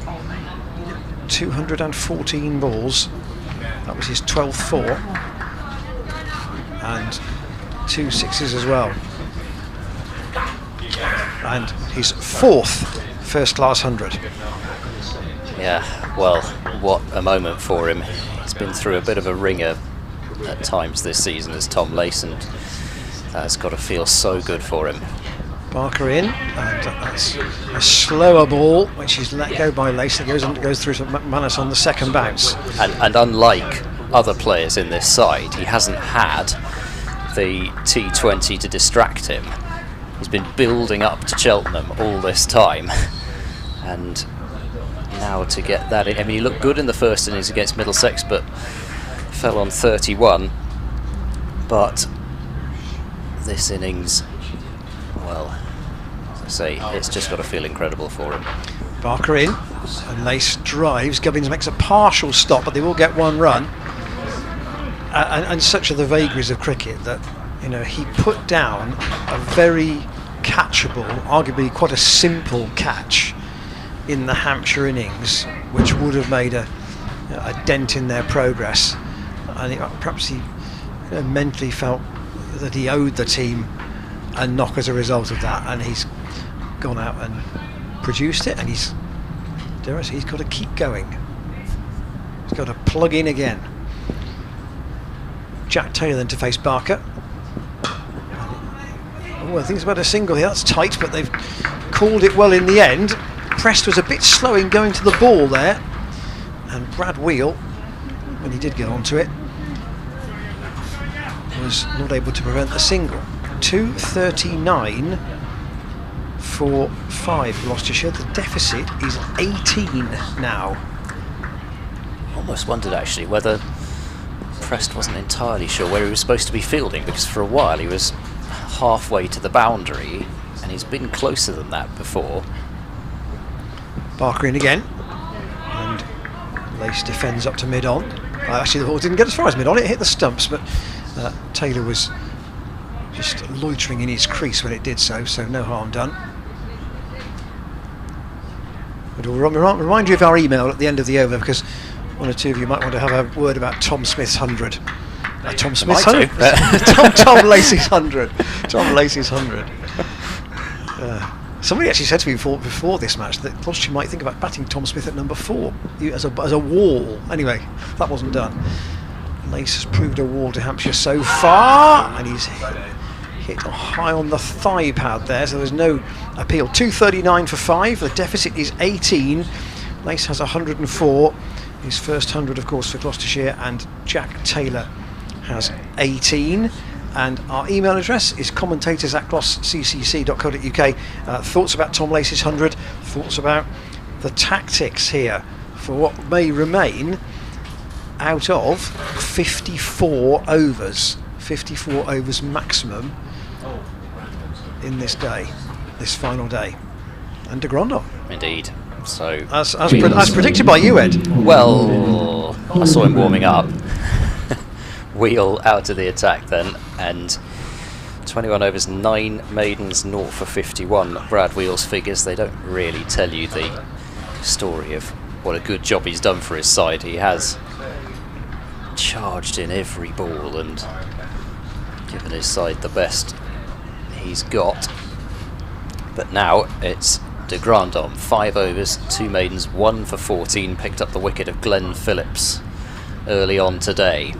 As he bowls now to Jack Taylor, full and played up towards mid-off, and the kind of general feeling changes now with de Grandon bowling rather than Wheel. You don't necessarily expect so much short stuff, but you've got to be aware that de Grandon might bowl one, because he did this morning. Still that short leg in place as de Grandon bowls, and forward goes Jack Taylor, playing defensively to Mason Crane, who kicks the ball about. And this ball is 15 overs old, so for him that's probably a relatively early situation to get it, you would think. Yeah, if anyone's going to get any swing out there, then I thought it would be de Grandon as he bowls, and Jack Taylor flicks that one down to fine leg and will pick up a single. 19 he's got now. 240 for 5, and a pretty rare opportunity for Tom Lace to take the bowling from this College lawn end. But umpire Pollard just having a paw there. So that's flicked away fine, and that will be 2 fine, I think, for the fielder. Yep, it is. So that's 4 more runs to Tom Lace. De Grandon just spearing that one towards the pads. And yeah, just exactly where you want it for that flick down to fine leg. Not too far outside the leg stump. Pretty much level with the outside of your pad. And that just makes it even easier to get just the right amount of bat on it to send it fine of the fielder at long leg. 244 for 5. 13th boundary for Lace. De Grandon is in and defensively played up towards mid-on in the end. Lace, now the test is keeping the concentration after what might be, without knowing the circumstances around his other hundreds, it might be the most important of his career.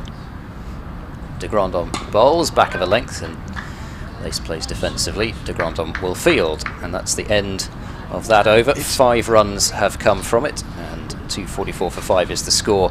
And this is the moment for Tom Lace, removing the helmet and acknowledging the dressing room first of all, but up to the heavens even.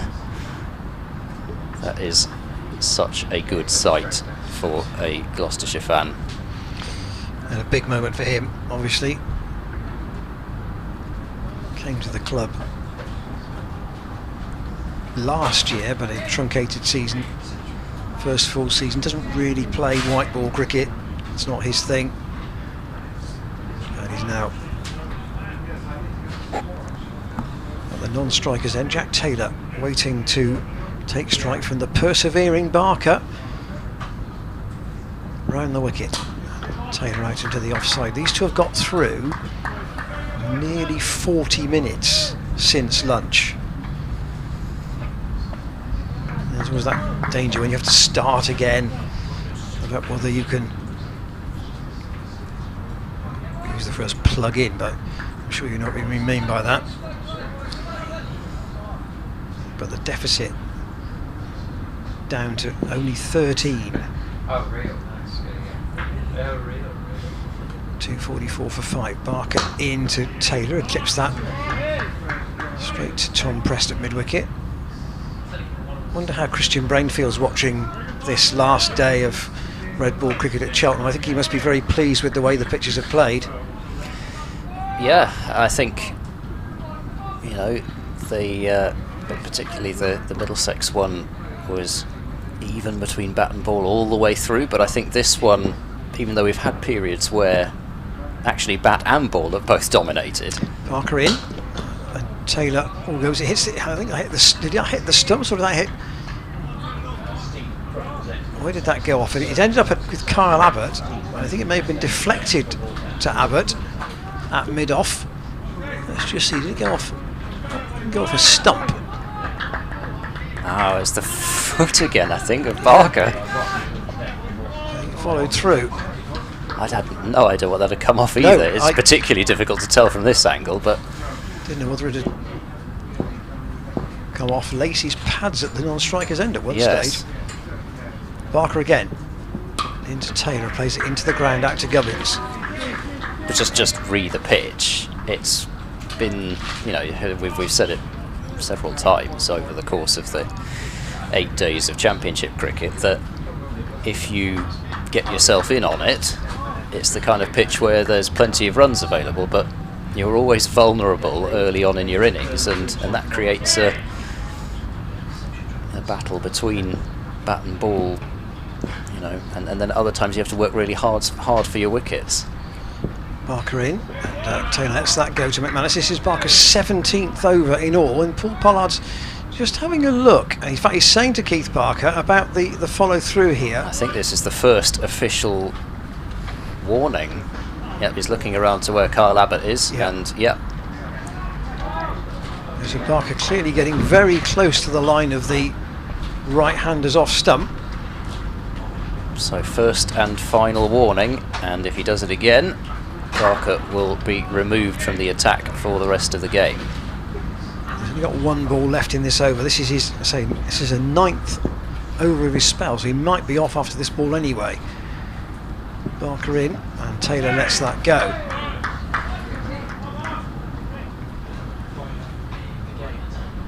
There's no hat for Barker.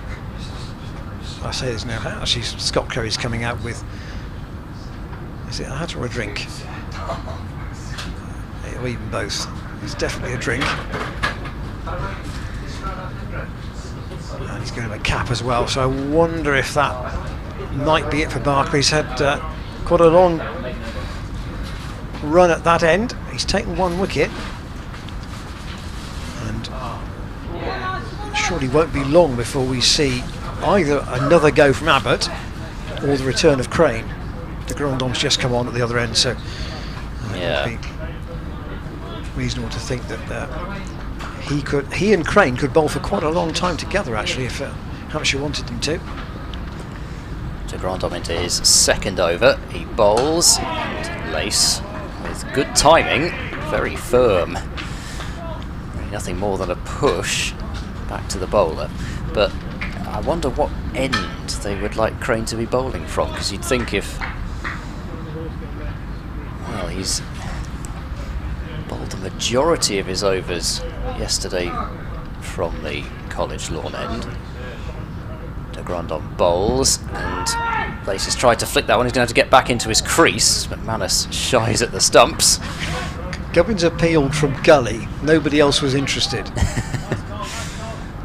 Yeah, would be a bit disappointed he missed out there, Tom Lace, because it was too dissimilar to the one that he'd put away in the previous De Grandom over. Here is the Kiwi bowls, and that's a bit more inside edgy, that one, down to fine leg as long leg moves across, and a single taken. 245 for 5, Lace up to 109. De Grandom's bowled the first innings his particularly successful spell came from the chapel end, so is there the possibility of a change of ends if they wanted it? But here's de Grandhomme now, and Jack Taylor reaching forward, playing up towards mid-off, but no ball in fact, so 2 more runs to the total, 247 for 5. Gloucestershire trail by just 10 now. You'd imagine probably that de Grandhomme would have come on at the other end if, you know, if Mason Crane did want that end. De Grandhomme bowls and Jack Taylor drives flowingly, but straight to extra cover and Brad Wheel. Certainly timed that one well. Wheel a good stop, and that smell of the Caribbean-inspired barbecue again. Very distinctive smell wafting across the ground. As goodness, that's ballooned, and that's going to be called a no ball. Yeah, so you tend to get a fair bit of leeway with the short stuff, but that one was way over substantially. Yes, that one deserved a kind of boing sound effect as it hit the pitch. 249 for 5. Second no ball of the over. De Grandhomme bowl short, pulled by Jack Taylor. He's got it roughly between backward square leg and long leg, but not far enough between them. Having said that, there's not really any any space for 2. The 250 is indeed up. Round of applause for that. Deficit 7. Jack Taylor on 220, and Lace on 109. There's been a lot of hard graft to get to this point. Yeah, I've worked extremely hard today, and almost, well, come back to that as de Grandhomme bowls a full delivery and played out into the extra cover region. There's no run. You'd probably almost say that if you'd offered Gloucestershire this position at the start of the day, that they'd have taken it. I think you'd have to say they would have done. 250 for 5. I'm still looking at an old scoreboard rather than the actual scoreboard. 250 for 5 are Gloucestershire, and 51 overs minimum after this. Yeah, Lace has 109, Taylor has 20. Well, I shouldn't say after this, of course. 51 overs now. 50 after this one. Perhaps after that warning, but also as a result of a long stint, Kyle Abbott is bringing himself back on at the chapel end. So skipper Abbott's bowled 19 overs and taken 1 for 60 so far. And this innings has lasted 98 overs, so it's it's not been rapid scoring. I'm going to have a look at the ball, are they? Hampshire obviously clearly nothing's happening with it, so Hampshire are going to try anything to try and make something go their way here. The ball will be put through the ringer they used to test it with. It's only 18 overs old, and it looks as if they might be going to change it. So once again comes Scott Curry with 2 boxes. And another one that's gone out of shape. And Jack Taylor is going to take the opportunity to get a drink at this point. So there certainly ought to be no hurry from Gloucestershire's point of view here. If Hampshire want the ball changed, then Gloucestershire ought to be able to take as much time as they want. 51 overs left in the day. We've had 45 minutes play this afternoon, in which time Gloucestershire added 45 runs. Jack Taylor just having a chat with Paul Pollard about something as the players make their way back to the middle of it. It will be Abbott from the chapel end, and that applause for the 250 was warm as well, wasn't it, from the spectators? Members to our left, most of the spectators really are at the chapel end, I think, today. Sprinkling on the far side, but most of them seem to be watching from the chapel end. I said it's got to be a pretty dodgy ball to be replaced after 18 overs, because it's not as if it's been whacked all over the place. No. So Abbott will go over the wicket to Jack Taylor. Hampshire captain bringing himself back into the attack. And it's going down the leg side. And McManus has got it, but it's got a dive down the leg side for him. 2 wickets to fall today. Glenn Phillips in the first over. LBW to de Grandon for 16. And then a stand of 95 between Lace and Ryan Higgins, who was then caught at slip by de Grandon off Barker just before lunch for 26. Taylor trying to give the support to Lace since then, and that was aerial. It was out of the reach of Alsop, who didn't really go towards the ball, but it was safe, and Taylor remains 20 not out.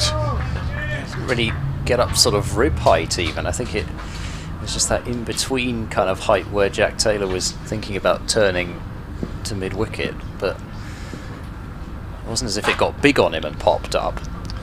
Taylor waits. Abbott in and went to go and play a cut shot at that, and then took his bat away. 8 needed for the lead.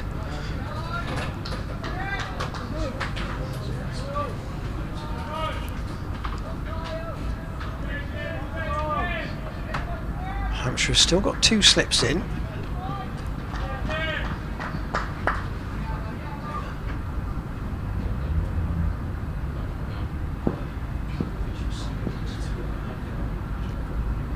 Abbott bustles in again. Taylor firmly down the ground, and there'll be a chase for Wheel here. They'll get 2, or they should get 2. Wheel's on,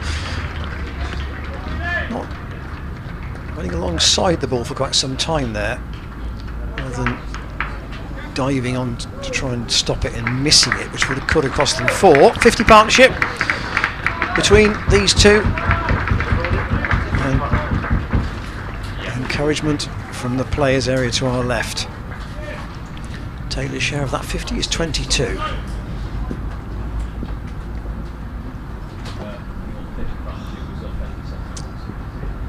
Taylor cuts. That's short from Abbott, and that's going to go down to the boundary at backward point.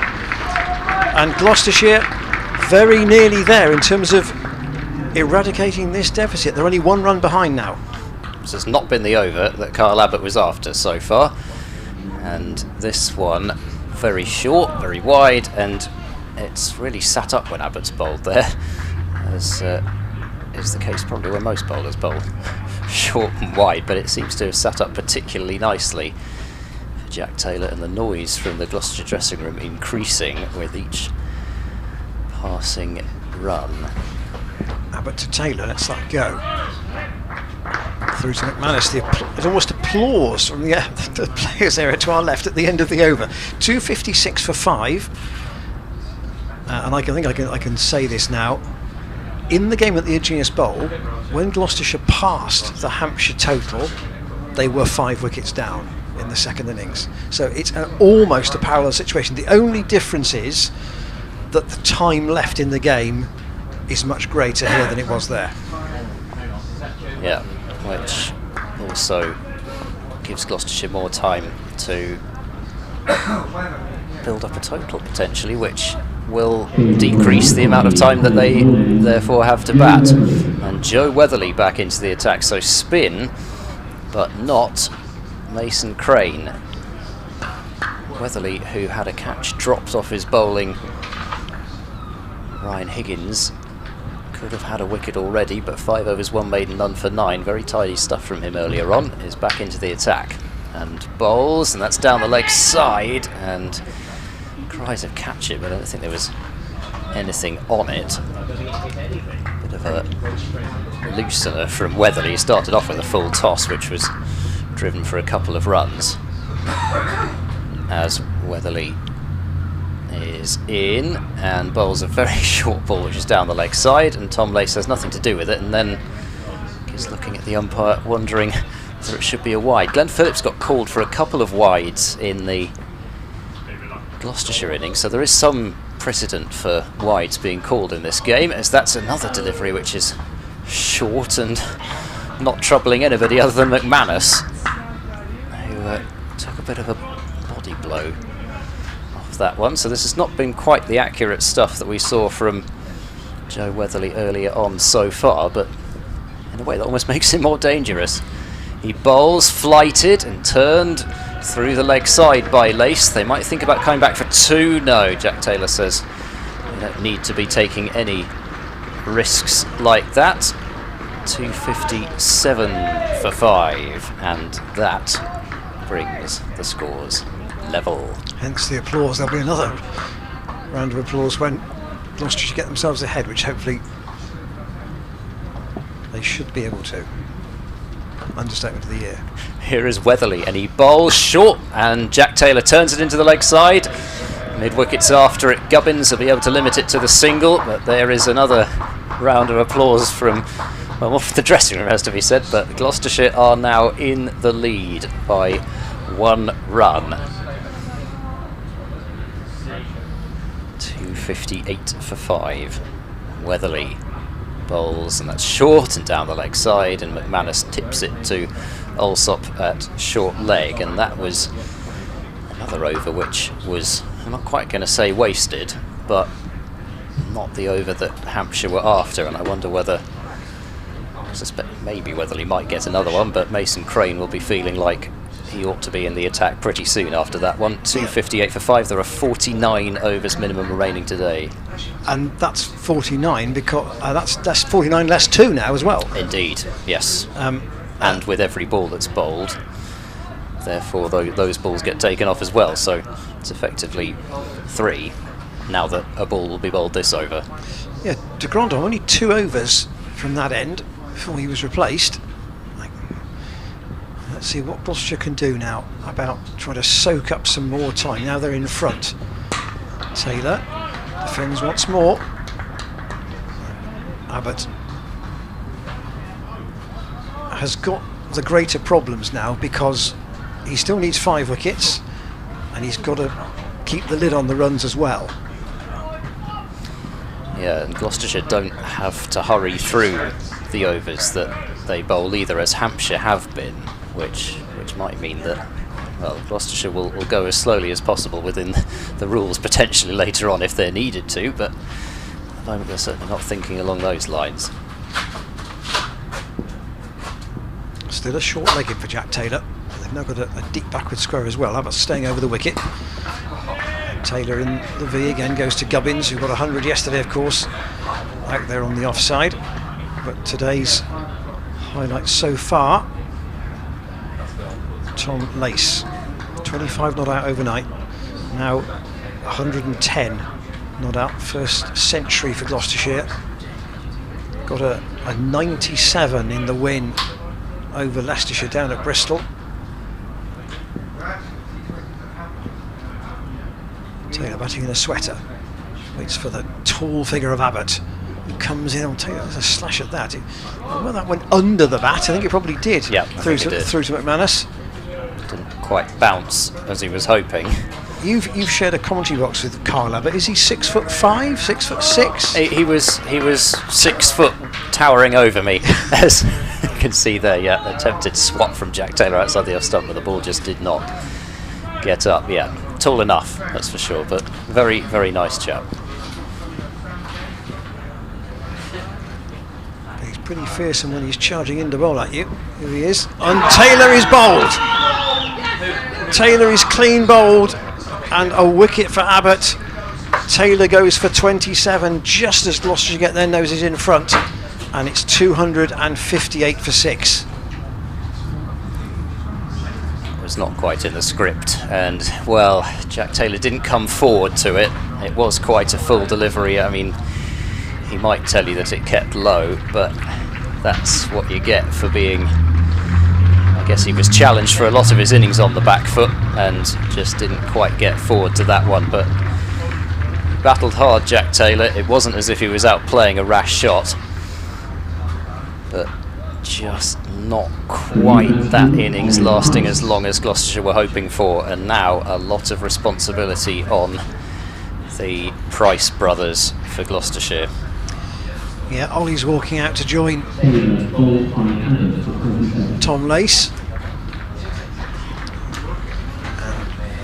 There's a word to the young man as he goes to take strike at the other end.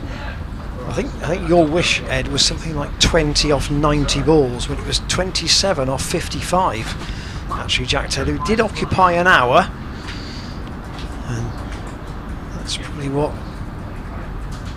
Ollie Price will be thinking here. We are just about an hour from the scheduled tea interval at 3:40. Yeah, and I suspect it will be, well, it'll be 3:40 regardless. And well, Ollie Price can see the target here. That's the one thing you can say. It's a simple situation to understand.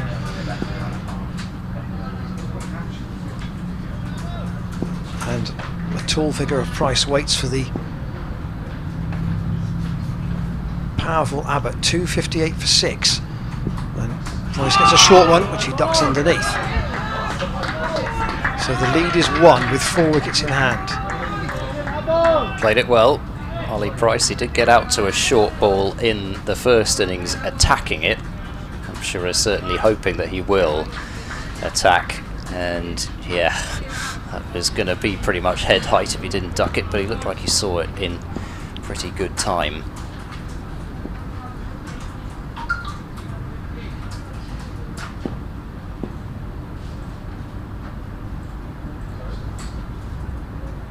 Ollie Price waits Abbott to him.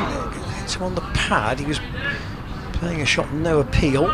So they'll pick up a leg by. Yes, a leg by, nothing off the bat. And that is, in fact, the end of a successful over for Abbott.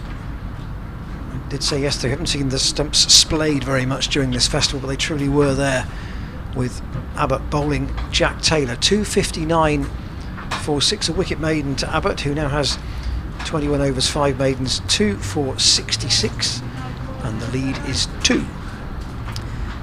Just shows you Kyle Abbott really. His first over, I'm not going to say it didn't look like he was quite loose yet, but certainly didn't carry a whole lot of threat. But with every ball that he bowls, he can take a wicket.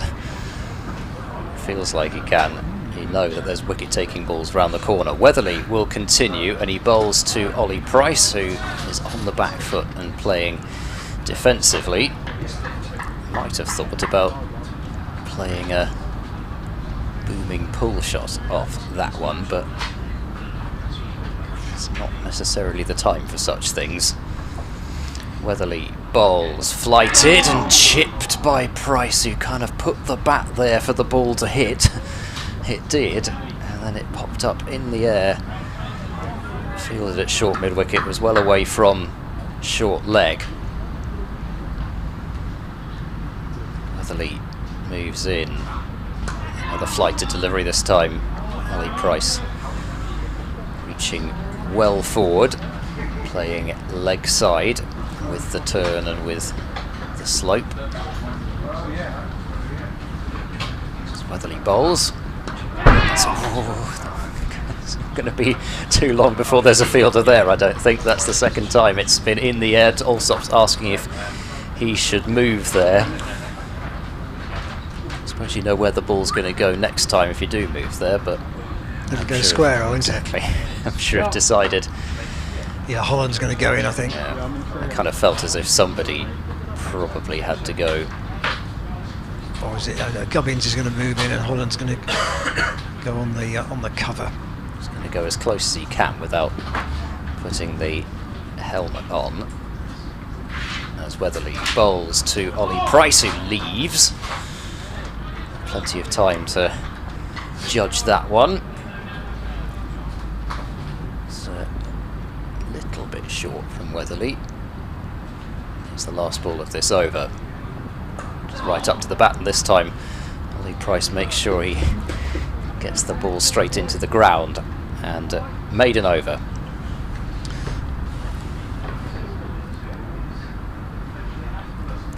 Commentators at glossccc.co.uk is our email address if you want to comment on the action here this afternoon.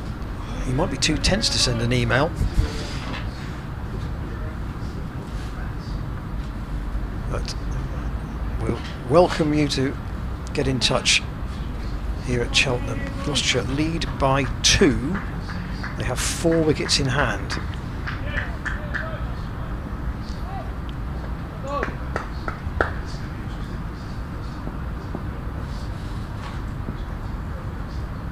Abbott then to Lace, who once again defends. I mean, there are all sorts of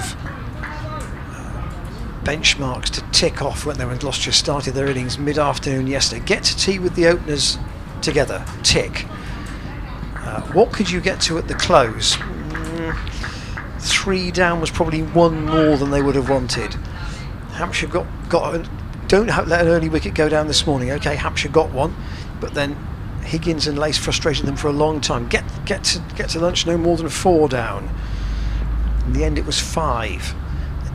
Hampshire just picking up a wicket, it seems, when they getting frustrated,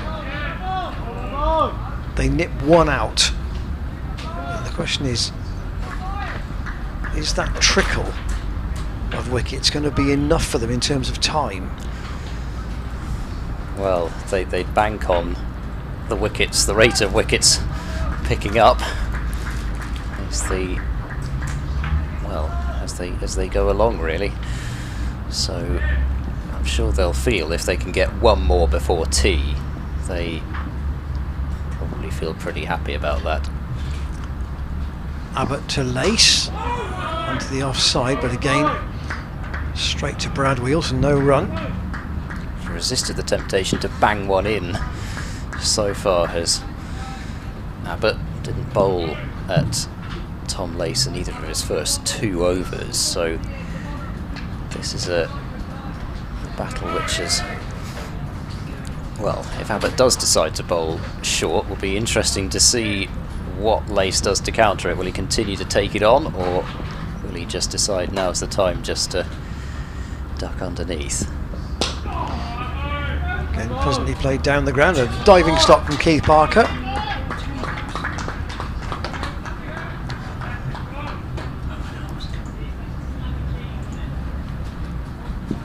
A couple of emails which we'll get to at the end of the over.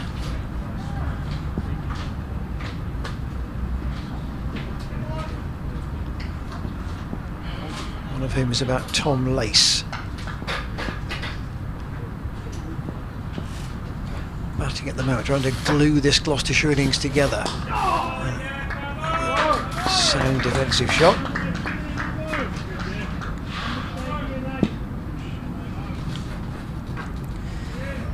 This is from Richard. Says, hi Ian and Ed, great to see Lace get another century, and especially today. I've been loving the commentary and coverage, especially for a homesick expat. At what point do you think the pressure will flip around onto Hampshire? I think it was doing so when Taylor and Lace were together. It might just have been checked a little bit now. Here's Abbott to Lace. That's clipped nicely through mid-wicket. That'll be 4. There's nobody out on the boundary to cover that shot, and Lace picks up 4 more. 263 for 6. The end of Abbott's over. Lace goes to 114. And our other correspondent is Lucy Timms, best friend of Tom Lace's mum. She was head girl and I was deputy. She says, really impressed and relieved for Tom to get his century. When you mentioned his heart rate at 99, you have no idea how myself and his mum Kath must be feeling. We are super proud. Lucy, thanks for that. Fantastic. They do say it's always more difficult to watch than it is to be out there, but at the same time I can only imagine what Lace was thinking as the appeal went up on 99. Now, still Weatherly, I think. Yeah, Weatherly pointing. But the question is, what field is he going to have set for him with Ollie Price on strike? He's bringing deep backward square leg up. It's the first thing that appears to be happening. Hasn't been... Well, there's 2 helmets out there at the moment. They'll need a third if there's going to be another close catcher. Not sure if that's what we're waiting for or not. It might well be. I should just say that the lead is 6 at the moment. There are 46 overs left in the day, but by the time, in reality, you lose 2 between innings and you'll lose another one when 1 ball is bowled here. So in reality there are 43 playing overs left. Yeah, I think 6 runs in 43 overs. Even contest. Yeah. Gloucestershire are going to have to bat for most of these, aren't they? Yeah. That'll be the slip, the leg slip, and short leg, but also silly mid-wicket, which was the position where a couple of balls went in the air last over. Weatherly is in, bowls short, pulled away. They actually did have the deep backward square out, they just changed the personnel, but a single to the total. Ollie Price off the mark, 264 for 5, didn't turn down the opportunity to play the pull shot that time. Leg slip will stay in for Tom Lace, but silly mid-wicket will come out as Weatherly bowls, and Lace able to play very comfortably off the back foot. Tom pressed with the cap now at cover. Weatherly bowls right up into the, not quite into the block hole I should say. Lace got right to the pitch of the ball is what happened. Hasn't quite landed things as consistently as he did in his first spell yet, Weatherly. Oh, goodness me, that's going to be a no ball surely, and it's pulled away over mid-wicket, and that will be 4. There's the no ball. So that's 6 runs to the total, and a absolute bit of filth from Joe Weatherly, you've got to say it. A shoulder-high full toss, which Lace could do whatever he wanted with. 270 for 6, Lace, pardon me, up to 118. Weatherly bowls, and that's right up into the block hole this time. Lace a little bit frustrated that he's only managed to force it straight to Prest at cover. There is a deep... Was there a deep pointer? There was. It's disappeared. Oh, there's a shot for leg before wicket and out! Lace has left a delivery from Weatherly and has been given LBW. The end of Tom Lace, and Gloucestershire are going to have to do something quite extraordinary now. Here is the replay. There's not a lot of turn there. Height was the main question, but Tom Lace, having played so well for his 118, terrific application, terrific fight he showed in that innings, but it ends in disappointing fashion for him, particularly against Joe Weatherly, who picks up just his 5th first-class wicket, but terrific hand from Tom Lace. His first century for Gloucestershire. Thoroughly good innings, but a bitter end for him. Didn't play a shot, and that's the worst way to get out, isn't it? Yeah, and just the worst way to get out. And a delivery which was not off stump even or leg stump. It looked middle stump. Height was the only question for umpire Pollard, and well, Joe Weatherly bowled a shoulder high full toss 2 balls before, but that kind of underlines the danger with a bowler like that. You just don't know what's coming next. Well, is there a story of the 2 prices? Goodness knows whoever's writing the headlines around the country will have all sorts of fun if there is. Yeah, backing their temperament here. 4 fielders round the bat, and Tom Price to face Weatherly, who bowls, and Tom Price forward to smother it. But Weatherly has picked up a wicket in that over, and the wicket that Hampshire really were after, and I think will feel now that they are well, they're more than on their way. They'll feel, I think, in their own minds at the moment, at any rate, they will feel like that was the game. Yeah, it's so much of a parallel situation, isn't it, to the game at the Ageas Bowl. Gloucestershire get in front 5 down, and then they lost in that day. They lost 4 quick wickets. Here, they've lost a couple. Ollie Price to face Abbott from the College Chapel end. This ball in this Gloucestershire innings, this is the second new ball, 25 overs old. This is the 25th over with it, although it has of course been changed, so we don't know how long, technically exactly how old this ball is.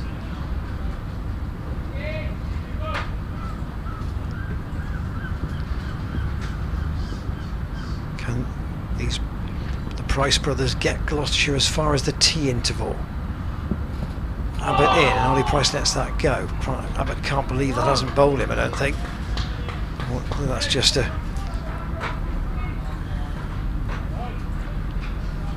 regular reaction from a fast bowler. The one thing you do know now is that the scoreboard probably won't be moving at the rate that it was, so it does become so much more now a question of time rather than runs. Ollie Price waits for Abbott, lets that go outside the off stump. The lead is 13. It's a lead, but it's small.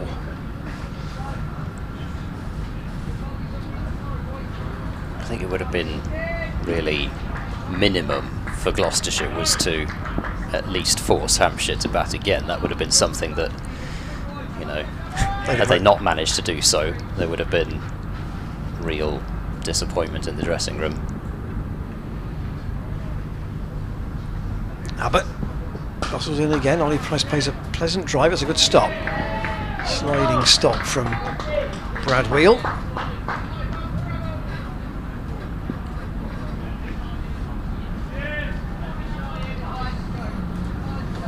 Nobody will be supporting these 2 young brothers more than the players, the more senior players to our left beyond our commentary position.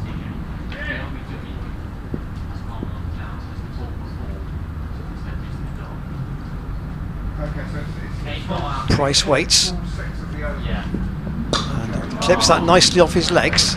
There is a fielder, Tom Press, making his way round to the boundary, but he won't reach it, and that's 4 to Ollie Price through mid-wicket.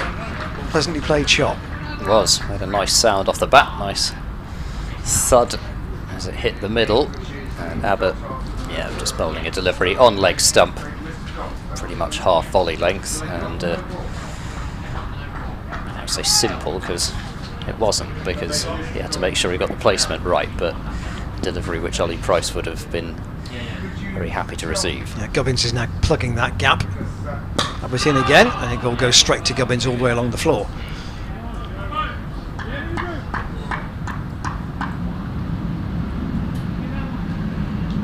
Yes, Hampshire will probably be thinking about this target in terms of 10s, I would have thought now. You know, they'll don't concede more than another 10, then another 10 if it gets that far, and another 10, etc. And it's probably a bit the same maybe for Ollie and Tom Price as well, but good that they're out there together, because I'm sure they will have batted together before at various other levels, whether it be at Great Chew or at Magdalen College School. Yeah, well, it might help the kind of comfort level out there, because it would be easy to feel under all sorts of pressure out there.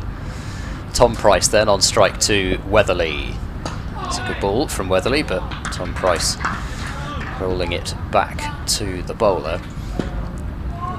And, whether that high full toss that Weatherly bowled affected the decision making of Lace at all. That's turned away by Price between short leg and silly mid wicket, not in the air, of course, fielded by Mason Crane at mid-wicket. Weatherly is there.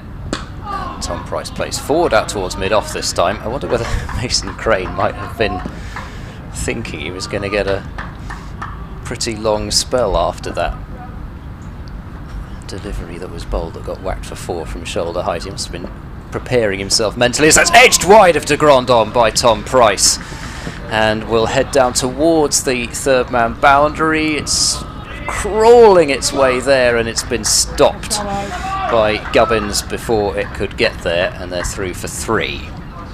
Tom Price is off 0, but an edge that probably would have been catchable if there'd been a second slip in place.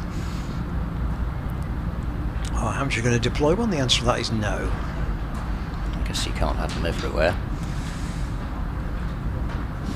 277 for 7. Weatherly is in, and that's a stride forward from Ollie Price, who can get a very big stride forward when he wants to. Playing back to the bowler. Still leg slip, short leg. Silly mid-wicket, have you called that? Yep. Weatherly bowls over pitched, and there's a lot of room out on the offside there because of the close catches. You've got to take them from somewhere, and Holland out on the boundary rope saving runs, so 1 more to the total means Ollie Price will keep the strike. He's got 6. Tom Price has 3. 278 for 7. The lead is 21 for Gloucestershire. 43 overs minimum left. Less 2, less effectively another 1, because we're going to have at least 1 ball in this over, obviously. Gloucestershire, I would think, they've got to get, well, the first target is to get to tea, and then they really are probably into countdown in terms of overs then. Abbott's going to keep going from the chapel end, having taken Jack Taylor's wicket in the having taken Jack Taylor's wicket in the 101st over. Comes in, Ollie Price pulls and straight to Tom Price. Two bounces. That stopped that with his body rather than his hands, but he did stop it, and it's just a single. I thought there'd be a bruise there. He's not shown any signs that there would be. So obviously the work on the abdominal region's been good in the gym, because he's still not showing any signs of having taken one in the abdomen area, which he just did. So Tom Price to take strike. Only has got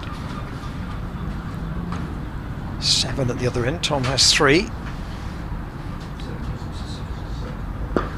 Can he cope with Kyle Abbott? It's a short one. He ducks underneath it. Best way to get out of the way of that. Yeah, you'd imagine from what we've seen, Ollie Price is quite content to take on the short ball. Seen quite so much of Tom Price to be able to judge, but he is just that little bit shorter than his brother, so maybe means he's not quite, you know, his plan isn't quite to stand as tall as Ollie can and stay on top of the ball. Crane is warming up. Abbott. So Tom Price, pleasantly played, didn't quite time it, it's gone all the way up to wheel at mid-off. Weatherly's bowled 9 overs and taken 1 for 22. That's probably 1 more than Hampshire would have expected him to take. But, you know, it's that old thing of leg spinners against lower order batsmen. Yeah. Crane Can today, they pick them? Crane has only bowled 8 overs today. I think I would have expected him to bowl more by this point, with the match situation as it is. Bright sunshine here at Cheltenham. Abbott steaming in from the chapel end, down the leg side. Well taken by McManus. The easiest one. At the same time, Hampshire certainly have known what they were doing, bringing on Weatherly. He's, you know, mainly that one delivery aside, he has bowled well, and he's got something out of this with his height Interesting. I And don't using think. the slope. In fact, he hadn't bowled in any of the championship matches this season up until this one. A tidy season's average then. Abbott again to Tom Price. Good defensive shot. Nothing wrong with that. Back up the pitch. So the wickets to fall today for Gloucestershire. Phillips for 16, Higgins for 26, Jack Taylor for 27, and Tom Lace for 118. 241 balls, 2 sixes, 15 fours. His first Gloucestershire 100 and fourth of his career. Tom Price waits for Abbott again, defends. Very little pressure on that shot, just literally rolled it out on the leg side. Gubbins Fields, the end of Abbott's over, one more negotiated. 107 overs gone in the innings. Tea will be at 3:40, so about 35 minutes to go until tea. 39 playing overs left, and Mason Crane from the College Lawn end. Yeah, this will be another one of those battles that you are absorbed in ball by ball. Tom Prest has gone for the cap rather than the helmet, so 2 helmets being taken off. So Crane clearly wants a less attacking field than Weatherly, which is a little surprising. Looks like they're going to have 2 slips and the short leg. It's turning the ball on the outfield. You can see that one. Bowled it right towards us. As you can see on your screen, the lead is 22. It's slender. Yeah. So here is Crane. 2 slips go down. Bowls to Ollie Price, who reaches forward and play it in the air for a little bit, but played successfully. Crane past the umpire, he bowls once more. Price on the front foot in defence. The problem is you haven't quite reached the stage where every dot ball can be applauded by the crowd either. They've got to get themselves to that situation. Here is Crane, he bowls, and Ollie Price guides that one away backward of square, fielded by Tom Prest. But I would say that if you had come into Cheltenham today, though, you'd be, I would have thought, pretty happy with what you've seen. Oh, you've got value for your money today, no question. Already. Is there more, though? Oh, he goes back, and that's off the hands of Allsop. It was off the face of the bat, but you do see those taken occasionally. Ollie Price turning the ball quite firmly, but off the hands of Allsop. Not easy by any question. He had to move to his left, reach to his left, I should say. This time, Ollie Price, big stride forward in defence. Does have to go down as a, well, half chance. Say quarter chance or half chance. I guess he could have hit it harder, but then it's never easy, and he did have to move Allsop. It's a little bit shorter and outside the off stump, so the end probably of the a bit over. like the catch that Lace took in the second Middlesex innings. I think it was take the 9th wicket. It was clipped with that sort of force. Yeah, it was the same kind of force. I don't know whether Allsop had to move sideways a little bit more. As I say, you do see them taken occasionally, but certainly couldn't say genuine drop. 279 for 7. The lead is 22. Hampshire have been here before this season, trying to bowl a side out on the final day. And you certainly wouldn't have seen the Shaw-Goodman partnership coming when it started. Tom Price waits for Abbott. In, that's clipped on the bounce. 2 bounces out to Tom Prest at deep backward square, and they'll take 1. But you know, you do wonder whether there are mental demons about not being able to bowl a side out when you've posted a big score. So again, I think we're going to have to... Only Hampshire will know if they feel those nerves out there. I think it's going to take probably now until after tea for those to show, having got that 7th wicket. Ollie Price waits for Abbott, and he's steered that past Allsop again out to Tom Prest. Quite a few runs in that area, but each one added takes Gloucestershire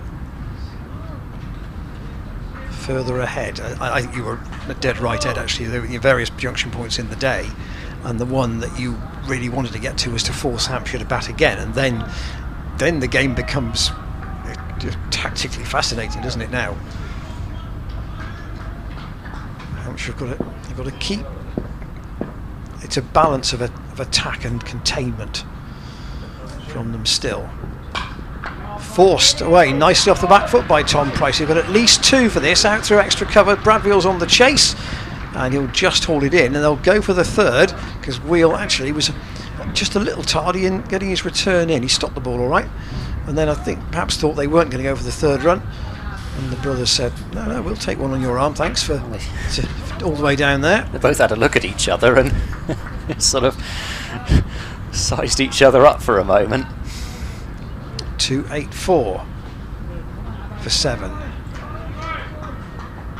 Ollie Price on strike to the Hampshire captain, South African Test player, of course. In, that's clipped nicely into the leg side, but straight to Gubbins, or actually just to the right of Gubbins, and a tumbling stop. Did well to watch the bounce there, actually, because did just come up a tiny bit on him.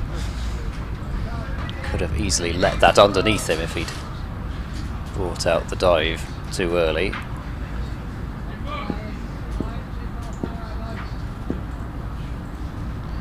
I feel that Crane is going to bowl right through until tea, unless he leaks runs, which I don't think he will do. Ollie Price lets that one go. So I still think we're a little way off Hampshire having to be worried about the runs at all. I mean, it's going to take a while before it gets to any kind of a difficult run rate for Hampshire to chase down, either in terms of runs scored by Gloucestershire or in terms of overs ticked off.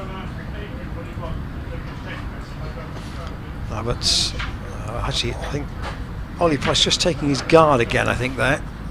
They've got 2 behind square on the leg side here, Hampshire. Abbott's making sure he's in front of square so that it's not called as a no ball.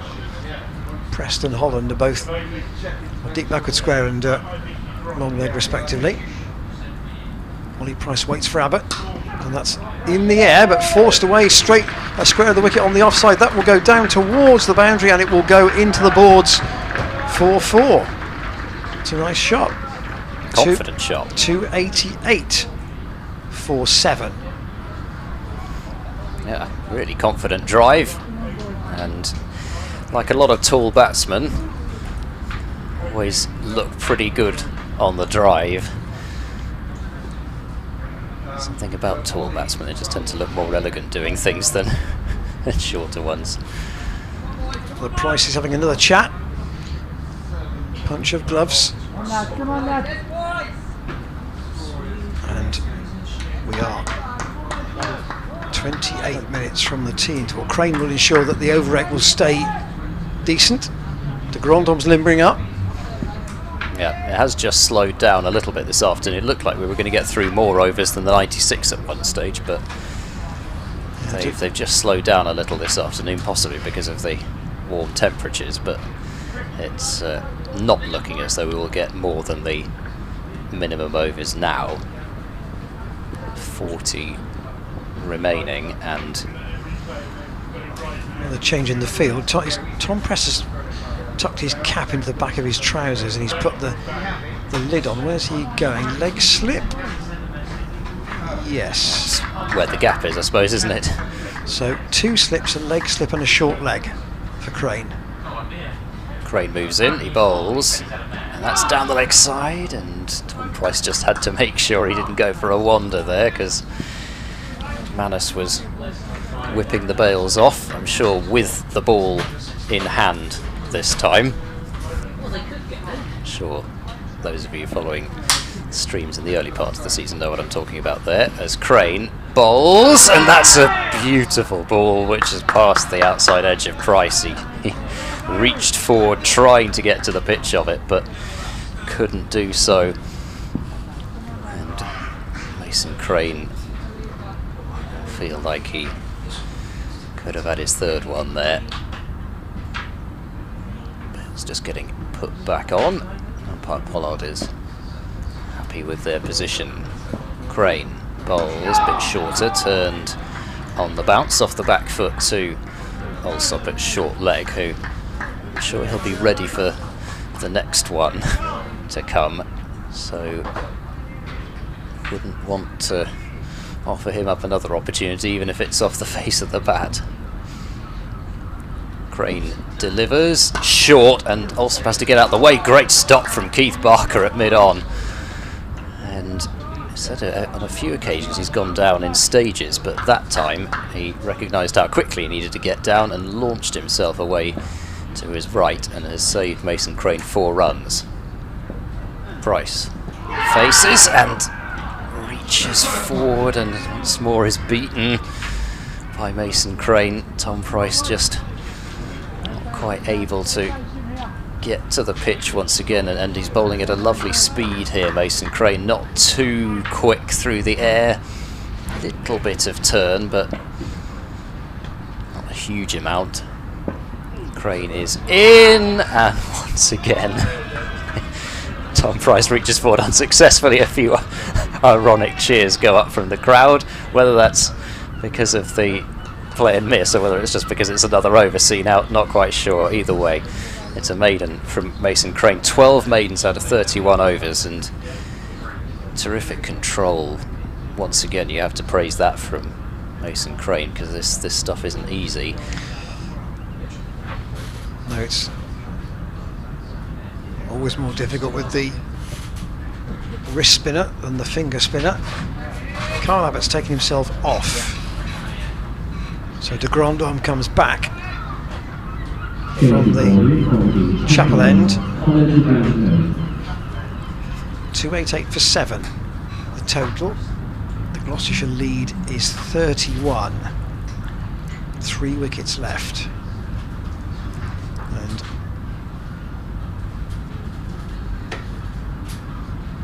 one player playing only his second first-class game, one player playing only his third out in the middle, and their siblings. Ollie Price waits for de Grandhomme, and he lets that go outside the off stump. Yes. He's been the go-to man just to nip out a wicket when Hampshire want it in this innings. Can the Price boys defy him here? Ollie defends. Back to Gubbins. You mentioned the experience levels, and you're up against somebody who's played over 100 internationals in all formats. Yeah, but you have to. It's difficult to say this. I know, easy to say, difficult to do, but he's just the bowler. That's all you have to think about. He's the bowler. Ollie Price defends.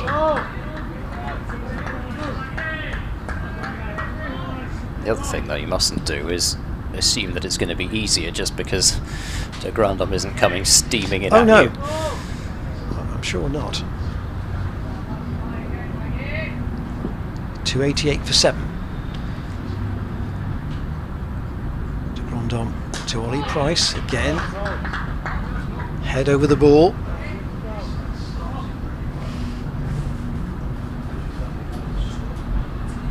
Defends and then just gets himself back in that concentration zone once more.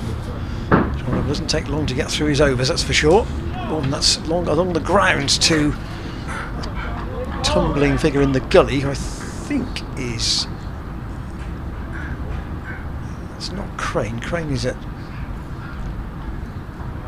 backward point.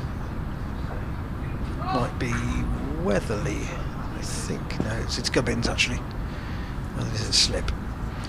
De Grandon. Ollie Price stands tall this time.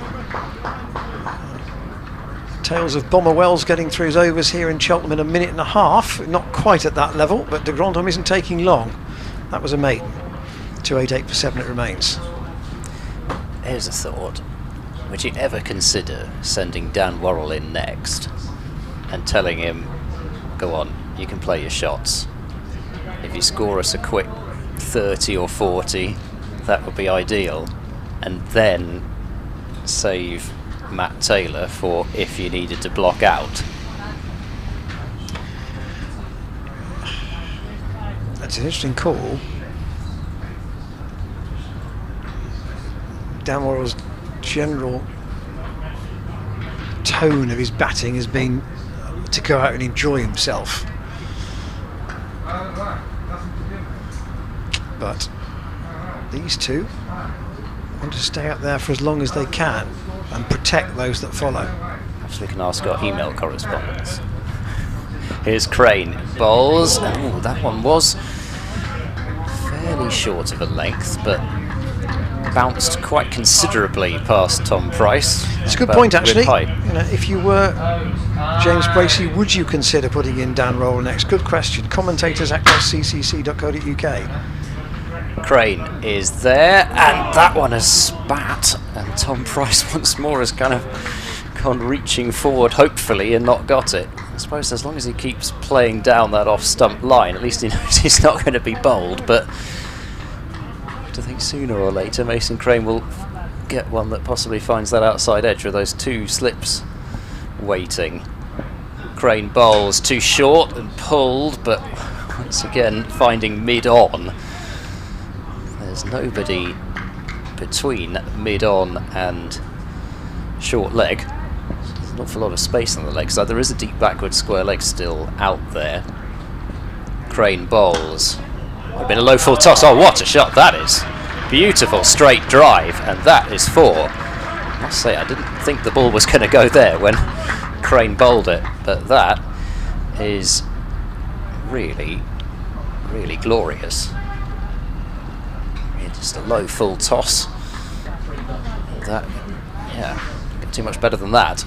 Tom Price up to 11, 292 for 7. The lead up to 35. Retrieved the ball without it having to be sanitised, which is always a bonus. Still can't imagine we're going to see too much of a change of attack from Hampshire. So that's back of a length, and Tom Price rides the bounce well. I guess he could just have let it hit him, but got the bat on it and patted it down into the ground. Theoretically, Crane shouldn't be able to cause him too many problems when he bowls those. Theoretically. Crane is in, flighted and driven, and a good stop from Gubbins at cover. So 4 runs from that over, and 37 overs minimum after this, and under 20 minutes now until the tea break, which is within sight for Gloucestershire. It's the next target. Can't afford to lose another one. No, it's the next target, and we used the phrase earlier on in the day. The game has been teasing us all day today. 292 for 7 it is at the moment. Ollie Price batting in a sweater, waits for De Grandon from the chapel end, and again stands tall, out on the offside.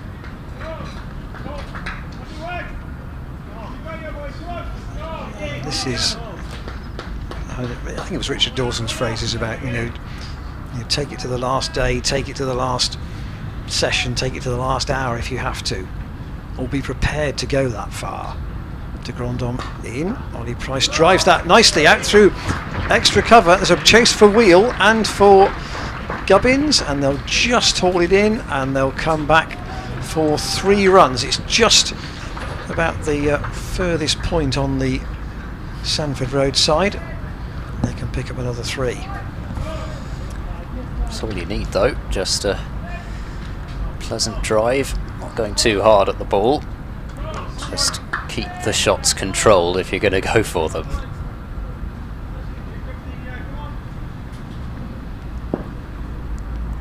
Tom Price waits for De Grandhomme down the leg side, but McManus does well to take it. He's got 3 crash helmets behind him, and he's keeping in glasses but without a hat. McManus. De Grandhomme waits and then trots in again. Oh, and that's a yelp from De Grandhomme. Oh, was there an inside edge on that? It's gone down toward. It has got an inside edge down to. It's a thick inside edge. Long leg for a single.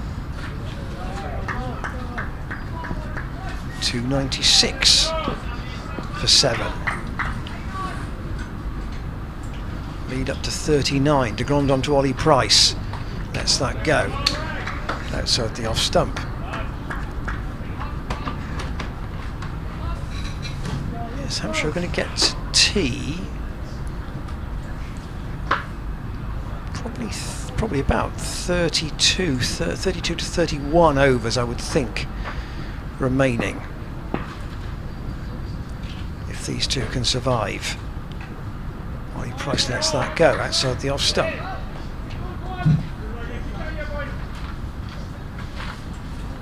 Stephen Lamb said to me at lunch, Gloucestershire lost 2 wickets this morning, which was 1 more than they wanted and 1 fewer that Hampshire wanted. And I wonder how Hampshire would feel if it got to tea with them still needing 3. Well, yeah, the lines are a bit more blurred then, aren't they? Because Gloucestershire would like to be 1 fewer for sure. I guess Hampshire would always like to have 1 more wicket than they've got. That's the whole thing about a situation like this, especially if even a period of time like this has gone by without taking 1. Crane bowls, and that's left alone by Tom Price off the gloves of McManus, and De Grandhomme swoops across to his right to catch. They are going to whistle through some overs here between now and tea. Now and 20 to 4, aren't they? Possibly this one played maybe bowl 4 more potentially. Yeah. Crane in. Oh, there's a shout for leg before, but it's quite strangled. And there we go. I think that answers the question about whether it was a cheer for the over being seen out, or an ironic cheer for Hampshire's benefit, and the answer's now the latter. On the back leg, maybe even both legs actually outside the line of off stump. As Tom Price goes forward and plays watchfully. Be surprised if we see any risk at all taken off Mason Crane. Is there just one delivery which either Tom Price doesn't quite pick, even or Prester's come in now at silly mid-off. Yeah, taking out the leg slip. Crane bowls. Oh, he fizzed that one through a little bit quicker. And once again, Tom Price beaten. Is that the slider, I wonder? Sure. Could just have been a quicker leg break, which just turned ever so slightly past the outside edge. Oh, there's another shout here, which again is not particularly convincing from anybody other than Mason Crane. He took a great big leap backwards. Gonna have a fair way to walk back to his mark now. Once again, Tom Price is really keen to play everything off the front foot that he can.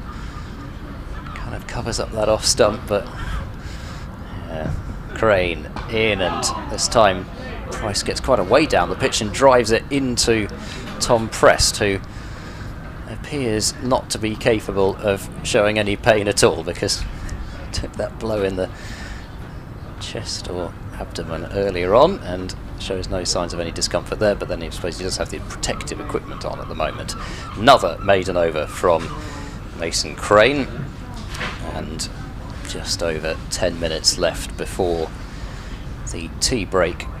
Gloucestershire's lead at 39. It's not quite enough yet.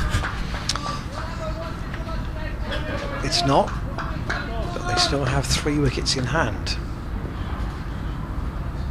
De Grandhomme to Ollie Price then. And again, that's too short. And Ollie Price happy to let it go. Probably worth a try, just in case Ollie Price wanted to have a go at it, but I can't imagine De Grandhomme's going to be bowling there regularly. Work back in my head. I think the last 5 championship matches here at Cheltenham, Ollie Price defends out onto the onside, fielded by Allsop. The last 5 games have all gone to the final session on the 4th day. So what you're saying is, if you're going to buy tickets for day 4 at Cheltenham, then pretty safe. Yeah.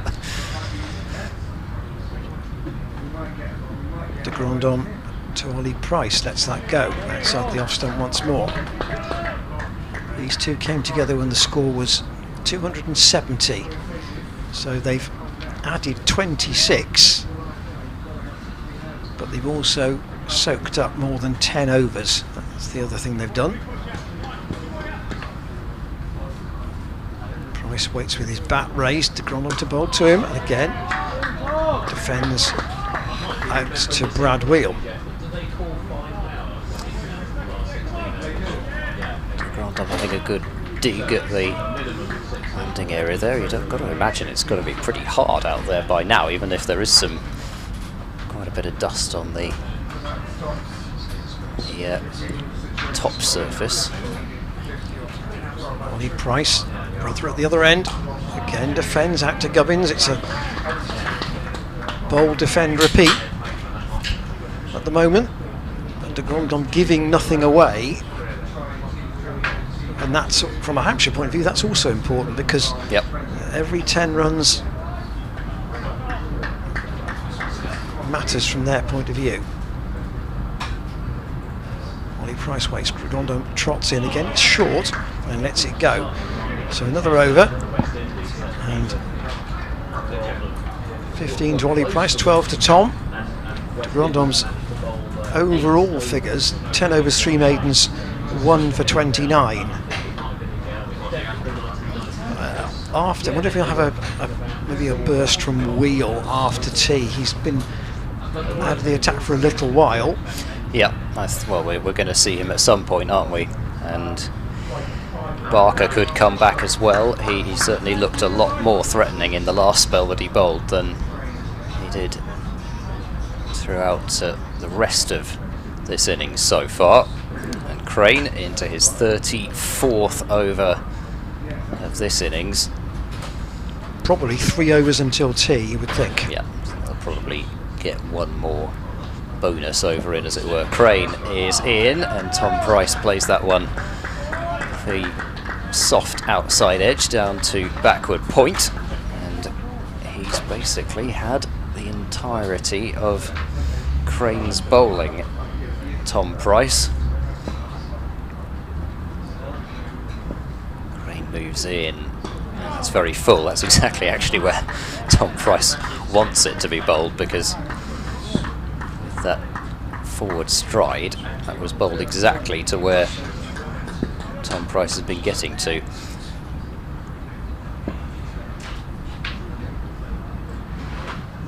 Next delivery from Crane. Turned up towards mid-on, some cries of anguish, but it was all along the deck. I think the T20 game against Surrey might be rather a good one for many reasons, but I think we're supposed to get some pretty good weather over the next couple of days. The outfield could be very quick by then, so that's left on bounce and line from Tom Price through to McManus, and I can't imagine the pitches are going to be getting any worse for batting by that point. We could see a real high-scoring game. We thought that last week. Well, I suppose we did. There wasn't quite so much hot weather around, though. Crane bowls and Tom Price goes back, turns that one into the vacant leg side. Barker's after it. They'll be able to get 2, and in fact Barker's going to leave it to the fielder coming round from deep square leg, who's had to cover quite a bit of territory, but 2 more to the total, no chance for a third.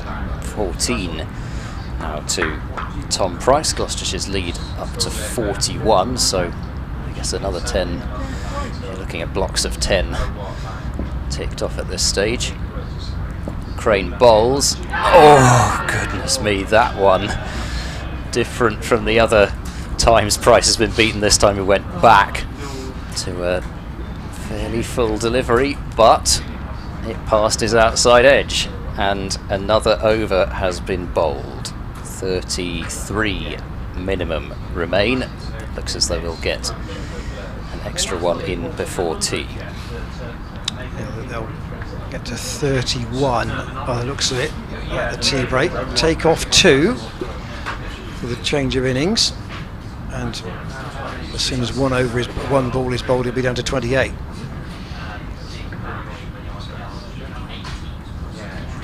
De Grandon with probably his last over before tea, although Crane gets through this so quickly that it's possible they might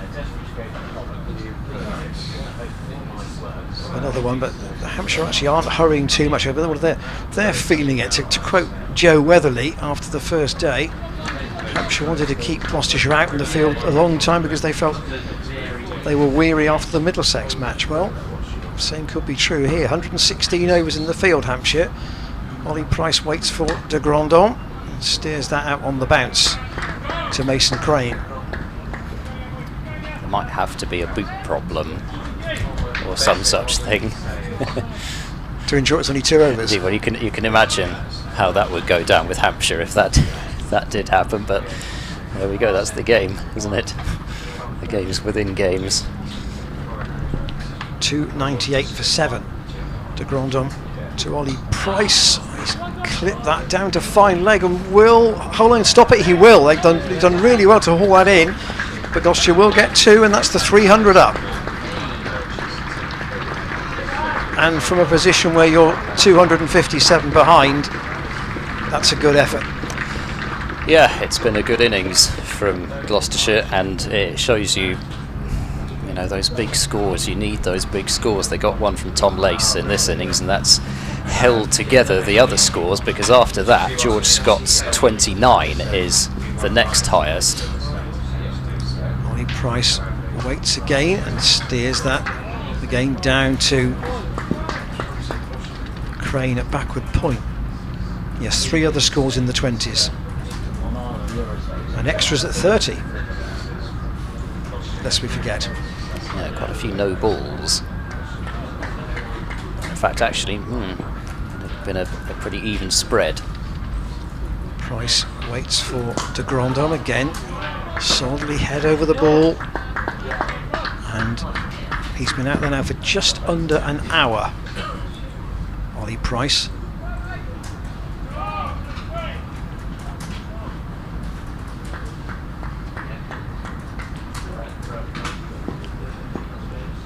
Grandon with that long dark hair. And once more, and Ollie Price lets it go. They're down to 1 slip now for De Grandon. And Hampshire, they are trying to balance their situation, aren't they? They're looking to with this field, trying to just save the singles almost. Force them to play the more attacking shots. Price clips that nicely up towards Keith Barker. Good stop. Big man getting down. Good hands. And the end of the over. 3:37. I don't think Gloucestershire will be allowing Crane to bowl more than this over before tea. Assuming it is Crane. I can't believe it wouldn't be. Kyle Abbott's just having a word So in this afternoon session at the moment, 2 wickets have gone down, and Hampshire took 2 wickets in the morning session. And Gloucestershire overall have gone from 107 for 3 to 300 for 7. And to get 193 in 2 sessions, that's probably 50 runs more than I thought was possible. Certainly, I mean, you kind of thought in terms of the rate of scoring. Parity around about tea, didn't you? Crane will bowl the last over before tea, and I think we can pretty safely say it will be neither, actually. Gloucestershire nor Hampshire were bothered about getting an extra one in. Hampshire, in fact, had some conferences of their own out there. Here is Crane, he bowls, and that's right up to the bat and allowing Tom Price to get to the pitch. Play back to Mason Crane, and I wonder what Ollie Price is thinking at the non-strikers end, whether he's thinking, I actually wouldn't mind facing a little bit of Crane, or whether he's quite happy for Tom Price to have faced basically all of his bowling. That's a little bit short, and it's outside edged, but it will run away down fine. Won't quite make it to the boundary. He thought about a third, but no, Ollie Price will stay off strike to Mason Crane, and a genuine outside edge there, but actually went down, more like a bottom edge than an outside edge. Looking at that, Gloucestershire won't care because it's brought them 2 runs.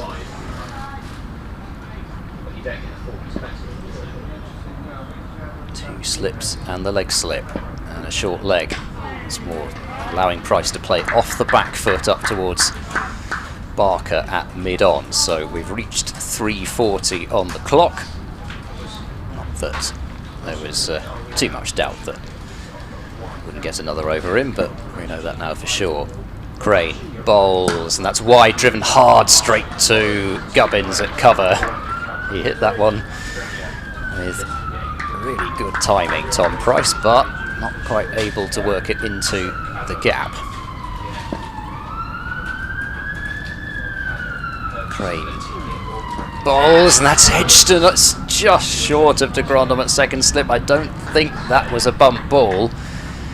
I don't think so anyway. It was short of de Grandhomme, who did well to stop it, because there may have been at least 1 run, maybe 2 runs if it had got by him. Last ball before tea.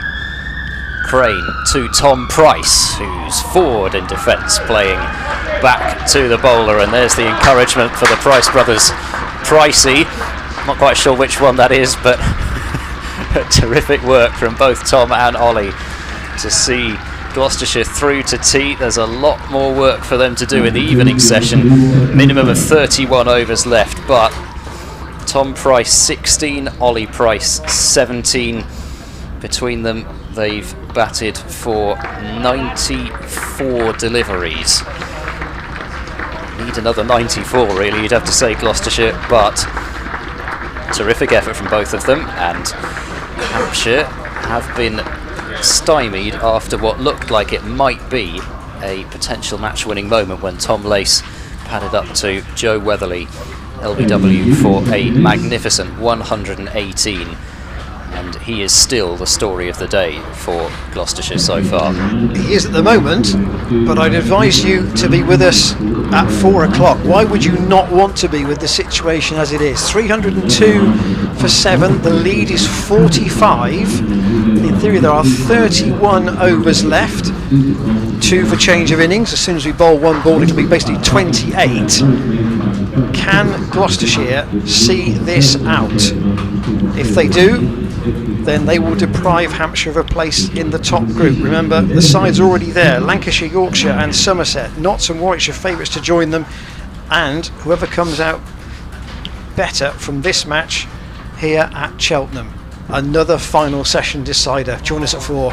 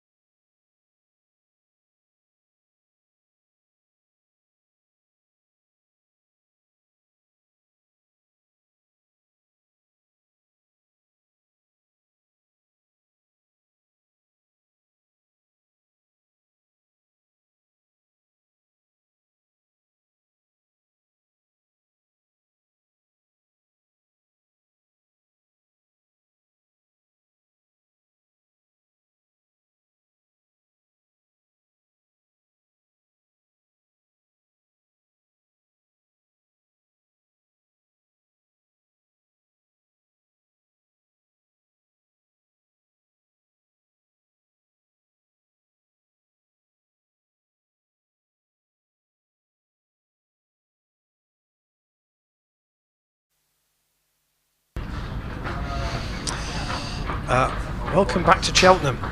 I dare say a tense Cheltenham. 302 for 7 Gloucestershire in their second innings. They started the day on 107 for 3. They now lead by the slender margin of 45 going into the last session. The two Price brothers, who are the not-out batsmen, get a warm round of applause as they go out to the middle. Ollie has 17, Tom has 16, and as Ben's just announced on the PA, in theory 31 overs, -2 for the change of innings, -1, so in reality 29 playing overs left. And as we wondered, Brad Wheel from the Chapel End to see if he can dislodge one of these two. I did ask Kevin James at tea whether it would be Brad Wheel, and he said, I'll paraphrase it, anyone to take a wicket. He's obviously BBC Solent's Hampshire correspondent. Here is Wheel then, over the wicket to Ollie Price, and he's worked that into the leg side for 1, but pressed it onto it quickly, and that's all there will be. So as we've mentioned, ever since it got to kind of 20 runs behind, and increasingly as Gloucestershire have got in front, Hampshire have got to strike a balance with what they do. Yeah, they do, and you can see just, started off a little bit before tea as well, but they weren't setting those kind of really close-in fields with all those sort of short mid-wickets, short cover, short straight mid-on and off, etc. Wheel in lovely sunshine to Tom Price, who doesn't middle that, but gets it solidly enough out to Nick Gubbins. There's just a slip and it's a slip and a third slip, really, or slip and a fine gully for Wheel. Also up under the hat, and also with the pads on. I can't believe it won't be Crane from the other end. But Wheel to Tom Price. He works that again off his hip down to fine leg for 1. Ian Holland will get the return in. Yeah, Mason Crane has come out without his cap on, so it looks quite likely that will be the case, and given he was causing Tom Price a few problems, I think that's a sensible decision, and let the seamers go from the other end. They will keep going between the three of them, you would have thought. 304 for 7. Ollie Price waits for Wheel, forces that nicely off the back foot. That will be 4, and Gloucestershire's lead will go above 50. Nice shot. Really nice shot, and just a back foot punchy drive through the covers. Once again, not looking to hit it too hard, nothing too complicated. Just put back to ball. If it goes straight to the fielder, oh well. There's quite a big gap on the offside, just an extra cover who is Gubbins, and then a backward point.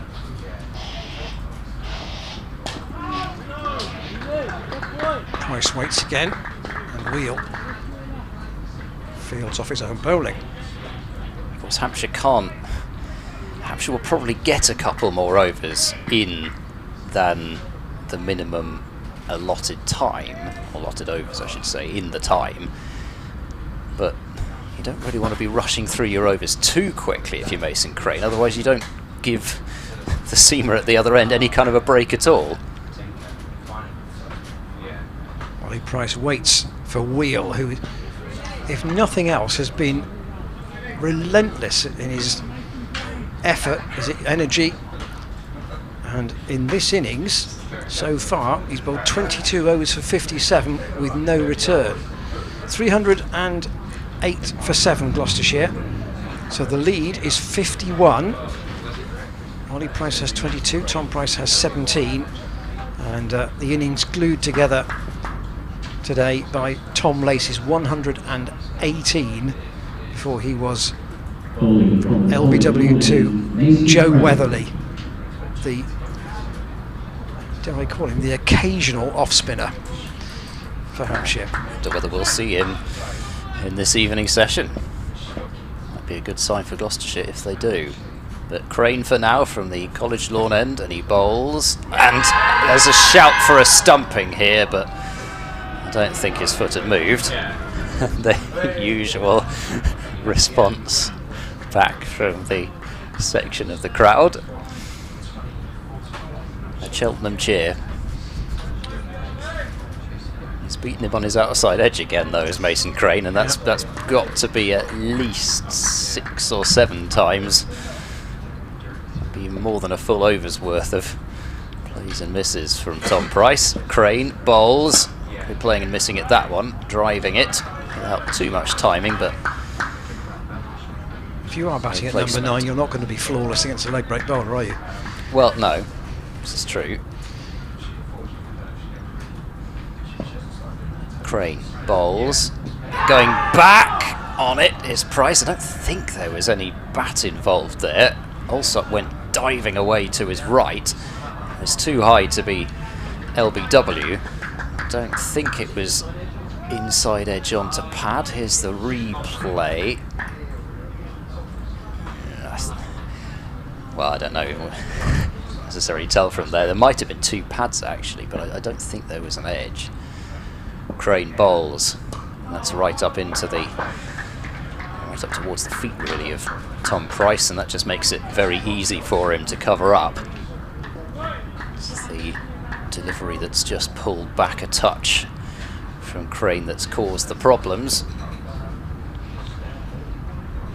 So here is Crane bowls, a bit shorter, allowing Price to get both feet behind it as well as the bat really. Yeah. But Ollie's main movement has been forward, hasn't it? Really? Tom has not been quite so definitive either way, forward or back. last ball of the over. Crane bowls, bit short, turned away through mid-wicket, diving stop from Holland. Good work from him. There have been a few stops from a couple of the fielders who I think you'd probably say not the most athletic, might not be quite the right word, because Keith Parker's very athletic, but in terms of launching themselves around in the field, I think you'd have to say, judging by what we've seen, Barker and Holland are probably the two that you would least back to launch themselves to stop balls, but each of them have made at least one critical stop, and the runs are important. If you added those runs to the total, it would be very helpful. The end of another Mason Crane over. Lead is at 51, 29 overs minimum. Wheel striding in once more, and Ollie Price pulls that, doesn't time it, and gets it out very, very slowly in the end to Tom Prest under the cap. Picks up one more. 309 for 7.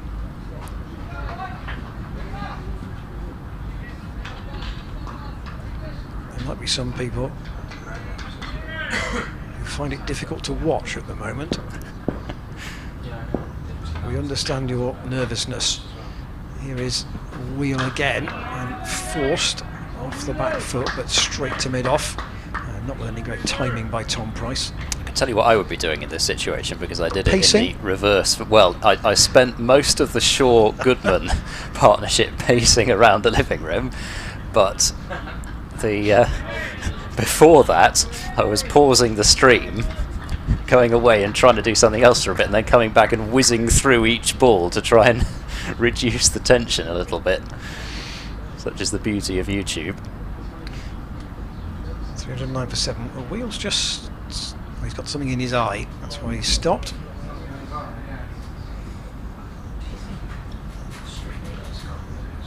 Yeah, just hands Brad Wheel the ball. Hands Kyle Abbott the ball. Wheel. I don't know yet. I don't know whether he wears contact lenses or anything, but there's something clearly he's bothering him in his right eye. But whatever it might be, I think it's been sorted out. We're in the last session here at Cheltenham. Gloucestershire slim lead, and with 3 wickets in hand, needing to bat to save the game. 52 ahead they are. Hampshire hunting 3 wickets, and Tom Price waits for Wheel. He's sorted out that problem with his eye. Comes in and Tom Price defends. And bowler fields off his own bowling. Might still appreciate somebody with someone's bringing out something he can wipe his eye with, I would think there, Brad Wheel, and they give the opportunity for the Gloucestershire batsman to have a drink. So the wickets to fall today. De Grandhomme in the first over. Sorry, De Grandhomme had Phillips in the first over. LBW for 16. Higgins and Lace then added 95, almost to lunch, before Higgins was caught at slip by De Grandhomme off Barker for 26. And then during the afternoon session, Jack Taylor bowled by Abbott for 27, and Tom Lace LBW to Weatherly for 118. Wheel once again in, and Tom Price again defends. They haven't really tried that out-and-out short ball strategy for a bit, and I wonder whether that's just an indication of they're a little bit afraid of the runs that might bring, equally, even if it might bring a wicket. So it's almost an effect of Gloucestershire getting ahead and getting a little way ahead now that they haven't really tried that. Wheel indicated once again, defensive bat from Tom Price. Remember, the prize here is a place in the top group when the championship starts again at the end of August, and we understand that all things being equal, the fixtures for that round, it'd be Adam Fordham's job to sort it out, ought to be out within about 10 days. Here is Wheel once more, and Tom Price lets that go, gets his bat out of the way. Another over ticked off, and you are into ticking off over scenario now. 28 remaining, in theory 25 playing time, because you've got the 2 between innings and the fact we're certainly going to lose one more in this innings, and the lead is 52. Hampshire haven't got much margin for error here now, have they? Well, required run rate of 2 and over, it sounds doable at the moment, but they haven't taken the 3 wickets yet. Crane will continue, and Ollie Price having to mark his guard out again, because it's been a while since he's faced Mason Crane, who is in, and that's attempted to be cut, but has been clothed really by Ollie Price. Didn't get the timing nor the placement, but as long as the delivery goes into the ground, Gloucestershire won't mind much. Crane bowls flatter down the leg side and sliding down the leg side. Last thing you want is a little glove on that, because not only is there the keeper, but there's still that leg slip in place, waiting for just such a dismissal.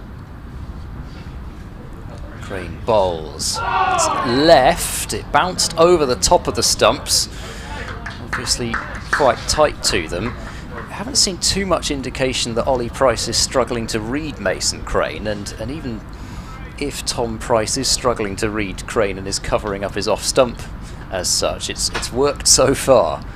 Crane bowls and Ollie Price gets very far forward, and that's, I guess, what he's done, which Tom hasn't necessarily always, and he does have the advantage, as I say, of a couple of extra inches worth of height, but he got really far forward into that one, excuse me, as Crane bowls flatter and played defensively right out in front of him. Absolutely dead bat. Yeah, that was. It was. I just love watching Crane go through his variations here, and he's had such control over all of them. Whatever he's wanted to do, he's done. Well, with the exception of that. That's down the leg side and off the gloves of McManus. And the end of another over. There are small cries from the dressing room behind us with each over. I suspect give it another half hour or so those small cries will turn into loud shouts of appreciation. These two have added 39 together. When you see that the lead is 52, it shows how tight the situation was when Tom Price walked out to join his brother. Wheel ready to run in once more, and Tom Price again gets solidly over it and all goes out on the offside. Because it's not as if this has just been a blockathon from these two, which I did wonder whether there was the possibility that it might be, but they have actually shown that they are more than willing to play a few shots, not so far any that you would say weren't there, but they've batted exactly how you would want in the situation, really, because it was important that a few runs got scored as well as just overs ticked off. Wheel into Tom Price, short but very short, and Price can Dutch get out of the way, Duck can get out of the way. What was your line yesterday? The simple adjective. I was saying like you, that just play the next ball, and your line was, even for a senior international batsman, said to another one, watch the ball. Yeah, it's a simple principle, isn't it? Yeah.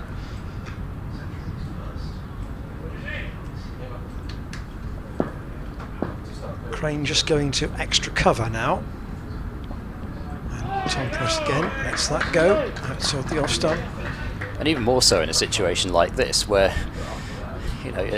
you are concentrating, whilst as I say, they haven't just blocked, you are concentrating just to keep the ball out, and anything on top of that is a bonus. So having a little mantra like that, as simple as that, or something similar, it can, I'm sure, really help you out in the middle to get through a situation like this. In comes Wheel. Oh, to Price again. He's left that. He's leaving as much as he can at the moment. And yes, I have no experience of this myself, but you can see the effects of it from what the top cricketers do, and that was A.B. de Villiers there. So if it works for him and it works for whoever he's batting with, then I think that's probably good enough for anyone. Wheel gets upright as he gets to the crease, but Tom Price defies him again. Out to Crane, who's at extra cover. Yeah, so earlier on today, if you've been with us all day, you'll know. If you've joined us recently, we'll just roll back to earlier in the day, where Hampshire had at times 4 catchers in front of the wicket, 2 on the leg side, 2 on the off, all fairly straight. Like a short mid wicket, short cover, short straight mid off, short straight mid on. Now they're down to 2, and that shows that Gloucestershire are really forcing them to go somewhere they don't want to, I suspect, at the moment. Maiden over from Wheel, 309 for 7 it remains, and another over goes by. Remember, the overall position, Hampshire must win. And we're down now to 23 playing overs.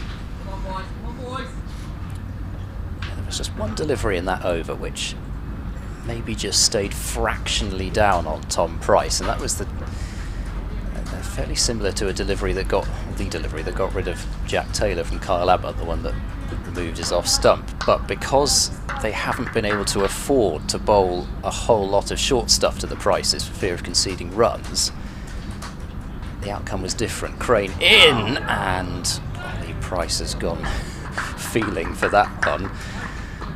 And I must say, he didn't get anything on that at all, did he? No. Unfortunately, the square leg umpire is completely obscuring the wicketkeeper, so I know exactly how you felt for quite a bit of the game. So I'm having to peer around him, as that's once again beaten the bat. But Ollie Price holding the pose, covering up the stump, so as long as he picks the leg break, theoretically he shouldn't be in too much difficulty. He should know that it's going to turn past his edge. Of course, the square leg umpire is at point. Point that out. Crane is in, and that is a little bit over pitched, which is just that length that allows Ollie Price to come forward quite easily. Get the bat right over the top of the ball.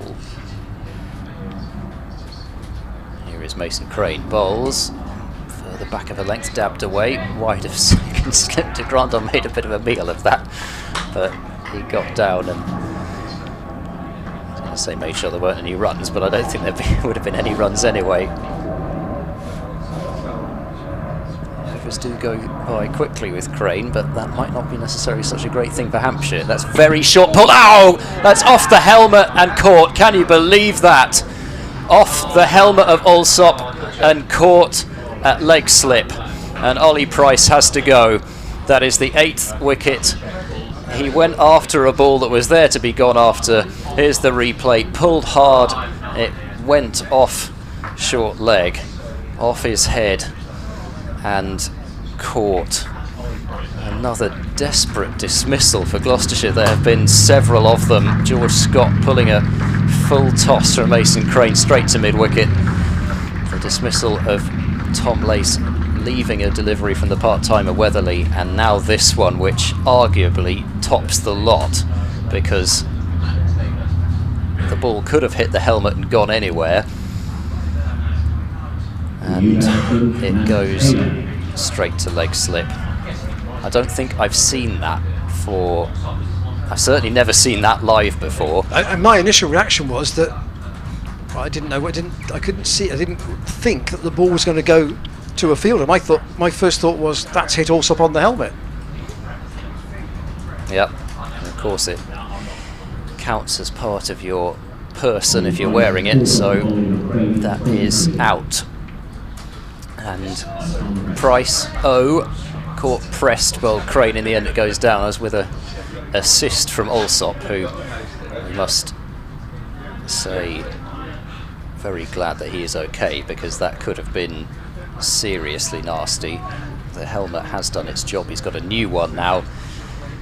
Gloucestershire now have Matt Taylor out there, and Mason Crane gets his 3rd wicket, not in a way that he could ever have predicted. Crane bowls, and Matt Taylor leaves outside the off stump to end that over. Hampshire have struck once again. Mason Crane takes a wicket with probably the worst ball that he's bowled today, a real drag down, and you cannot blame Ollie Price for going after it, because that had 4 runs written all over it, and then the head of Tom Alsop got in the way. I like you, I don't think I've ever seen that before. Pardon me. And now Tom Price and Matt Taylor are Gloucestershire's 9th wicket pair. It was one of those things actually that they test you on consistently, umpiring, exams, etc. Or one of those situations that always comes up, see if you can catch somebody out by that situation. Is it out if it hits a close catcher's helmet and somebody else catches it? Wheel into Tom Price, who now, not in terms of experience, but maybe in terms of his batting, might be seen as the senior partner. Dan Worrell still to come, but Dan Worrell's general batting style is to attack, and this is about defence. Hampshire need 2 wickets. They were fortunate to get that one. Tom Price lets that go outside the off stump. It does also, I suppose, underline how difficult it is to do what Gloucestershire are trying to do, to see out a day like this, because one way or another wickets find a way of happening, even if it feels like there's a period where nothing's happening. Something will come along at some point. That was a freak dismissal. Yeah. 309 for 8. Tom Price waits for a wheel, and he's steered that behind square. He'll want just the single. Prest, who was alive enough mentally to take the catch, but it was a real thud into that helmet, wasn't it? It was a real... Yep. Well, if it had been anything less, then it probably just would have taken a fine glance and gone away from everybody else.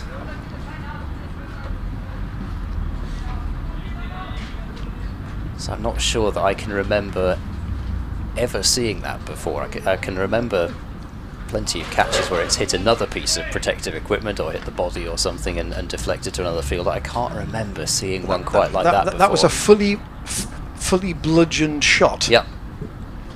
Couldn't have hit it much harder. Wheel into Matt Taylor for the first time.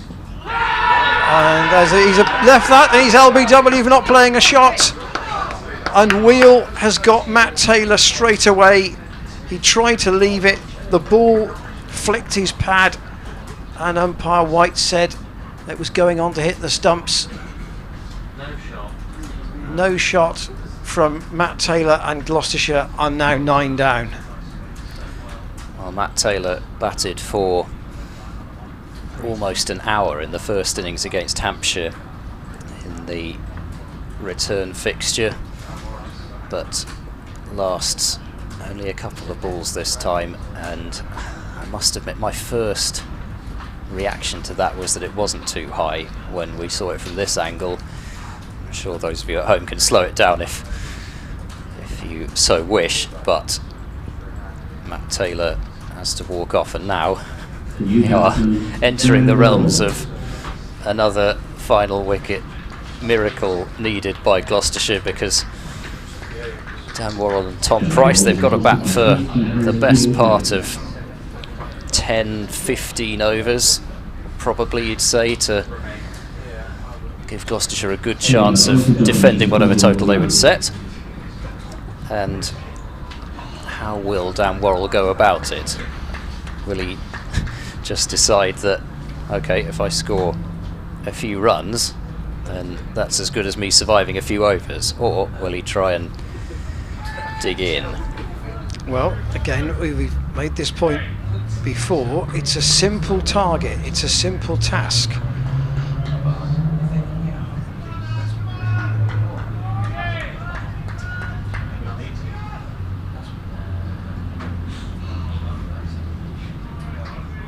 They've got to get Hampshire's overs down into single figures with 52 needed. He's on the pad LBW first. Is the LBW first ball? No, he's not. There's an appeal from Wheel. Not given by umpire White. And Worrell survives. This is the replay. May have been going down leg side perhaps. Judging by Worrell's body shape.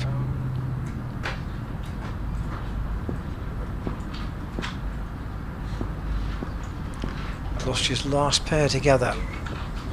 Worrell defends. He's got to the end of that over. So 20 playing overs left. 21 playing overs left. As you were, 21 playing overs left.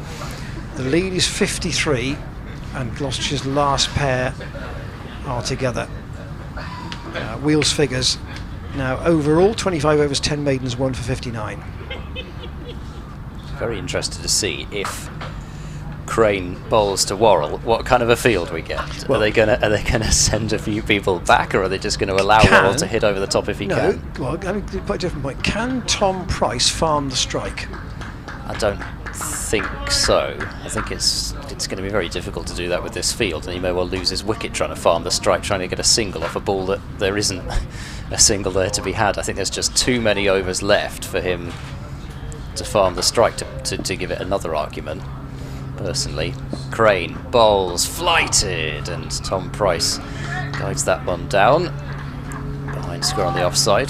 De Grandon moves out from second. Would you rather Tom Price take Crane? Probably you'd say yes. Crane moves in and bowls, and another lovely shape on that ball in the air. Loop up, dip down. Price just guides it away backward to square on the offside once again.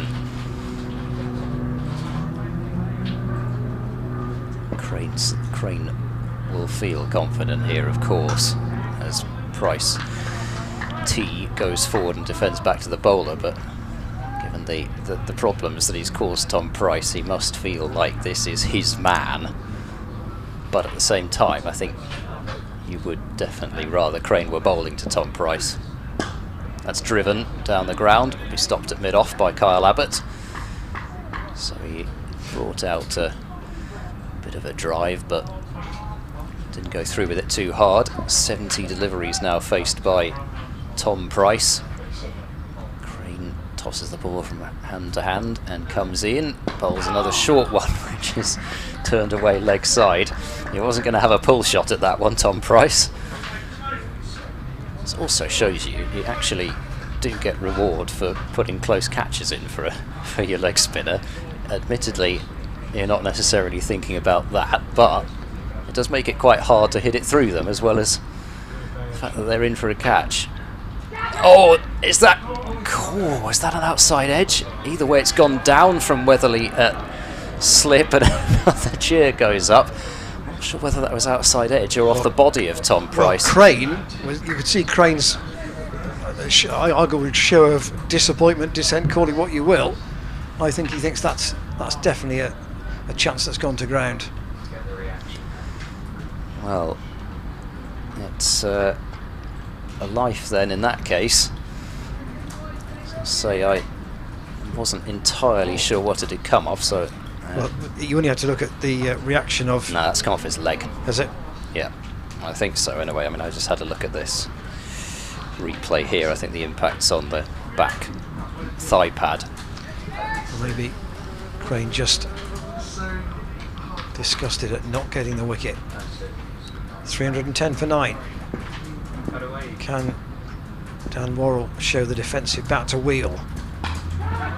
Oh, and he's driven it straight to Crane at backward point. And the last wicket has gone, and Gloucestershire are all out. Wheel finishes it off, and it's 310 all out. Gloucestershire. Worrell, the last man out, leaving Tom Price not out 18, and it means Hampshire will need 53 to win, and they'll have 20 overs to get them.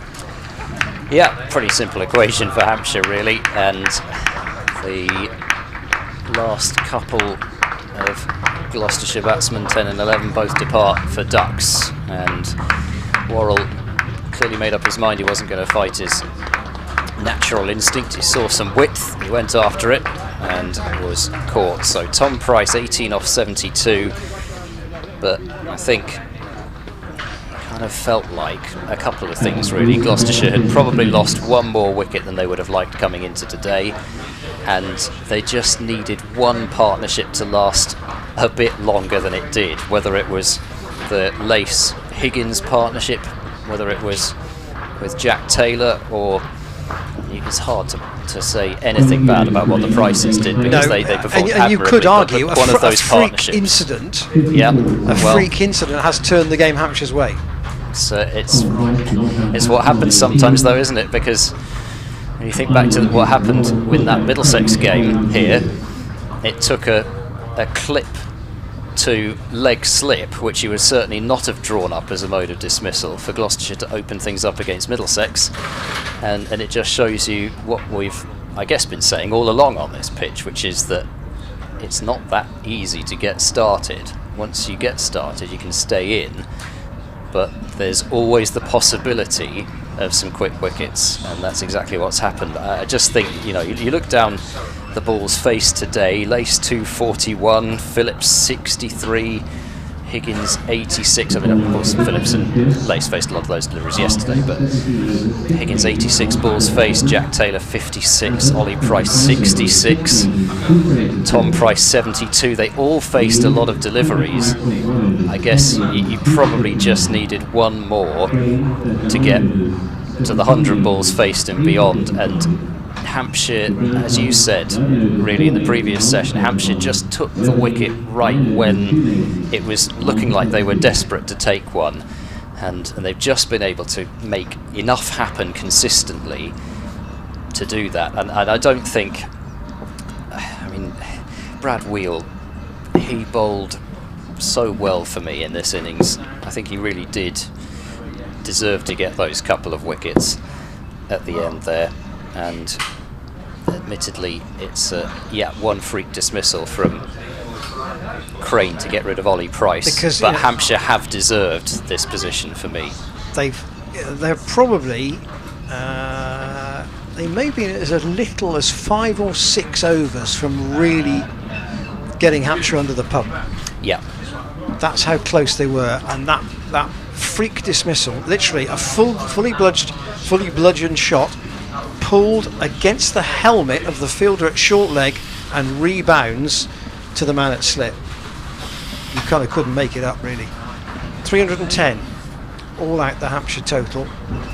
The wickets then to fall today: Phillips, LBW, de Grandon 16, Higgins caught de Grandon, bowled Barker 26, Jack Taylor bowled Abbott 27, Tom Lace, LBW bowled Weatherly 118, Ollie Price caught, press, bowled Crane. That doesn't tell the story of that dismissal at all. 23, Matt Taylor, LBW, Wheel 0, Dan Worrell caught, Crane, bowled Wheel 0. Ollie Price out for 23, Brother Tom not out 18, 30 extras, 310 all out in 126 overs and 1 ball. So Gloucestershire have pushed Hampshire hard, and they've pushed them very nearly over the edge, but they couldn't quite do it, and therefore Hampshire will need 53 to win. They'll have 20 overs to get them. And the bowling figures: 17 overs, 6 maidens, 1 for 37 for Keith Barker. Abbott 25 overs, 6 maidens, 2 for 84. Brad Wheel 25 overs and 1 ball, 10 maidens, 2 for 59. Mason Crane 39 overs, 17 maidens, 3 for 55. Colin de Grandon 11 overs, 4 maidens, 1 for 31. And Joe Weatherly 9 overs, 2 maidens, 1 for 22. We shouldn't state this as an obvious Hampshire win now, but it would be amazing if they didn't, barring a plague of locusts or something, and therefore it looks as though Gloucestershire are going to be in the middle group with Essex, Durham, Glamorgan, Northants, and probably Surrey. That's how it's panning out. Yeah, it looks that way. I don't think. Which, after winning 5 games out of 10, feels a bit lean. Well, Gloucestershire have also been in control of things in a way, in terms of having been in the top 2 in the group for pretty much the entire season so far, and of course it's disappointing. It looks like it's going to happen that they're going to miss out at the end, but that doesn't take away from the cricket that they've played and the 5 games that they've won. I guess what you would sort of, in a way, what you would balance that out with is that they have lost very heavily a couple of times. And yes, every side had in the group had a match like that, but probably it underlines the fact that what we were saying yesterday, really, if Gloucestershire had made Division 1, it would have been an incredible achievement. That possibly you would have said they were the minnows of that group, and also you'd have maybe said, well, to go from promotion, not then to have a championship season, and then to go straight into the top 6 in the country and come out of a group which contained Somerset, Surrey, Hampshire, Middlesex and Leicestershire are no slouches either. So they managed to make it out of that group, then that would have been an extraordinary achievement. And the fact that they were in the position that they've been in all season, they've managed to win 5 games. Yes, they haven't, by the looks of things, quite managed to make it to Division 1, but there is so much to be proud of, and the result today doesn't take away from the season that they've had. That's well summed up, Ed. Umpires are on their way. Paul Pollard and Rob White hopefully will give the pitch here a good mark, because it's again delivered a game which is probably going to go 5:30 on the final day, maybe beyond that. Hampshire have got 20 overs. They we can see what view they will take. Will they go out and try and crash their way to victory? They need 53. They need 54 to win, actually. 54 to win. The lead is 53. I think actually the other thing worth saying, and this is, Hampshire fans will say, yes, we're missing James Vince, we're missing Liam Dawson. I'm not talking about it from a Hampshire point of view, but from a Gloucestershire point of view, to come out with this kind of performance here, particularly today, missing the players that they are missing, adds, I think, to the level of achievement that Gloucestershire should feel. They won't feel it today, and they probably won't feel it for, well, they won't feel it tomorrow either. But the fact that they've fought as hard as they have, it shows you that the Gloucestershire way extends beyond just the immediate group of players that you would expect to have started a game like this, which is another encouraging sign. Interesting. Tom Lace and Ollie Price talking as they go out to field, and one tapping the other on the back, presumably for his effort and his misfortune to get out the way he did, and one tapping the other on the back for making 118. And both will remember this Cheltenham Festival. I think that Ollie Price has showed there's a batsman in there for sure. And a terrific fielder in the slips cordon. I wonder how high he might go up. Whether he might be someone who could bat as high as 5 perhaps, and play as a genuine batsman. Dan Worrell then will open the bowling, with Hampshire needing 54 to win, and Joe Weatherly to take strike, and Worrell comes in and Weatherly defends the first ball up to mid-off. I think probably Higgins from the other end.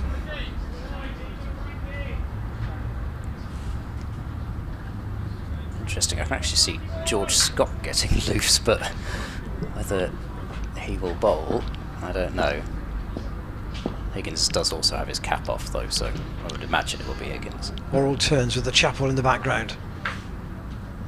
Comes in and bowls to Weatherly. It's nicked, and Weatherly has got to go. First wicket down, and James Bracey takes the catch. Weatherly caught Bracey, bowled Worrell, naught. Well, it's a pretty regulation new ball dismissal, really, isn't it? Just bowled just outside the off stump. Batsman plays away from his body indeterminately and just gets a little feather through to the keeper. Might be a slightly odd situation where Hampshire only need 54 to win from 20 overs, but 54 from 10 would have been interesting, wouldn't it? It certainly would. That kind of dismissal belongs with a new ball at any time. So Tom Alsop, who got struck on the head but did not go off the field, which I was pretty surprised about at the time, and he's now coming out to bat at number 3, presumably not with the same helmet on.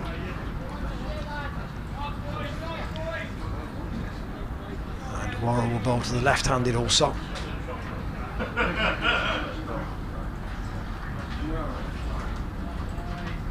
Ian Holland is the other Hampshire opener.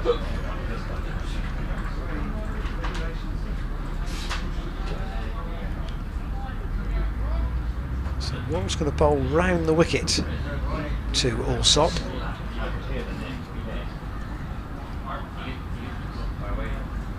Just the 2 slips in. Worrell round the wicket, and Alsop lets that go. It's taken by Bracey.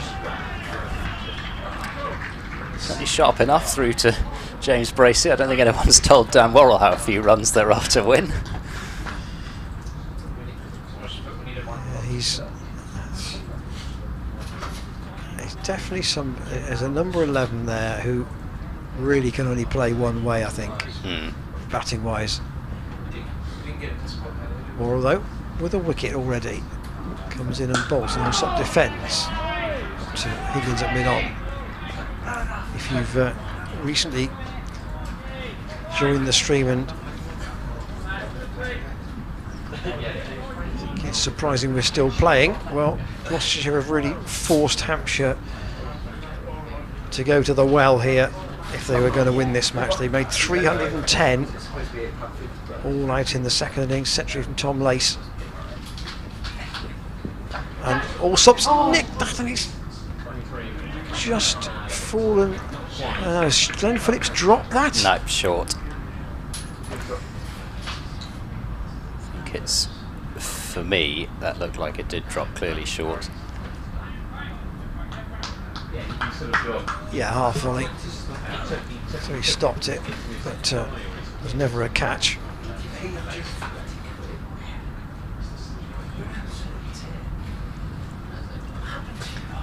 Worrell around the wicket, Allsop again defends.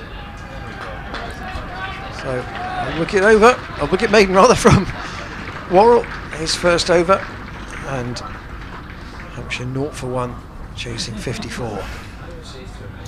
Well, this really would cap off all the Cheltenham drama there's been in recent years, wouldn't it? But I think probably going to have to get to about 3 or 4 down before we can even think along those lines. Higgins it is, though, to start things off from the college lawn end, but it does show you why you don't just give up. Admittedly, this would be beyond ridiculous if it did happen, but it's not the way any first-class team would go, particularly in this situation with so much riding on the game, just to pack it in and bowl a couple of part-timers. So Holland to take his first ball, 2 slips in place for Higgins, a ring feel pretty much, and then long leg. And Ian Holland, who, like his opening partner, just departed for quite a length of time in the first innings. They put on 174, Holland and Weatherly, for the first wicket. 0 today. Higgins is in, and a good length ball is pushed up to Ollie Price at extra cover. Holland made 74 off 157 balls to add to the century that he made in the return fixture. 114 off 250. He was dropped in both innings relatively early on. Higgins in and bowls, and Holland drives that one up towards mid-off, and Jack Taylor does the fielding. And looking at it dispassionately, it's quite hard to deny Hampshire in a way. They've played 8 days worth of cricket against Gloucestershire this season, and they have basically controlled all 8. Higgins moves in, bowls to Holland, who forces that one off the back foot on a couple of bounces up to Jack Taylor, and still Hampshire are in search of their first run in pursuit of this 54-run target. Oh, to get inside the head of the 2 batsmen out there at the moment.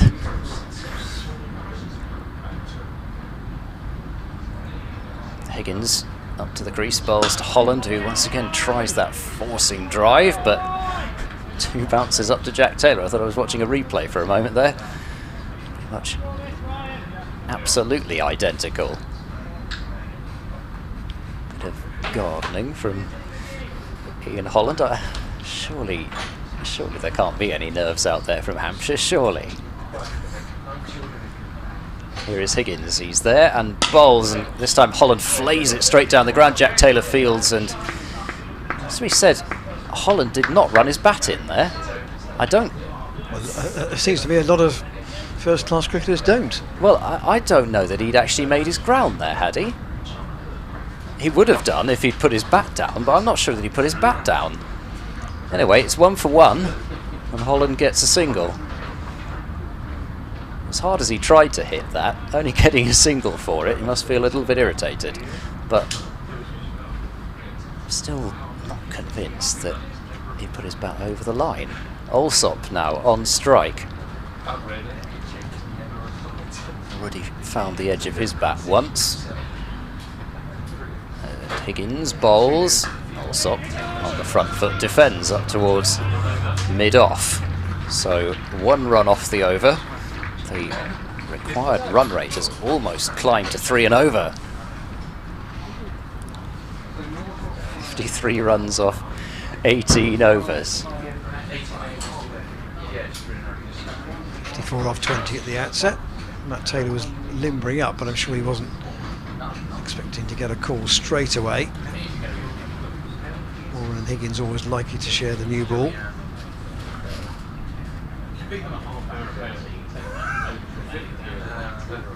And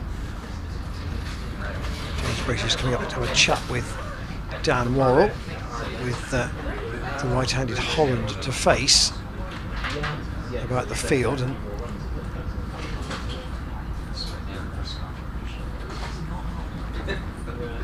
they've got to be very precise here.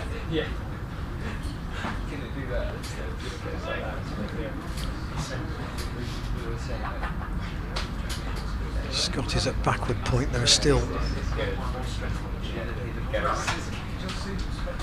going to be 2 slips. Higgins at mid-off, Jack Taylor at extra cover.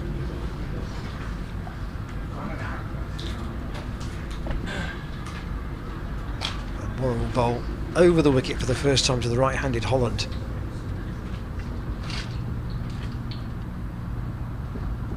That's driven down the ground, or it's bounced just in front of Higgins and he can't stop it. It's going to go all the way up to the boundary at long off, and it will just trickle over the rope for 4.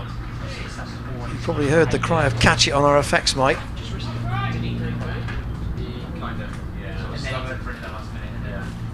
Higgins went down, but I think it bounced well in front of him, and then he couldn't stop it, and it went past him and all the way up towards the chapel for 4. Hampshire 5 for 1. So he doesn't hold back too much on those drives, Ian Holland. He missed a fair few in the first innings, but got that one away there. Out on the offside, fielded by Jack Taylor.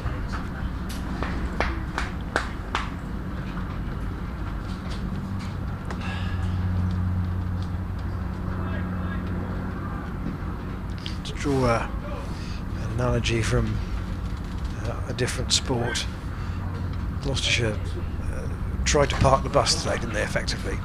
And what they've done is they've gone to defend a free kick near the end, and the free kick's got deflected off the wall and gone in. That's what's basically set this win up.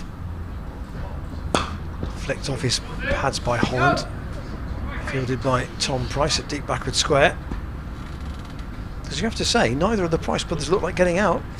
No, well, I mean, I guess the counter argument would be, how many times did Mason Crane beat the outside edge of Tom Price? Is he allowed to do that? Well, yeah, but he's saying they didn't look like getting out. I think playing and missing a fair few times But would they're indicate that there was the possibility of a dismissal. Their temperament was keeping them in there, wasn't it? Oh yeah, I'm not going to argue with that, for sure. And if you're batting at 8 and 9, I think you're entitled to a bit of fortune. I still think, though, that to say that the game was won because of that moment only might be stretching it a bit. Hampshire 6 for 1, chasing 54. Allsop defends out to Tom Price. But that Certainly the moment that opened it up, though. Yeah, that took the game off in a different direction, didn't it? Yeah, you were then relying on, with all due respect to Matt Taylor in particular, you were relying on your 2 tail enders to bat out an awful lot of overs, which has happened once this season for Gloucestershire versus Hampshire, but you can't expect it to happen all the time. Two. That's No. the other thing. It was a different pairing. Miles Hammond's coming out of the slips and going in at short mid wicket. He's probably basically on the single there, but for the clip from Allsop as Mora goes round the wicket, and Allsop plays that quietly out to Jack Taylor.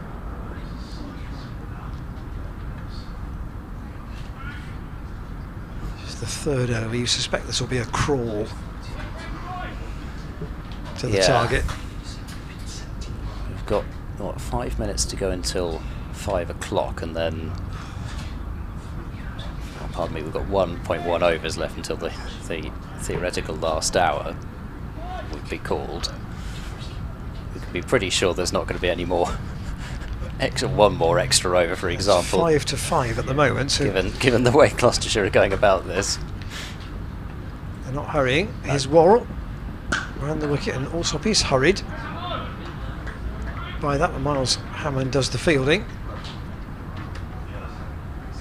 And Ryan Higgins will probably bowl one of the slowest overs of the season now to ensure that we get to 16 at the start of the last hour.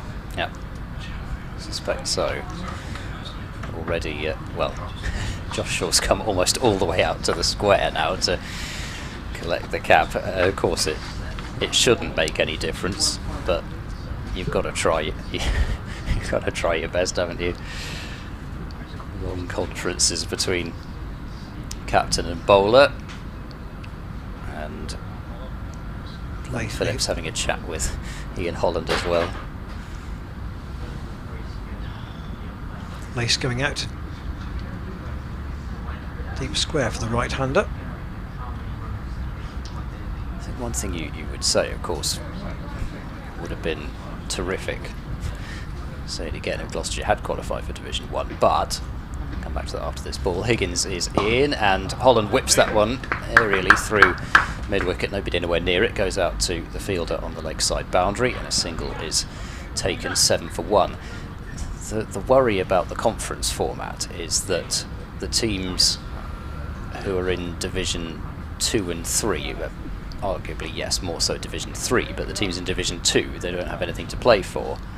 I don't think anyone's going to be telling Gloucestershire in Division 2 they don't have anything to play for, because they will be out to win. Did you not say the other day that there is prize money down to the top of the third group? I think so, something like that. Higgins round the wicket, in and bowls to Allsop, who's struck on the pad, but very optimistic shout for LBW, I think has to be said, as it deflects out into the short third man, reaching for a leg by. It hit Allsop quite high up, and I think he was also off the ground when it hit him as well. Here's the replay. Well, actually, you know what? I have to take that back a little bit. It wasn't the world's worst shout, because the ball didn't get up as much as I thought it had. It had almost, but not quite, reached its high point when it hit Allsop, so I don't know, it might have been a bail trimmer. 8 for 1. Higgins bowls, and Holland thrashes at this one, and Holly Price has deflected that one away from Jack Taylor, but Jack Taylor reverses course, and it's just the single again. 9 for 1.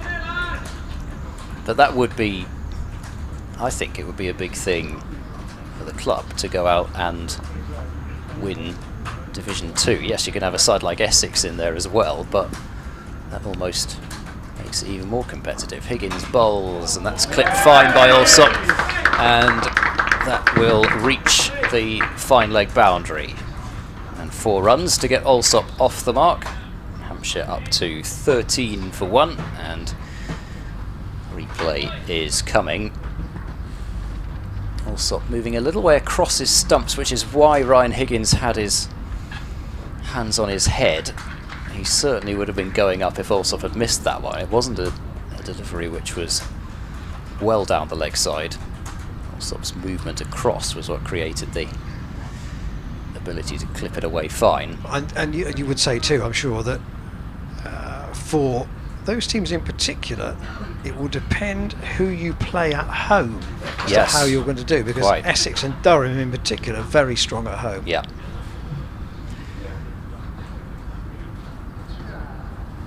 Obviously everybody has 2 home games. Yep. Here goes Higgins over the wicket to Allsop, who just turns that one into the leg side. Scott off the deep square boundary to field, and another run goes onto the total, 14 for 1. And I think in some ways that's another thing about the format in a way. There is so much that's going to depend on fixtures and who you get at home, who you get away.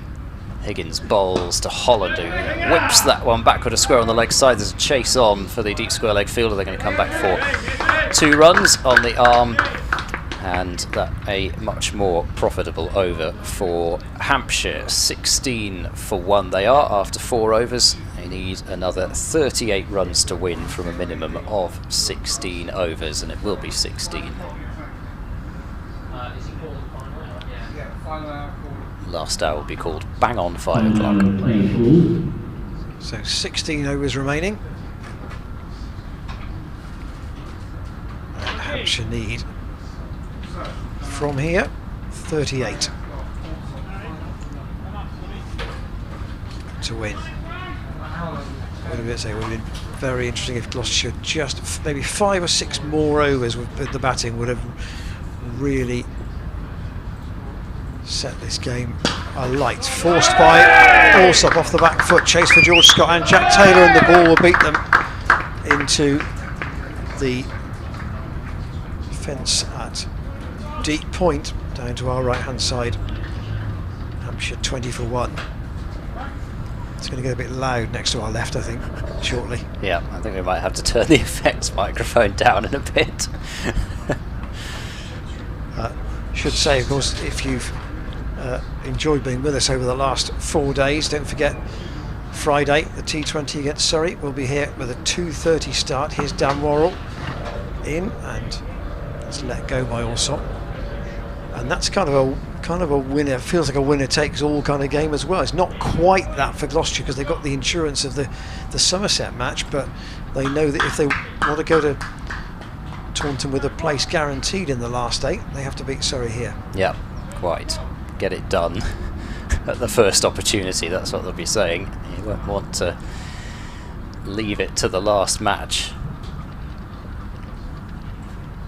Worrell round the wicket, Allsop hit on the pad, Worrell appeals, and Allsop's got to go.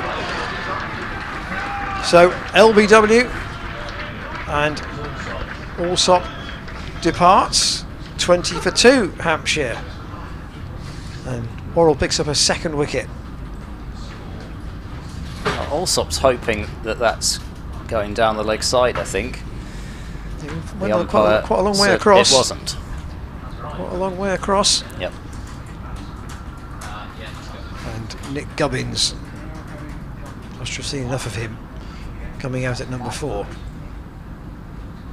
the very least, you want a bit of a sting in the tail if you're Gloucestershire, and Dan Worrell, I think, it'd be fair to say that he would feel, probably rightfully, that he was better than 30 overs 1 for 60 in the first innings. That does not tell you the story of how he bowled, and I think possibly now getting some of the rewards that he would say he should have had in the first innings.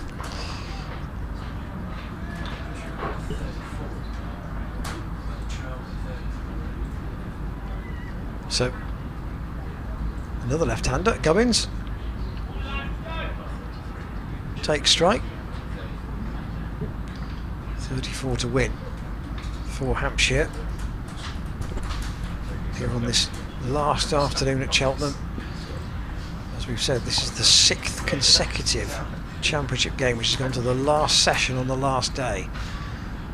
Worrell round the wicket, and Gubbins defends back on the offside and Worrell fields. It might even be the last hour on the last day of the last 6 games. I wouldn't be absolutely sure about that. Did Middlesex actually make it into the last hour? They might have collapsed so quickly that they were a bit short of it. But we were quite late in terms of our actual overs on that day. So yeah, it was. I think that was it, wasn't it? There were quite a lot of overs to be bowled in the final session.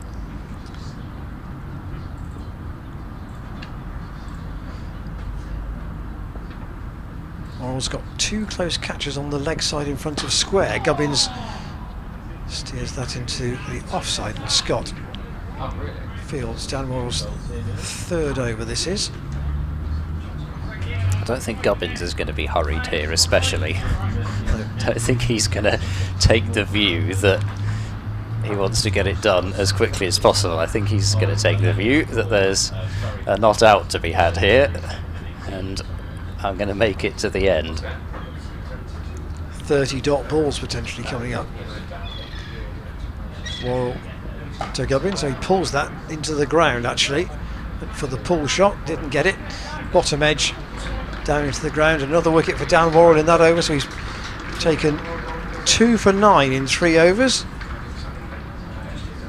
It's just a shame that Gloucestershire didn't have a few more to play with, or just half the overs. Half the overs would have made it entertaining. 54 off 10 would have been an interesting chase. Higgins to continue, 2 overs for 10 so far. 9 of those, however, came in his last over. Higgins in, and Holland is a little bit turned around by that one as he plays it up to Jack Taylor at mid-off, and applause was generous after that over from the Cheltenham faithful. Most, if not all, have stayed even for this little period here, soaking up what they can before hopefully next year. As that's turned away and stopped by Glenn Phillips, who was in the perfect position at backward square leg for that one, and there's no run. And that's, of course, they've got tickets, of course, for the T20 coming up. And a reminder, that game is sold out, so if Yes. you don't have a ticket, do join us on the stream on Friday afternoon. Should say too that the Sunday match at Taunton is at 6:30. Higgins bowls and Holland drives firmly to mid-off. Jack Taylor looking for the quick pick-up and throw, and he's furious with himself that he couldn't get the first part of that done, and a single taken, 21 for 2. Am I right in thinking now that all the games are now at 6:30, by the way, on Sunday? Because surely that would be the fair way to do it, unless It would, but unless you're the side that sits out the last round. Indeed, the schedule that I looked at, though, all the games were at 2:30, so I'm not sure about that. It does seem a little bit odd. Higgins bowls round the wicket to Gubbins, who clips that one away back from square. Scott is out on the boundary rope, and so a single to get Gubbins off the mark. 22 for 2, 32 more runs to win by Hampshire are required. And yep, so See, the at least BBC according to the schedule I've got, all the games are at 2:30, but the Kent Sussex game is now also at 6:30. So that's turned away by Holland out to deep square leg, and another single taken. and the Notts game is at 4 o'clock.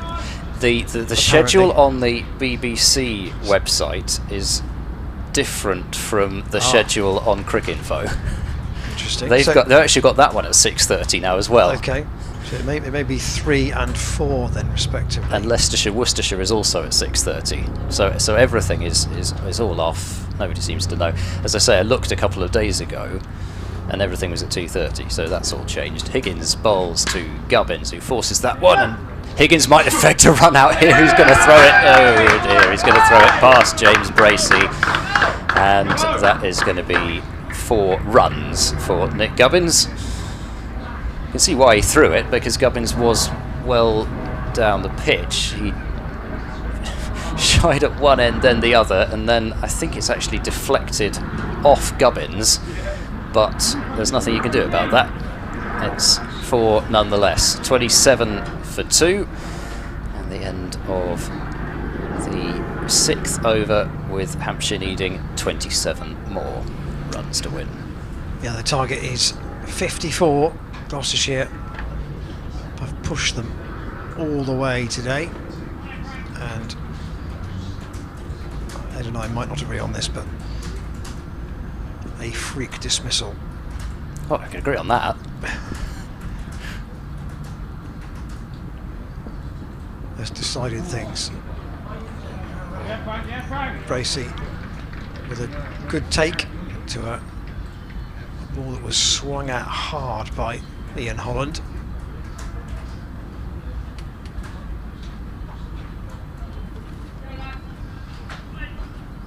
So overall, we will have seen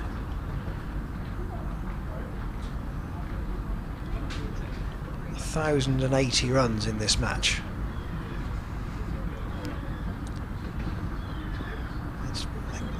As a groundsman, Christian Brain will be happy with the pitch, and again, good take from Bracey as Worrell tries to fire it in at Ian Holland. It's going down the leg side. Good take from the keeper.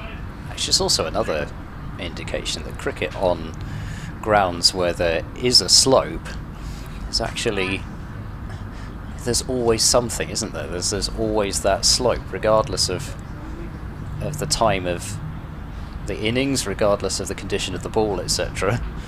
There's always something. Worrell in, as got Holland on the pad. I'm sure there'll be some statos will be saying yes, but if Gloucestershire had kept the extras down in the Hampshire innings, they might have got to 486, but they might have taken them a bit longer. It's eaten more time out of the game. Yeah, I think that is definitely a point worth making, regardless if you're a stato or not. 27 for 2, Hampshire chasing 54. Holland doesn't time that, and it comes out to, it would have come to Miles Hammond, but Worrell fielded off his own bowling. And it should be said that that's a large mixture of things. Gloucestershire did also bowl quite a lot of no balls. They did also bowl quite a lot of balls that would have been wide had the laws of wide ball been applied as perhaps they should be. Worrell over the wicket to Holland, who's slashed at that, and it's gone down to third man. Good stop. Awkward bounce for Ollie Price, but he kept him down to 1.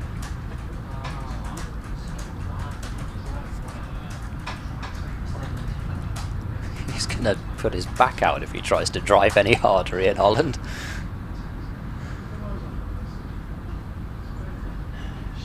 Gubbins takes a fresh guard. Both wickets to Dan Worrell. 28 for 2. And he's sending George Scott out to the boundary now at deep point. Worrell into Gubbins, that's down the leg side and taken by Bracey. Certainly had a sore finger at the end of yesterday, I think. He was struck a blow on the second day, I think it was, late on the second day, and the perils of keeping wicket when the ball is coming into your hands at such a pace repeatedly. There are always injuries around the corner.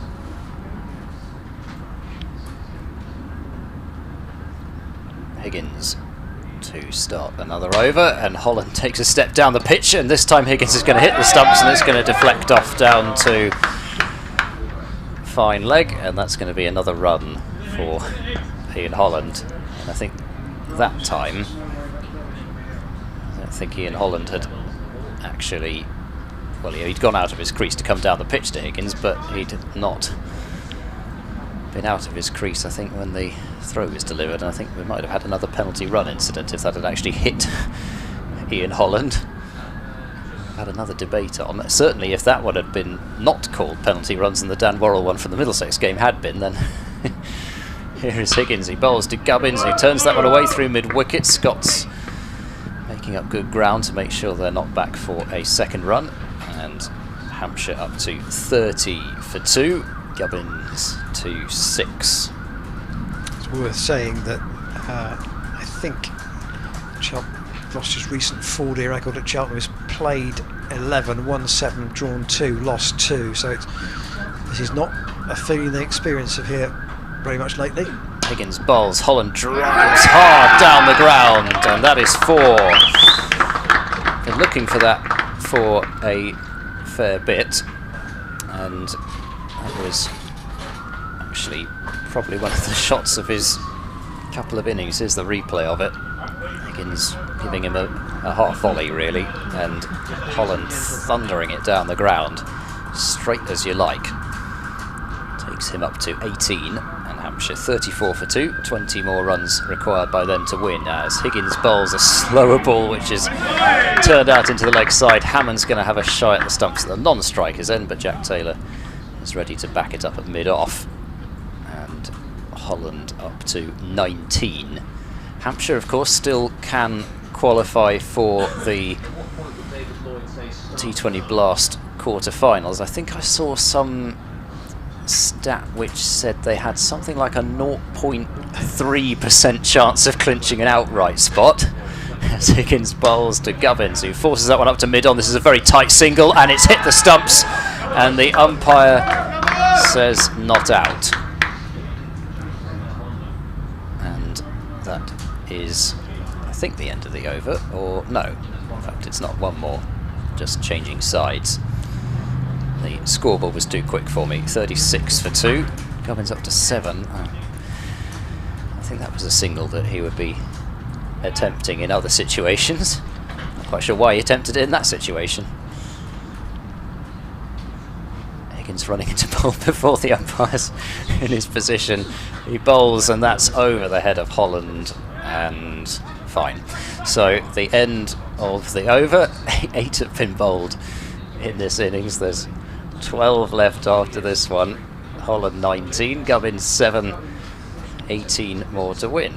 Matt Taylor, I think, at the College Lawn end next over. And what are Gloucestershire going to do here? Dan Worrell assumes to continue.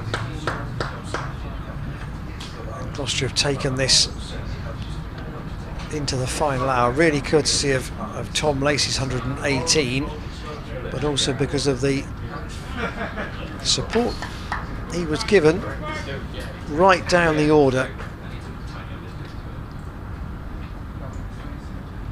But each of the batsmen not quite able to last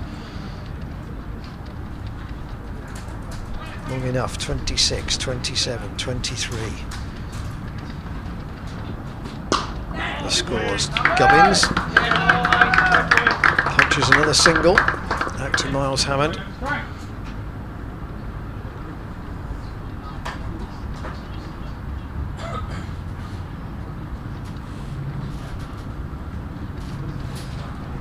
Every chance though, you would think that I don't think necessarily they would play in the Royal London Cup, but the prices would be definitely in thoughts for selection for the remaining 4 Red Ball games. Worrell in, appeals for an LBW and given. Ian Holland's got to walk, I'm afraid.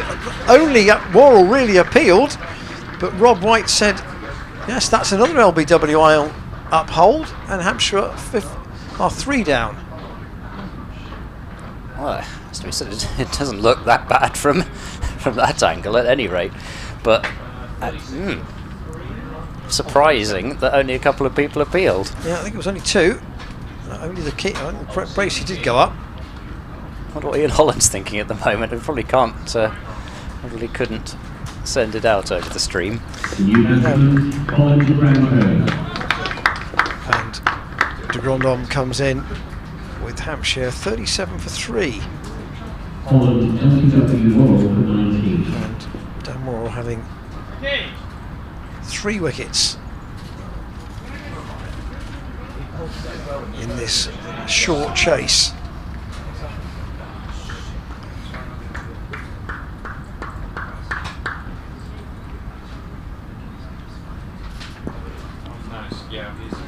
De Grandhomme, right-hander, and Worrell to bowl to him. That's cut into the ground. That's right. The bowler's end didn't hit. Needs to be seen whether Tom Price had hit the stumps. De Grandhomme might have been struggling. I wonder why they're pushing these singles. They're almost looking like a side that's actually under pressure out there, which they shouldn't be, theoretically. There's really absolutely no need for them to do that, they need probably about 1.5 and over. Well, perhaps it shows that mentally they were getting into a bit of a scrambly situation. Either that or they're just not quite concentrating on what seems like a chase too small to bother with. Gubbins turns that into the onside, just gets a single. Just a dab, really. I don't suppose Hampshire will care too much how many wickets down they are when they get there. I can't imagine they'll really talk about it, but for Gloucestershire it will help in terms of their overall talk about what a good day they've had today.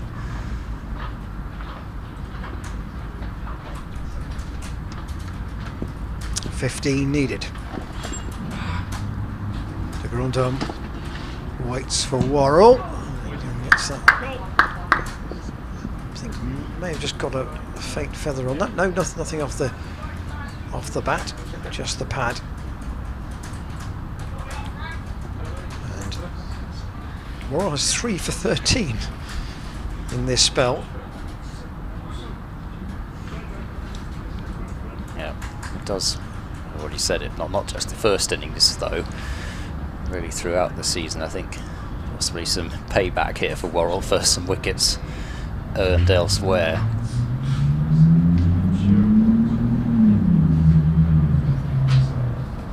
He would have preferred to take those in other situations though. Yeah. Worrell to Gubbins. It's a short one, and James Bracey takes. So Worrell 5 overs, 3 for 13 in this chase of 54 for Hampshire on this late on this 4th day, and they are 40 for 3, so they need 14 more. And in all, there are scheduled to be 13 overs to go. Looks as though Matt Taylor is going to bowl the next of them, so Higgins out of the attack. And Matt Taylor, the hero from the Middlesex game, giving Gloucestershire a chance to draw this game by taking those wickets that he did against Middlesex.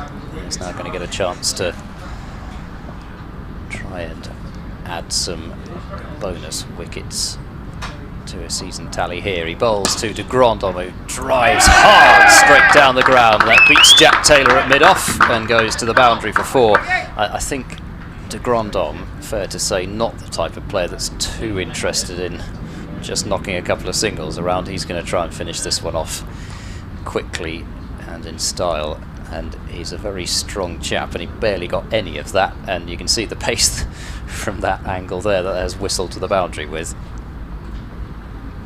44 for 3, Matt Taylor is in, and that's turned away to mid-wicket for no run by De Grandhomme. Not quite got to the level of De Grandhomme clearing the leg out the way and swinging for the fences, but possibly may yet see it. There is a man out at deep square. So Gloucestershire thinking along those lines by putting out a deep square leg, in addition to the more like fine leg. Here is Matt Taylor, he bowls, and De Grandhomme flicks that one in the air, and it'll be a couple of bounces out to the fielder in the deep. They're going to come back for a second run, and it's a well-judged run. 2 more to the total.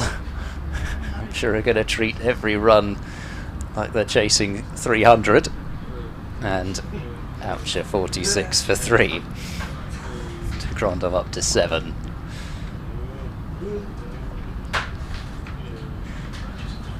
Matt Taylor in and bowls, and De Grandhomme hits this high in the air out towards deep mid-wicket. There'll be 1 bounce this time, and well fielded out on the deep mid-wicket boundary.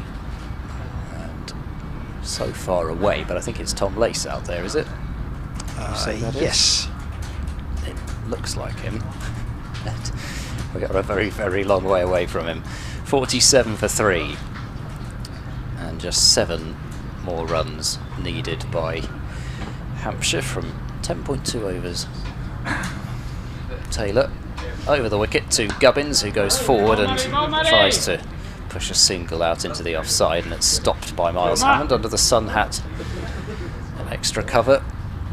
It's been a glorious day, and I suppose the other thing you'd say is that there could have been more rain in this match. It wouldn't have taken much more rain either for Gloucestershire to have saved the game, so the weather gods have certainly been on Hampshire's side in this match. Matt Taylor bowls and Gubbins flees a drive, not quite where he was intending, up towards mid-off, ends another over. 47 for 3 and 7 more needed to win. We were forecast rain yesterday and the day before, but the only rain that we got were a few drops which didn't even start and delay, pardon me, the start of play yesterday. Yeah, the only appreciable time lost was on the first evening. And they managed to make up. Well, they were 2 overs, didn't they, after tea on the first day. And they made 16 up. So yeah, they've only lost 14 overs out of this game. Which for a forecast that was a bit mixed is next to nothing. Clubbed away by de Grandon, through extra cover for 4, and Hampshire to within 1 blow of victory. Their 50 is up.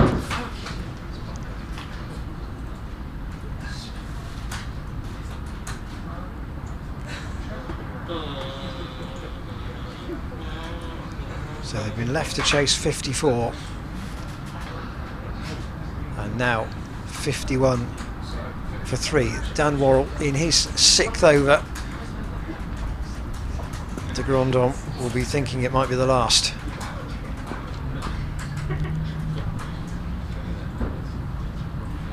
Worrell to de Grandon. It's hit on the pad. Mohammed comes in with a sliding stop.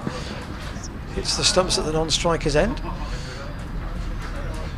After numerous throws having not hit the stumps the whole match, suddenly we've had 2 or 3 together right at the end, which is ironic. 52 for 3. Amazing how that happens, isn't it? Almost without fail, the direct hits start happening when it doesn't matter. Feels like that anyway. So Hampshire need 2, and their centurion from their first innings, Nick Gubbins, is on strike. He's got 9. Worrell took round the wicket to bowl to him, and he's hit it past Hammond. It's bounces awkward, and the ball is going to go out to the boundary, and Hampshire have won here at Cheltenham by 7 wickets in a game that's gone to 10 overs from the end. It's been hard cricket throughout, and Hampshire have just done enough with a bit of fortune along the way to win, and with it they go into the top group. Yeah, many congratulations to Hampshire. They, for me, have been the better side, not just in this match but also in the return fixture at the Ageas Bowl. It's for me hard to begrudge Hampshire this victory. They have probably, we would say they have outperformed Gloucestershire with bat and ball, and they piled up a huge total on both occasions, both appreciable occasions that they batted against Gloucestershire this season. And yeah, they've been made to work very hard by Gloucestershire, which is very much to Gloucestershire's credit, but at the end of the day they had a losing draw at the Ageas Bowl, and you'd probably have said it would be the same thing even if they had won in this one. So I think very much credit to Hampshire. They are very much deserving of their position in Division 1, and for Gloucestershire they will fight it out in Division 2, and they will fight it out tooth and nail with the sides that are in that group, I'm certain.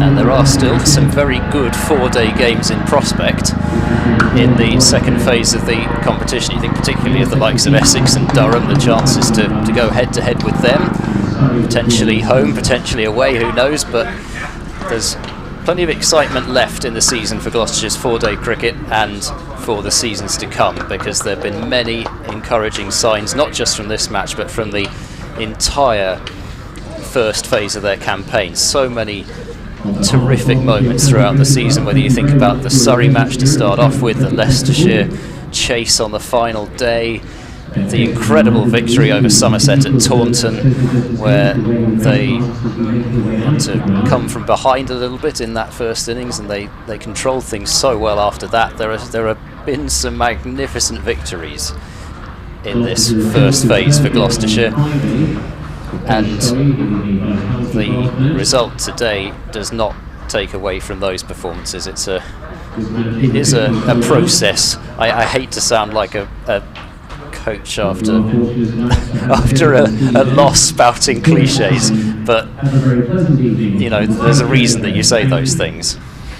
And just to clarify too, we don't know, and I personally don't know, whether Friday will be the last time that you will see Glenn Phillips in a home match for Gloucestershire, because he's here obviously for the T20. I don't believe he's here for the quarter-finals, so that would imply that he's not going to be back for the latter stages of the championship either. So if you want to see Glenn Phillips either with his off-spin, which is exciting enough, or variable enough, or also with the bat, then do join us on Friday if you haven't got a ticket for the last home game in the T20 against Surrey, which has a lot on it as well. Gloucestershire can get themselves into the last 8 with a win here on Friday afternoon. So Hampshire's second innings, they were left to chase 54, and in doing so they lost Weatherly without scoring, Holland for 19 and Allsop for 9, all to Dan Worrell. Gubbins 13 and de Grandon 12 saw them home. Worrell 3 for 21, Higgins 0 for 25, Matt Taylor 0 for 7. Thanks to everybody involved with the production of the 4-day games here at Cheltenham. Jake, Shane, Connor, Cameron and James. And once again, this venue has proved that 4-day cricket on outgrounds is alive and well. Yep, absolutely. Been terrific cricket to watch every day. Yes, Gloucestershire haven't been on top much in this one, but throughout the 2 4-day games we've seen some magnificent cricket, and having not had Cheltenham last year, I think we've all, and everyone that has come, and hopefully people who haven't been able to come and have watched us on the stream, have been able to drink in a little bit of that Cheltenham atmosphere, and hopefully by the time we return next year to Cheltenham we will be back to full capacity, and everyone that wants to come will be able to do so.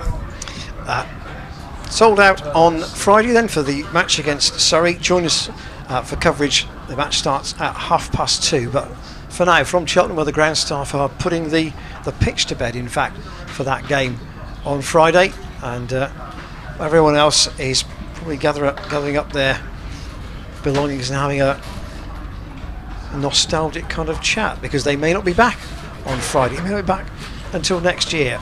Will they be back in 48 hours time with that T20 match? 2:30 on Friday afternoon. Meanwhile, from Cheltenham, where Hampshire have won this match by 7 wickets. Goodbye.